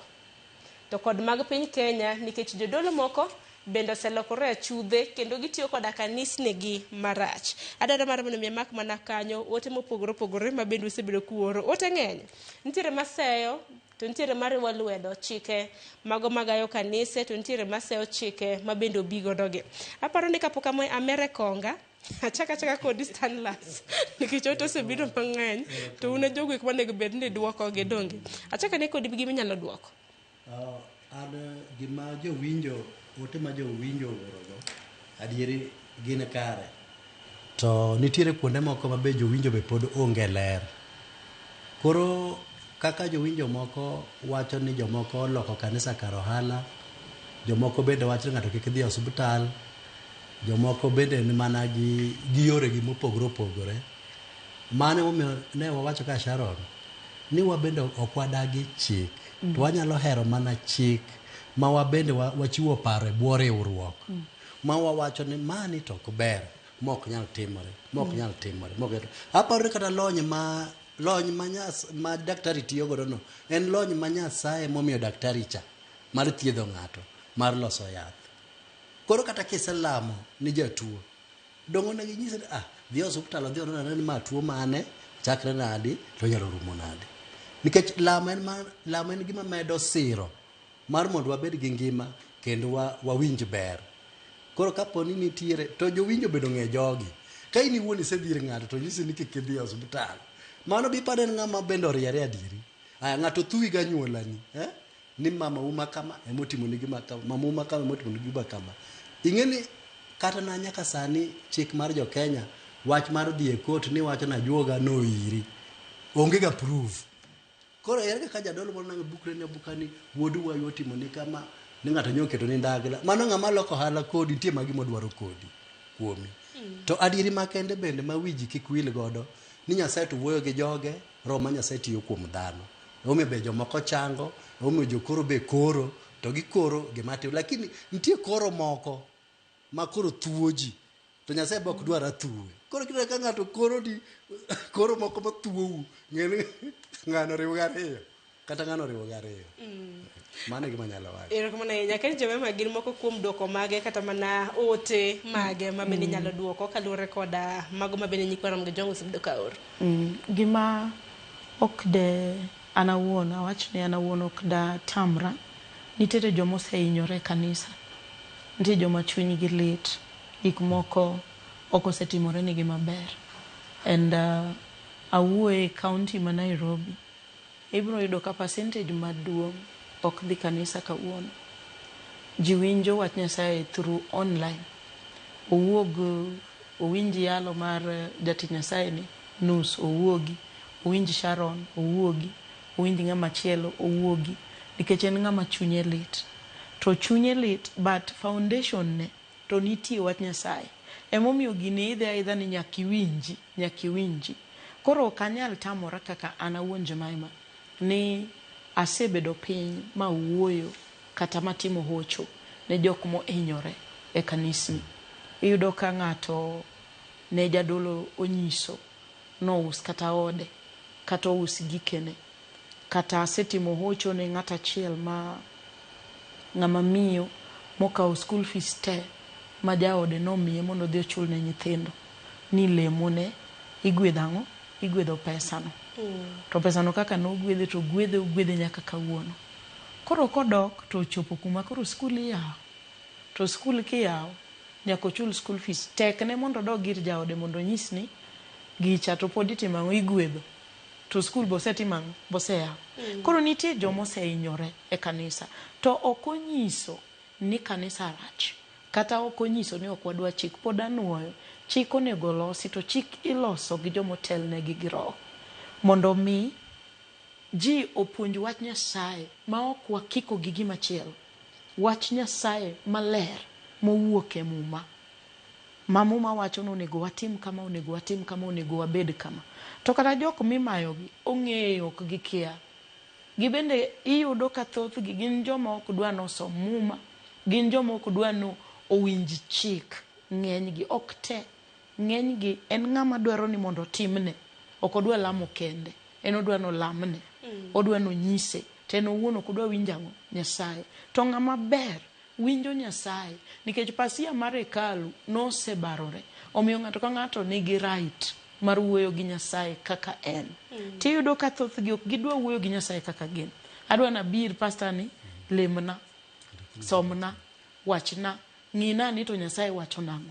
To in gi ratiro mar wuoyo gi Nyasaye no, kata in iwuon gogo chongi. Lama Nyasaye, keta geno ni kuom Nyasaye, to Nyasaye duoki kata in.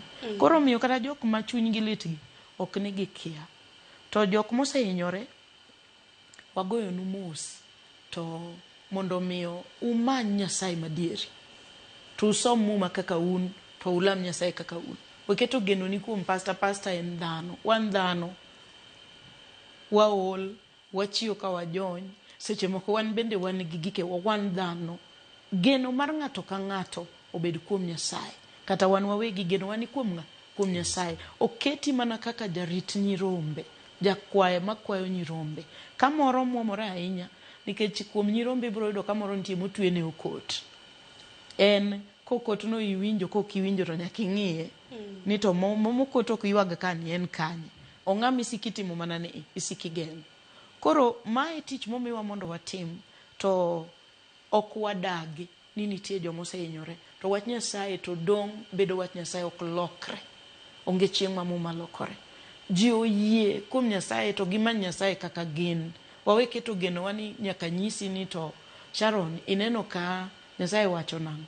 Ding'eni samoro ng'ato neno ni Nyasaye, duond Nyasaye kende manyalo bedo ni nyalo rese. Emo ineno kata naka moko kuomgi yudo kana mana hinyruok maket kod mage. Nikech samoro nyalo wacho ni ng'ani wiye lew, samoro ng'ani somo, to nang'o mani wacho ni there's a very thin line e weche mag religion kae.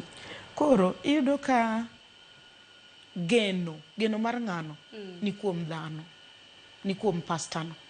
To mok Nyasaye, geno onego bed kuom Nyasaye. Pastor Nyasaye tiyogo mondo riti, mondo wachni wach moro.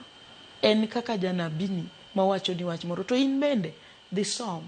Ahero jiwo ji ni ji obed kaka kanisa mar Joberea. Joberea ne penjo gimoro amora, gin gi penjo to ginono ni to wacho nang'o.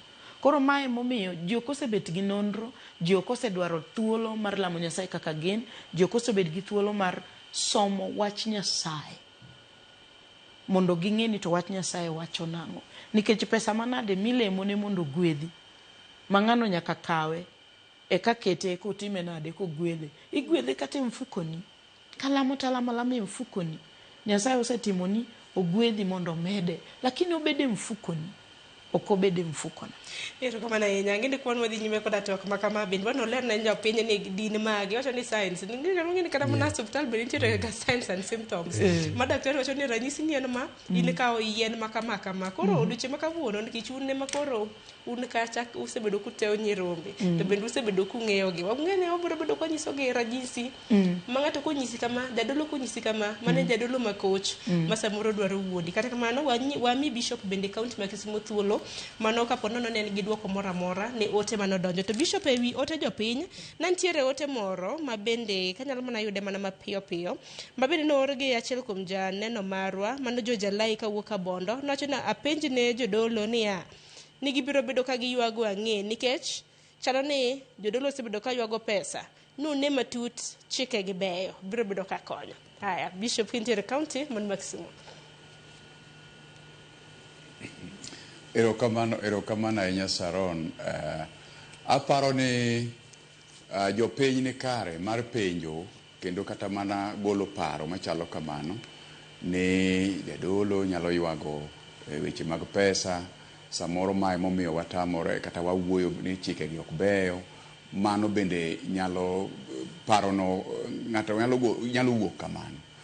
To mana kaka ne wawacho mokwongo ni kudni achiel ema to ring'o. Jodolo ka ok wawuondore Saro, wan gi jodolo makoch mar adieri. King'iyo ang'iya kaka oting'o mumbe to owuotho go, to gik mo kako chal, yani gik mo odhi ok timre maler. Kendo kata kidonje kanisa kama otie tich Nyasaye, gi chike gi kako keto gik ma otime e tich Nyasaye ka, inyalo bedo gi penjo mang'eny. To mae momiyo jomoko bende yudo ka e komachielo be oloke kaka kar yudo yuto. Mano bende nitie. Migepe gi te yudo ka joma timogi. Omiyo adier joluo nowacho ni chwad bungu e kene gima wuok e iye. Kata ka bedo ni wach mar chik ni nogol, to sani nyalo duoke chien. Kuonde moko ma bende wan ka jodolo adieri ok inyal dhi wuoyo kama wadu tie tich Nyasaye, but inyalo wuoro ahinya kaka samoro timore. Koro miyo dawach ni wan kaka jodolo, ma en ote monego dhinwa jodolo duto, kapok wan be wago koko ni jowadwa gini kama. To wan to nitiere ma wan bende samoro osewuok makoro wuok e drisa, makoro wuok e dhot, makoro neno ot. Koro magi duto nyaka koro walosi. To to ke ni ywak ki pesa, kata ni samoro wach moro ni chike gi nyalo bedo mabeyo. Wan kaka jodolo wang'eyo kendo wawinjo ni chik ni odhi kiroho koso ok en kiroho. Wang'eyo ni kotayowa kata otayo kanisa be odhi konyo ji kiroho. Mae kaka jodolo ng'iye. Emomiyo wawacho ni samoro chike gi gibeyo to ok gibeyo. Nikech ok gita ma giteri ka iwacho ni ji 50 mondo kanisa ochakre go, to muma to wacho ni kama ji 2 kata ji 3 ochokore, Nyasaye ni kanyo. Nyiso ni osepogore gi chik mar muma. Koro mage kuonde mwanenego. To kipesa to ok dawache nikech e od Nyasaye be ondiki e ndiko. Kisomo muma mar Malaki 3:7, keluru pok achiel mar 10 gichiwe od Nyasaye. Mano to gima nie muma. Koro ok en gima jadolo nyalo wacho, nyalo bukorego, to en gima nie ndiko mondo ng'ato kendo mowacho ni keluru mondo chiemo bede oda. Manyiso ni od Nyasaye onego bed gi chiemo to gima moko go. Koro wane mwatero, lakini ka koro gik ni bia agwedhni machalo kamago gi ang'o mathoth go, to koro wan ka jodolo nyaka walokre kanyo. To koro bura nyalo loyowa, mak mana e chike gi duto to kuonde ma wakelo waneno ni nitie kuonde ma koro ok odhigo maber kaluwore gi kiroho. Erokamano ahinya Bishop, wawinji e yo makare. En mana ni kanisa ni ka ng'ato ndikore, ang'eni ne weg kanise, nitiere weg kanise mopogore opogore. Samoro kamana Bishop kintiere kaunti ma Kisumu, mar mondo mi ng'ato ondik kanisa mare gi sani. Akini nitiere chike mag ndikruok mag kanisa gi sani, registration of churches koso? Gisane to apantie chike mamoko mabiro bedo to gichien kacha to ne nitie moko manoketi e sama idwa register kanisa. Nitie kaka itim application, kopone application ni no dhi nyime gi nying miyiero no, to gino biro kalo, then CID nyaka bedi mabe check into gima organization midwa timo ni en mar wach Nyasaye koso en machielo kone gi kone. Mago nyaka gicheki, koro ka bang'e achien gicha bedo approved kocha registrars office kocha. Koka bang' mano inyalo yudo registration mari moyieni koro yalo wach Nyasaye. To koro gi e sama wan goni to samoro ok wang'eyo, to kang'eyo nyalo bedo ni nitie moko minyalo medi moloyo mane wasetiyogo e ndalo mokalo. Erokamano ahinya. Lakini korka in Stanlas neno ni mage manego bed ni imedo nikech koro chike matayo ute lamo in general mabende koro sirikal biro godo gi taneno ken seyo makone kod kocha mabende koro jodolo ok dwar. To mar mondo mindik kanisa, in kaka jadolo mano mar Pentecostal Voice of Kenya, ineno ni gin fundi mage manego bed ni imedo e ndikruok mago mag kanisa nikech wang'e nitiere kanisa mabiro piny maru nitiere kanisa ma bende ichako to bende gintiere koda nyirombe bende gima nyalo wacho ni chike to inyalo medi kata inyalo keti to ne wawacho wach moro kaendi kiko beda chik ma ng'ato nobet kamoro jadek ang'wen moko to kela kata wabe wadwa ni chike mondo bede nikech karure gik matimore inyalo ne for example tigi mosebiro katimore mopogore opogore iyudo ni ne ng'ato otweyo jomoko ei ot jogo tuo to twegi taneno ginene moro clip moro otwe ji go pingo ei ot ni lamo nigiga to jogi ni gina kanyo gichal mabuse kama chal kamano to jomoko ni mana gi tuo mag paro gi ni tuo mag paro gi loko ga jomoko jonekni ng'ato chalo ka gimo janeko ka gimo bila koro ng'ani otwe e ot kaka to twegi e ot ka ni lamo nigi koro apani chike onego bede manyalo regulate gik machalo kamago ineno ni chike kaka mage manego bed ni ikaone kanise maket kod mago okang' mager nikech gin weche mabende kata mana osebedo kata mana kwanyiso e wang' jowi nyakalondo mopogore opogore gazede e kinde mamoko aparo ni kaka jadolo chano osewacho ne nitiere kidwa register kanisa CID biro mone kit lamo milamo samoro biro mana kaka ng'ama nie chokruok to koseneno motimo survey to dhi kodok e office to recommend ni ng'ano mondo omi license odhi nyime gi dolo koro aparo ni mano gimonego gitim ni gimed fuatilia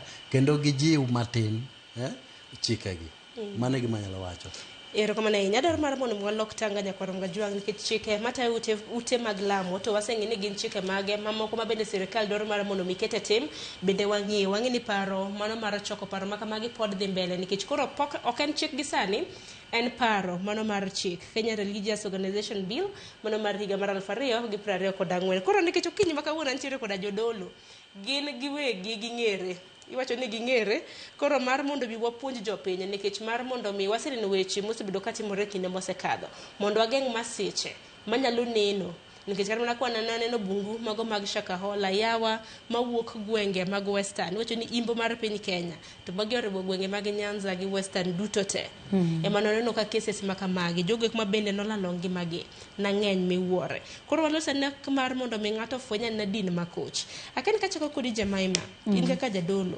iparo ni din kata mana jadolo makoch ere kaka nyarombo nyalo fwenyo nikech gin samoro bende wadhi ga to waluto wi wate giringre waduto te kanisa ma samoro ko nyalo ng'eni mane marach to mane mok rach samoro mona kinyalo golo doke itwa din machak kodi mar mondo bwaso mana na paro erokamano gimokuongo ma nyarombo nego ng'ini to en kanisa misome wach Nyasaye bisomo wach Nyasaye gimoro amora ma jatich Nyasaye no nyisi benie muma wacho nang'o to bang' kosesomo ni muma ini wuon bende somo nikech nitiere joma nyalo somo to nitie joma ok nyal somo nitie joma rito ni mondo timnegi nado somnegi to kata isomonegi to nitiere ng'ato manowewa kaka jarit manowenwa kaka jarit miluongo ni Roho Maler kae makoro kata somo ni ok nyal donje nikech gimotimo ok nyal somo miyudi koro gimonego nyarombo ofweny mokwongo tik en somo wach Nyasaye mar ariyo nyarombo ng'eyo chike maricho ok ni nyarombo kia nyarombo ng'e chike maricho Sharon mae gima adieri to kara koth osebedo ka gowa kanya nikech anyalo ni wang'e iwacho ni chike maricho to sechego wadhi wakawo nyaka nyithiwa to wasomana chike maricho en ni ka onge teko mar Roho Maler ma wawuoyo kuome ma en ok nyal some bende ok inyal kawe kamoro lakini wa mana kuom Nyasaye Roho Maler ema fwenyo ni gima kama ok ane ka en gima ochimore tir nikech iyudo ka jodolo moko awach ni Western nitiere moro ka dwa luongo nying to niwinjo ka giluongore nyaka gi nying mar malaike maonge kata ang'o maonge kata mane muma to tij malaike ok gin gik ma giwachogo tiyudo ka gimbende gina giang'o gin gi washirika ma jadolo no wacho no odiochieng' kodiochieng' onego cham gwen makama in kata ka pachi mineno go adier jadolo onego cham gwen makama to ukelo gwen go pile pile. Sana sana mine hinyore moingo ng'ata ng'ata. Mine donjo gi wigi gi tiendgi gi gimoro amora moingo joma chuo. To fwenyruok bedo maonge. To ma emomiyo wawacho ni ok watamore chik onego bedi. Kata seche ma din ni bedo registered. An aneno ni onego bed ni nitiere kata ji adek mong'eyi. Ji adek manyalo wacho ni an tang'e jatich Nyasaye. Asenene kuma nochake tich Nyasaye mochopo kuma kama. Ma ng'ano bende gosei kendo ng'at mar ariyo kendo ng'at mar adek kata koriendele. Mondo mi wabed gi kue mar konyo nyirombe ma fwenyruok onge negi kata mok nyal somo wach Nyasaye gin giwegi. To Roho Maler jafweny ne ji ma kata okisomo to fwenyo ni ka to nitie ler to ka nitie mudho, nikech muma wacho ni nyaka ubed maler nikech an aler. Erokamano ahinya. Wawinjo na Bishop pachi kotende kod din makoch kata mana jodolo makoch. Bishop inene nade ng'ato nyalo fwenyo nade ni ma to kene dina moriere tir? Erokamano ahinya Saron, ariwora mana gi jowadwa ni adieri koro nonro nyaka koro tim. Nikech samoro ndalo mosekalogo ng'ato wuoka ei ji to kinyi nene mana ka en ng'ama oting'o muma to chako yalo to background mare ji ong'eyo ni ma to janjore, to ka janjore ni to oyal ni kure ma kiro tindo lokore mogine ne to bedo oluomna bang' jogi to kinyi ni no oloso kanisa ne to mane kuonde mang' ji hinyore. Koro ng'ato hie chutho kaka ningo fwenygi oningo bedie mana kaka nyamera no wacho. Oningo bedie to ng'ani en jadolo to en jadolo be nitie jowadgi oseneno kowuotho kaka jadolo ei gwenge ka ma ji oyango na adieri ma ng'ane ka ng'ane to ma to jatich Nyasaye adieri. Nyasaye ogole ka wanene mi koro sani koro bedo jadolo kendo koro kawuono kata koro en gi kanisa to wadhi nikech wang'eyo wach Nyasaye ma en go. Samoro ng'ato dhi e town, ng'ato ni Nairobi, ng'ato ni Kisumu, ng'ato ni Mombasa, ng'ato ni kure, ng'ato ni kamoro amora. To ng'ani pore duogo e koro gweng' ka to nogero kanisa. To nikech samoro noyudo nyapesa ne moro matin, ochako ywago ji. Ji kia kaka background mare mar dolo chal, ji kia gima chal, neno maka samoro gari moro mang'ongo matiende dongo chung' kanyo, tunge madongo ywak e iye kanyo, osetwang'o kola, okete ng'ute, ochako yalo. Koro mondo ang' wasirika nopenje to jatich Nyasaye, be ke jadolo ang' nokaw thuolo, ok okaw thuolo mar timo nende, eno yalo ne ji, olamo ne ji, otimo ang'o, kech ng'ama biro none onge. Koro joma kamagi gi gik machalo kamagi oningo bedie bwo nonro makende.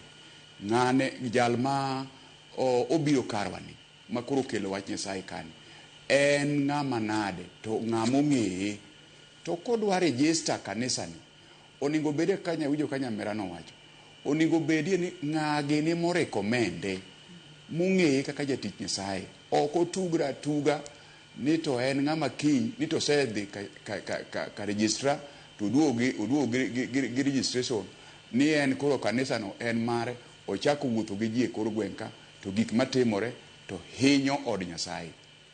Koro nonro Saron oningo bedi, omiyo chike ma oningo ridi achiel kuomgi mana ma jowadogo wacho oningo bedie nonro kuom ng'ama dwa bedo jadolo. Ka wacho ni noningo none ka chal nade kata oningo bede jodolo wetegi ma bende obiro tiyo go ka achiel ma be biro tiyo ng'ato tiyo bathe oningo bede nong'eye nonro oningo chakre gi kanyo. Ok oningo ng'eye ka koro ji jodolo koro riedo kamoro ebo biro gi kola ka ni ng'ute ma ibede buogo nono to kare ng'ane be tinde kare gine nikech opore gi mare. To ma nyalo konyo wa e weche mag bedo gi jodolo manjore. Saron njore gi nitie nikech gin kuonde te kata kuonde mag siasa nyaka yud jonjore e koro gweng' kama ji dak in peace nyaka yud jonjore e miere dala kuonde modake nyaka yud joma be jonjore go idolo ka be wan kodgi iyudo ka gitimore mang'eny. Omiyo nonro maber minyaka timne ng'ato kochakore gi muda ge mondo gigi kik timre mbele nyaka bedie ni ng'at mabedo jadolo ni ng'ani wang'eye maromo nade. To jodolo ma gitiyogo mong'eye be nitie 3 kata 4 morecommend ni ng'ane ni jowadwa wago tik magiketo lwetgi ni ma jatich Nyasaye ma kata ka nitie gima dwa bam to en ema kori wuoyo kod adieri kagi to nitie kama nyalo bam. Mano nonro makorede kendo ket maler tibedo ka ng'ato nyalo timo registration kata yudo kalatas mar yalo wach Nyasaye kata chungi wach Nyasaye maongo haro. Erokamano ahinya. Haken jadolo Stanley Sini ne yo machal nade. Samoro minyalo medo mabende jodolo wetegi bende osebedo kalose. Ada medo mana siro gima jowadwa wacho. Kech adieri ng'ato ok nyal koso osiepe. To ka ng'ato ohero wach Nyasaye to ng'e wach Nyasaye nyaka obed go osiepe. And furthermore, wan kaka joma jodolo wan gi miluongo ni spiritual fathers. Yani baba ni makiroho kata mama ni makiroho. Ng'er baba ni makiroho ni kata mama ni makiroho ong'eyi maler kabisa. Ong'e wuodhi, ong'e ndalo miwarorie, ong'e kaka itiyo ni Nyasaye. Koro magi amado majiwo kanyo magi na achiel kuom jomoko manyalo keto lwetgi kawacho ni ma Stanley ni ang'e maber, ng'ama ohero wach Nyasaye, wasechiedho kode kama. Omiyo barua no kata na permit no omiye mondo otigo tiji dolo. Mano nyalo bedo maber. Erokamano ahinya. Mana minyalo medo kapok akoyo matin. Gimachielo ma ng'ato nyalo ng'eyogo kanisa madieri. Kanisa madieri nigi hera madieri. Kanisa madieri ok kaw kuom ng'ato but gero ng'ato. Igeri ma in iwuon emiwinjo no negigone Nyasaye erokamano. Mok ni wawacho ni kel 310, kel 750, kel 990. Kanisa madieri nigi hera. Jadolo madieri ok pile wach no dwaro 310, odwaro en tich jiwi, geri, keto ni msingi. Ten kuma nigi hera, makata ka ni wuok kuma hera onge, tinyalo neno ka ng'ato chako donje kanisa madieri, to kata afya ne lokore. Ineno ka ung'iyo dende, tuneno ka ng'ane tinde ngima. Ineno ler moro kodonjo kuome. Kane en ng'ama ok luokre makoch, ochako nyaka luokore. Kane en kata gi wuoyo moko maricho, wuoyo ne chako timang'o? Chako lokore. Mana achiel kuom yo ming'eyogo kanisa madieri. To kik wabed ni wahero kanisa michiwe gik moko. Nitie kanisa ma kichopo to chiemo nitie, ang' iwuok nyaka gi mogo, machak medi nyaka pesa machielo. In ok ipenjri ni gigo wuok kanyo. Kata kidenyo, ok ipenjri ni gigo wuok kanyo. Nikech wach Nyasaye wacho maber ni diere machon. Hekalu mane ntiere jotich Nyasaye mane iluongo ni Walawi. Walawi gi ne tich gi mana tich lamo Nyasaye gi wer ka giluongo presence of the Lord bede tent no. Nyiso ni jogi ne gionge kata gi thuolo ma gidhi tich. Ne gilokore, muma wacho ni 24/7. Nyiso ni gin ne gidak machiegni kanyo, gichiemo kanyo, gik ma wakele magitimang'o ema gichamo. Gik ma wakelo gichamo, ok gidhi kata tich. To kawuono yudo ka seche moko ng'ato wuoyo kuom pesa. Ogolo message moro mar pesa to aero mondo aduoke bende ni jomonego kel gik moko e tent mar Walawi ok okelo gik moko. Ji odenyo e tent ka. Koro chuno jadolo ni nyaka wuogi dhi timang'o? Dhi ti, jadolo dhi time kibarua moro mondo koduogi. Lakini diere machon jogi ne wera wera. Igoyo mana instruments tiwera wera tipako Nyasaye. Presence of God opong'o hemano.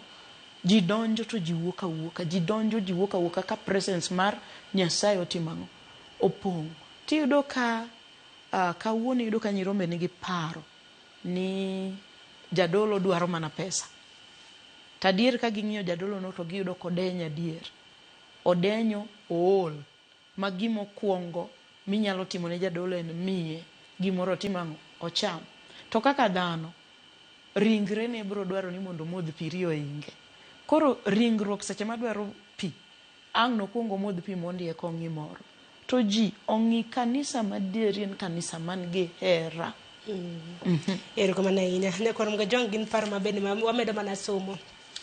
Kani in uwuon mineno okiji makawuono kendo bende ing'e kanisa malong'o. Kanisa kata mana din makoch, jadolo makoch bende ing'eyo. Moko kuomgi en paro mabende osomnwa kanyo gi jadolo Jemima Archbishop mano George kanyakla kod jadolo Stanlas. Gisani adaro mar mondo miaka yo matin ka duogi ote magi bende ka wan waduogo wadhi bedo gi matin e dakika 20 mar mondo mi watiek twak marwa. Sa bende ringo nyakorom gajwang chenro mar mbako romo wakayo matin aduogo e okanga mano machielo mar mondo mi watiek twak mabende wantiere godo chike matayo ute lamo. Kik dhi mabor.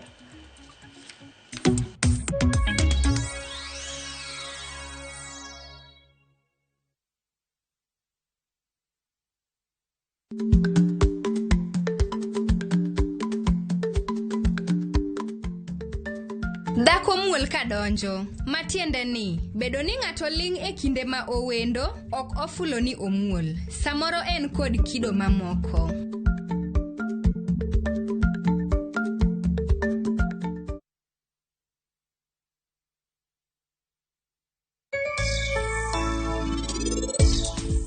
Simi, ere kaka trofini ochopo kae? An kumoro achiel gi Sanju, nomiyowago kaka miche tugo. Kare nang'o marach gi pari? Ing'e ni samoro amora michopo machiegni, te nowuok ga.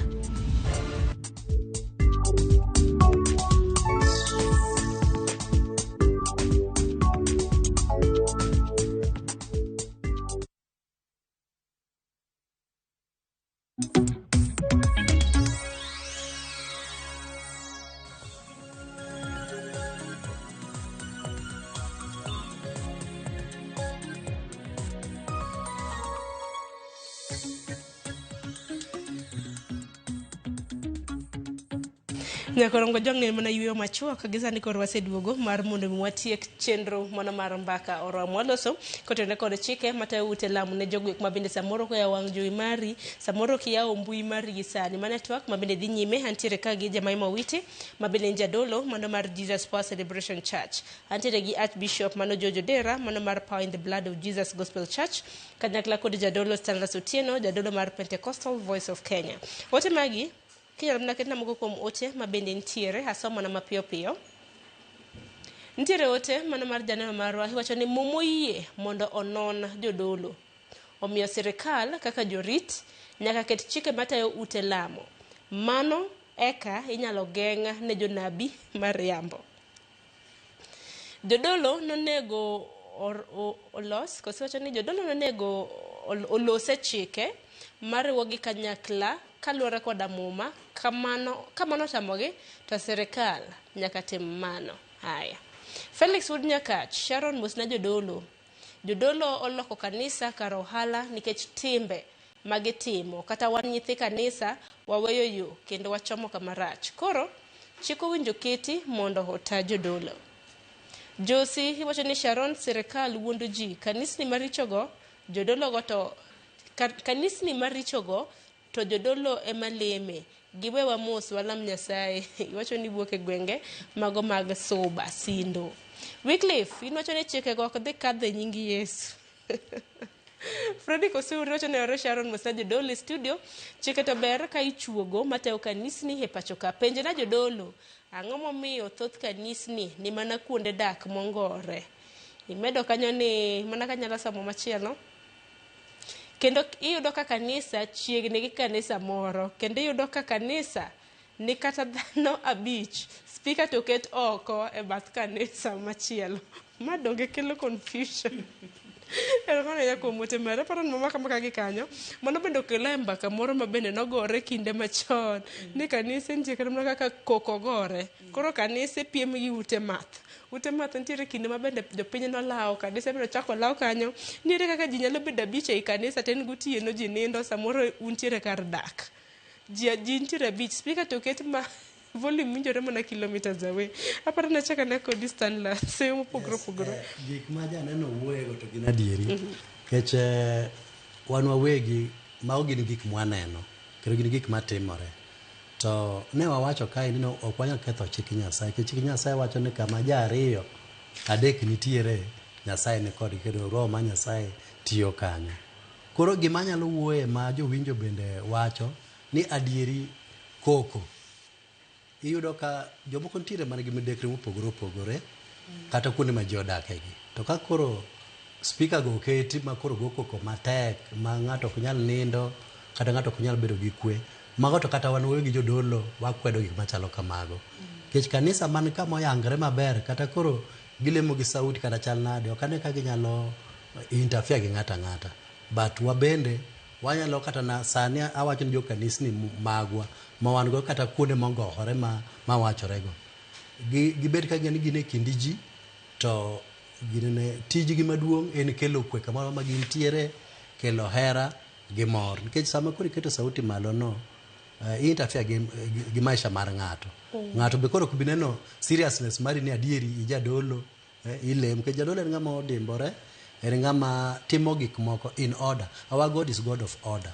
Koro kin jadolo mok tim gike in order mano obviously kana jomidolo nigo gin gi chich kodi nito kare ng'ama nade kore momiyo manyo kayo support koko mang'eny kuonde ma ji odake ok lemo nikech samoro bende nyalo wacho ni samoro en lombo wang' nyirombe mar mondo mi oriwre gi kanisa ma kamago kaachiel kuom janeno marwa bende nacho ni samoro yudo ka kanisa makre koro mane mago thum kata mna bula mani malo dibende en mar lombo wang' nyirombe kose en mar piem ng'eni competition bende nitiere oko kae inene nade machal nade adieri to nyaka wawachi emomiyo wan ka mondo mi wawach adieri kuonde moko to kata in iwuoni jadolo kikalo tiwinjo ka ichwanyori iwinjo kiwacho ni to koro ne giparo nang'o mondo mi gitim kama nikech ka abiro agedo ka to bathe ka jati Nyasaye be ni ka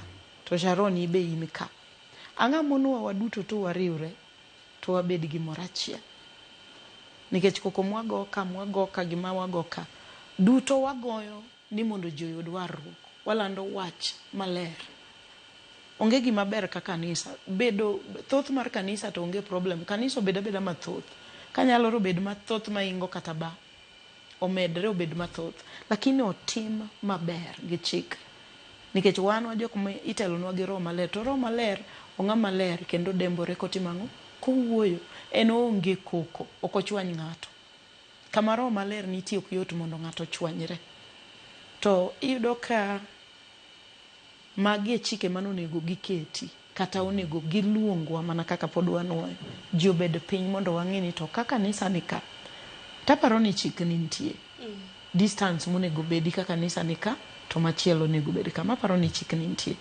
ji emok lu to pod wachak waduogo ne sirikal nikech gineno gi gin be to ging'e ni chik nitie dak gisekawo atua ni distance mag ma maru ni chiegni ahinya ok onego bed kama then gitimo ni to ng'ama notelo ka koro pod piny owacho no bende ok otimo gik mang'eny to gisegidhuro gimoro amora ewi jadolo ka gin giwegi nitie gik mok gi ok ging'iyo maber nikech kuonde mongohore go dong gineno onge kuma sirikal onge erokamano ahinya Bishop kintiere kaunti ma Kisumu inene machal nade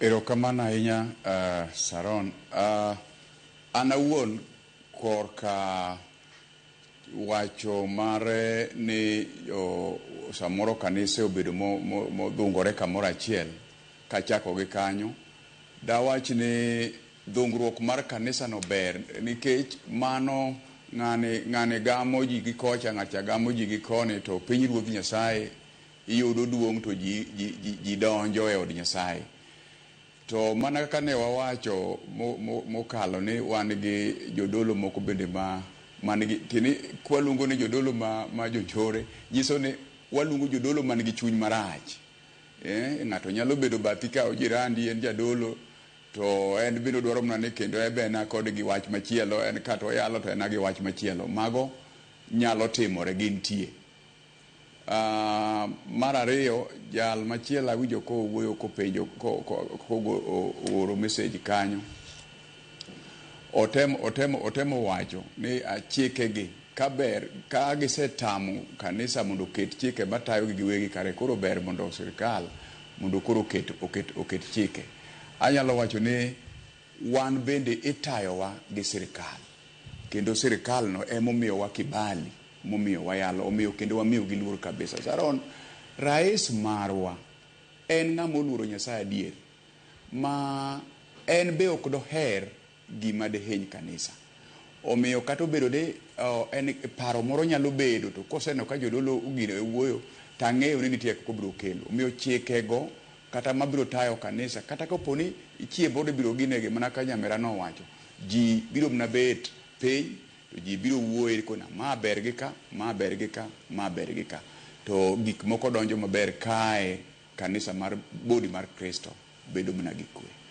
Ero kama na inya jadolo nikech wadongi matine dakika 15 bo dakika 15 ma bende wantiere godo nyikwa Ramgajwang bende wang'ni nyasi mono mar sikuku bende rochomowa wan ng'ini kawuono en chieng' tarik 16 manyiso ni jogo eko matimo nyasi mono mar Christmas wadong koda ndalo 9 to kata kamano wasebedo kwaneno kana masiche mago mag apaya mabedo sebedo kana mraka medre un beda biro bedo ka chunu thuolo mono mar loso kotende kod chal mono mar piny Kenya e kinde makamagi kaka jodolo kanyakla kod ote magune jopiny e kinde makamagi aparo ne Stanlas achaka ne kodi mathothos bedo katimore pachoka wang'ene duond kanisa bende moganda rito ga mono mar winjo kinde ma kanisa koloso ten seo makoni kod kocha kanisa ne kanye dak kanisa losi Stanlas achaka na kodi kalore goda weche musebedo katimore Sharon wiane wilgi wach moro ka kapok abire wach miwacho no nyalo mna medo ji oganda nyalo neno ni wapingo chike adiri ok waping chike ahinya kaka giparo no bedu ng'e ni achiel kuom chike go nyocha wacho ni wan jodolo kisedhi e kanisa tisomo ne mana oganda ni midolo nego isomo ne gi mana muma in kisesomo muma no to usego amen to koro ji wuoka ni koro ni iwacho ni ka ng'ato oneno ka Roho ma Nyasaye omulo dhod chunye ogombo ni mondo koro warore ni mano konego bede ni chik mar warruok salvation no an kaka Stanlas Otieno jadolo mano kara koro Kristo kara no konego bed ni tho kara ni bambe msalaba nikech mano koro faith mar Christianity is distorted to it is only through salvation ma ng'ato dhigo e piny ruodh polo. It is only through salvation ma timbe ng'ato lokore mobed ng'ama kare. Koro ere kaka manto kara koro Christian Union mipuonjo ji e primary cha karo roma koro kanisni kik bedie nikech kuch ipuonje muma ji somo muma pile ji somo siari koro aro beda kama kanisa kik bedie omiyo lamo ber mar lamo en ng'ato yudo warruok ng'ato ing'wono ni richoge ng'ato warore ng'ato ng'e Nyasaye owuotho maka chiemo Nyasaye oluonge to ochamo piny ruodh polo manyaka chieng'. Omiyo gino nadwa ni mano nyaka tal ma oganda Nyasaye ma jodolo ng'euru ni mage gimomiyo kwa wago gigi ahinya wan kaka jo Pentecostal Voice of Kenya. To kaluwore gi wach Christmas Sharon anto koro sirikanda ni to podang' na lauma nikech sirikal nigi migeuni marango kaka dhano nego bed ni wuotho.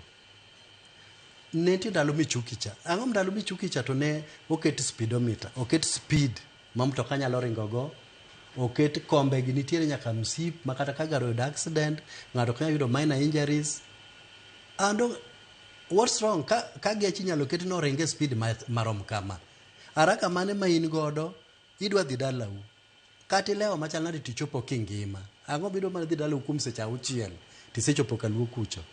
Koro ana adwaro ni sirikal gi NTSA girang gini maler to moloyo bende kata uwacho jo kama polise mane dho ndara gi mutoka iopong mutoka overload polise gi wageche gi kalo mutoka ringe speed mamalo gimosra mosa gas ka cheyo ka to gidhi adhiya ang'o madang' mondo yud accident e koriyo ka omiyo pod sirikal wanto wabolamo mondo accident kik bede to Nyasaye be wacho ni ang' ilama tidonje richo mineni wuon ng'ama riembo konego madh kong'o to bokoni oket chik ni iriemb bas ni ochop dala kendo duog Nairobi tin ma driver achiel cha gigi te ok omiyo wacho ni sirikal orid mige chike magin godo kabisa mano to kara koro thoyegi ok bi bet kata accident ok bi bete kata walam machalo nade kok wanyal luwo chik to pod gigi bo matimore omiyo wanto walamo ucham Christmas maber ji odhi rusa onge rapar maduong' e ngima mar jakristo malo nyuol mar Yesu Kristo Mano e gima anyalo wacho. Erokamano ahinya. Keni ote mane mintiere godo Jemaima kotenre koda chal mar piny Kenya, weche mopogore opogore ma bende osebedo ka timore ahinya masiche mag apaya e kindeni osebedo ka medore, to bende wang'e ni ji mathoth ahinya juma mabiro ji mathoth biro bedo ka wuotho, to wang'e ni chike ma bende tayowa piny ma pacho ka wacho ni okwako ji duto te, bed ni in pedestrian, jalnero ma wuotho, jalnero ma samoro idho apiko, idho mtoka, iriembo e kind mamoko kata jogo ma bende oting'o. Erokamano, to kapok awuoye kata wach mar wuoth to amedo siro kendo ni piny owacho mondo mi jotich Nyasaye thuolo mondo bed piny mondo wuoye chike monego bedie, nikech kata nitie magiweyo e chike gino monego giketi madawache kaka jatich Nyasaye Jemaima. Nitiere gik monego bedi kuom jadolo, tiyudo ka kata kawuono Sharon jadolo nyombo higni 2-3, jadolo weyo chak nyuomo machielo, jadolo chak weyo chak nyuomo machielo, jadolo mayo nyaka nyirombe jaode kanyo. Koro gigudwa to wabed piny to walos gik malong'o monego timang'o, monego jadolo kaka jadolo onego timang'o onego bedi. Tiyudo ka picha bilagi miyo kanisa koso teko, to en bende en ng'ama yala odhi adhiya mbele, nowere gi Sharon, nokawo Jemaima, gidhi adhiya mbele, to Sharon be dhi adhiya mbele gi tich Nyasaye, kendo ochako we Jemaima to ochako kawo Lilian, to tich Nyasaye dhi adhiya mbele. Magi gik ma kawa bet piny tibiro los chike ni jatich Nyasaye onego bed nang'o kichik mar Kenya koluwore gi muma dwaro nang'o. Kawuoye wach mar wuoth, wach mar kong'o to gi speed mamalo. Machielo, ka in dereva ma in iwuon emi dhi riembo, iting'o family ni idhi go dala, we yieng' ahinya, dereva ko yieng' ahinya to nindo. Ka geche ma wan go kawuono mag automatic, onge gimi struggle kitimo, to yieng' bi yieng'. Isechamo ring'o gi kuon, imadhe kata nyuka moro, iluwo kata gimoro, nindo nyaka ang' teri. Ng'eyo ni seche miriembo ngima jogi duto ni e lweti, chama kiasi, kik yieng' ahinya. To wabed ka wang'eyo ni shereni, ka onge Yesu e iyi, to ok obed shere. Shereni en shere nikech Yesu. Koro yude thuolo mar rwako Yesu kendo iful gi dhogi kaka muma wacho. Isipokuwa chik tero wacho ni wayala to kiku jiful. To muma wacho maber e kitabu ma Jorumi 10:10 ni nyaka iful gang'o gi dhogi, nyaka ihul in iwuon ni Yesu en jawarni, odonje ngimani. Mogik, wabeduru gi kwe kaka jotich Nyasaye kata kaka nyithi Nyasaye. Gimiyudo gonye Nyasaye erokamano, kawe gi chuny maler, kik wamire pressure. Awuoyo mang'eny about money nikech ang'ama miyo tang'eyo pressure ma seche moko bedo kochopo Christmas, ni Sharon gini owuok gi gach gi dhi dala, wabende wadhi dala. Gima duong' en ni kaw Yesu. Christmas ichamo kamoro amora ma intie, to gi joma intie go around in. Koyudi ni dhi dala, sawa. Koyudi kuma intie, waketuru kwe mar Kristo.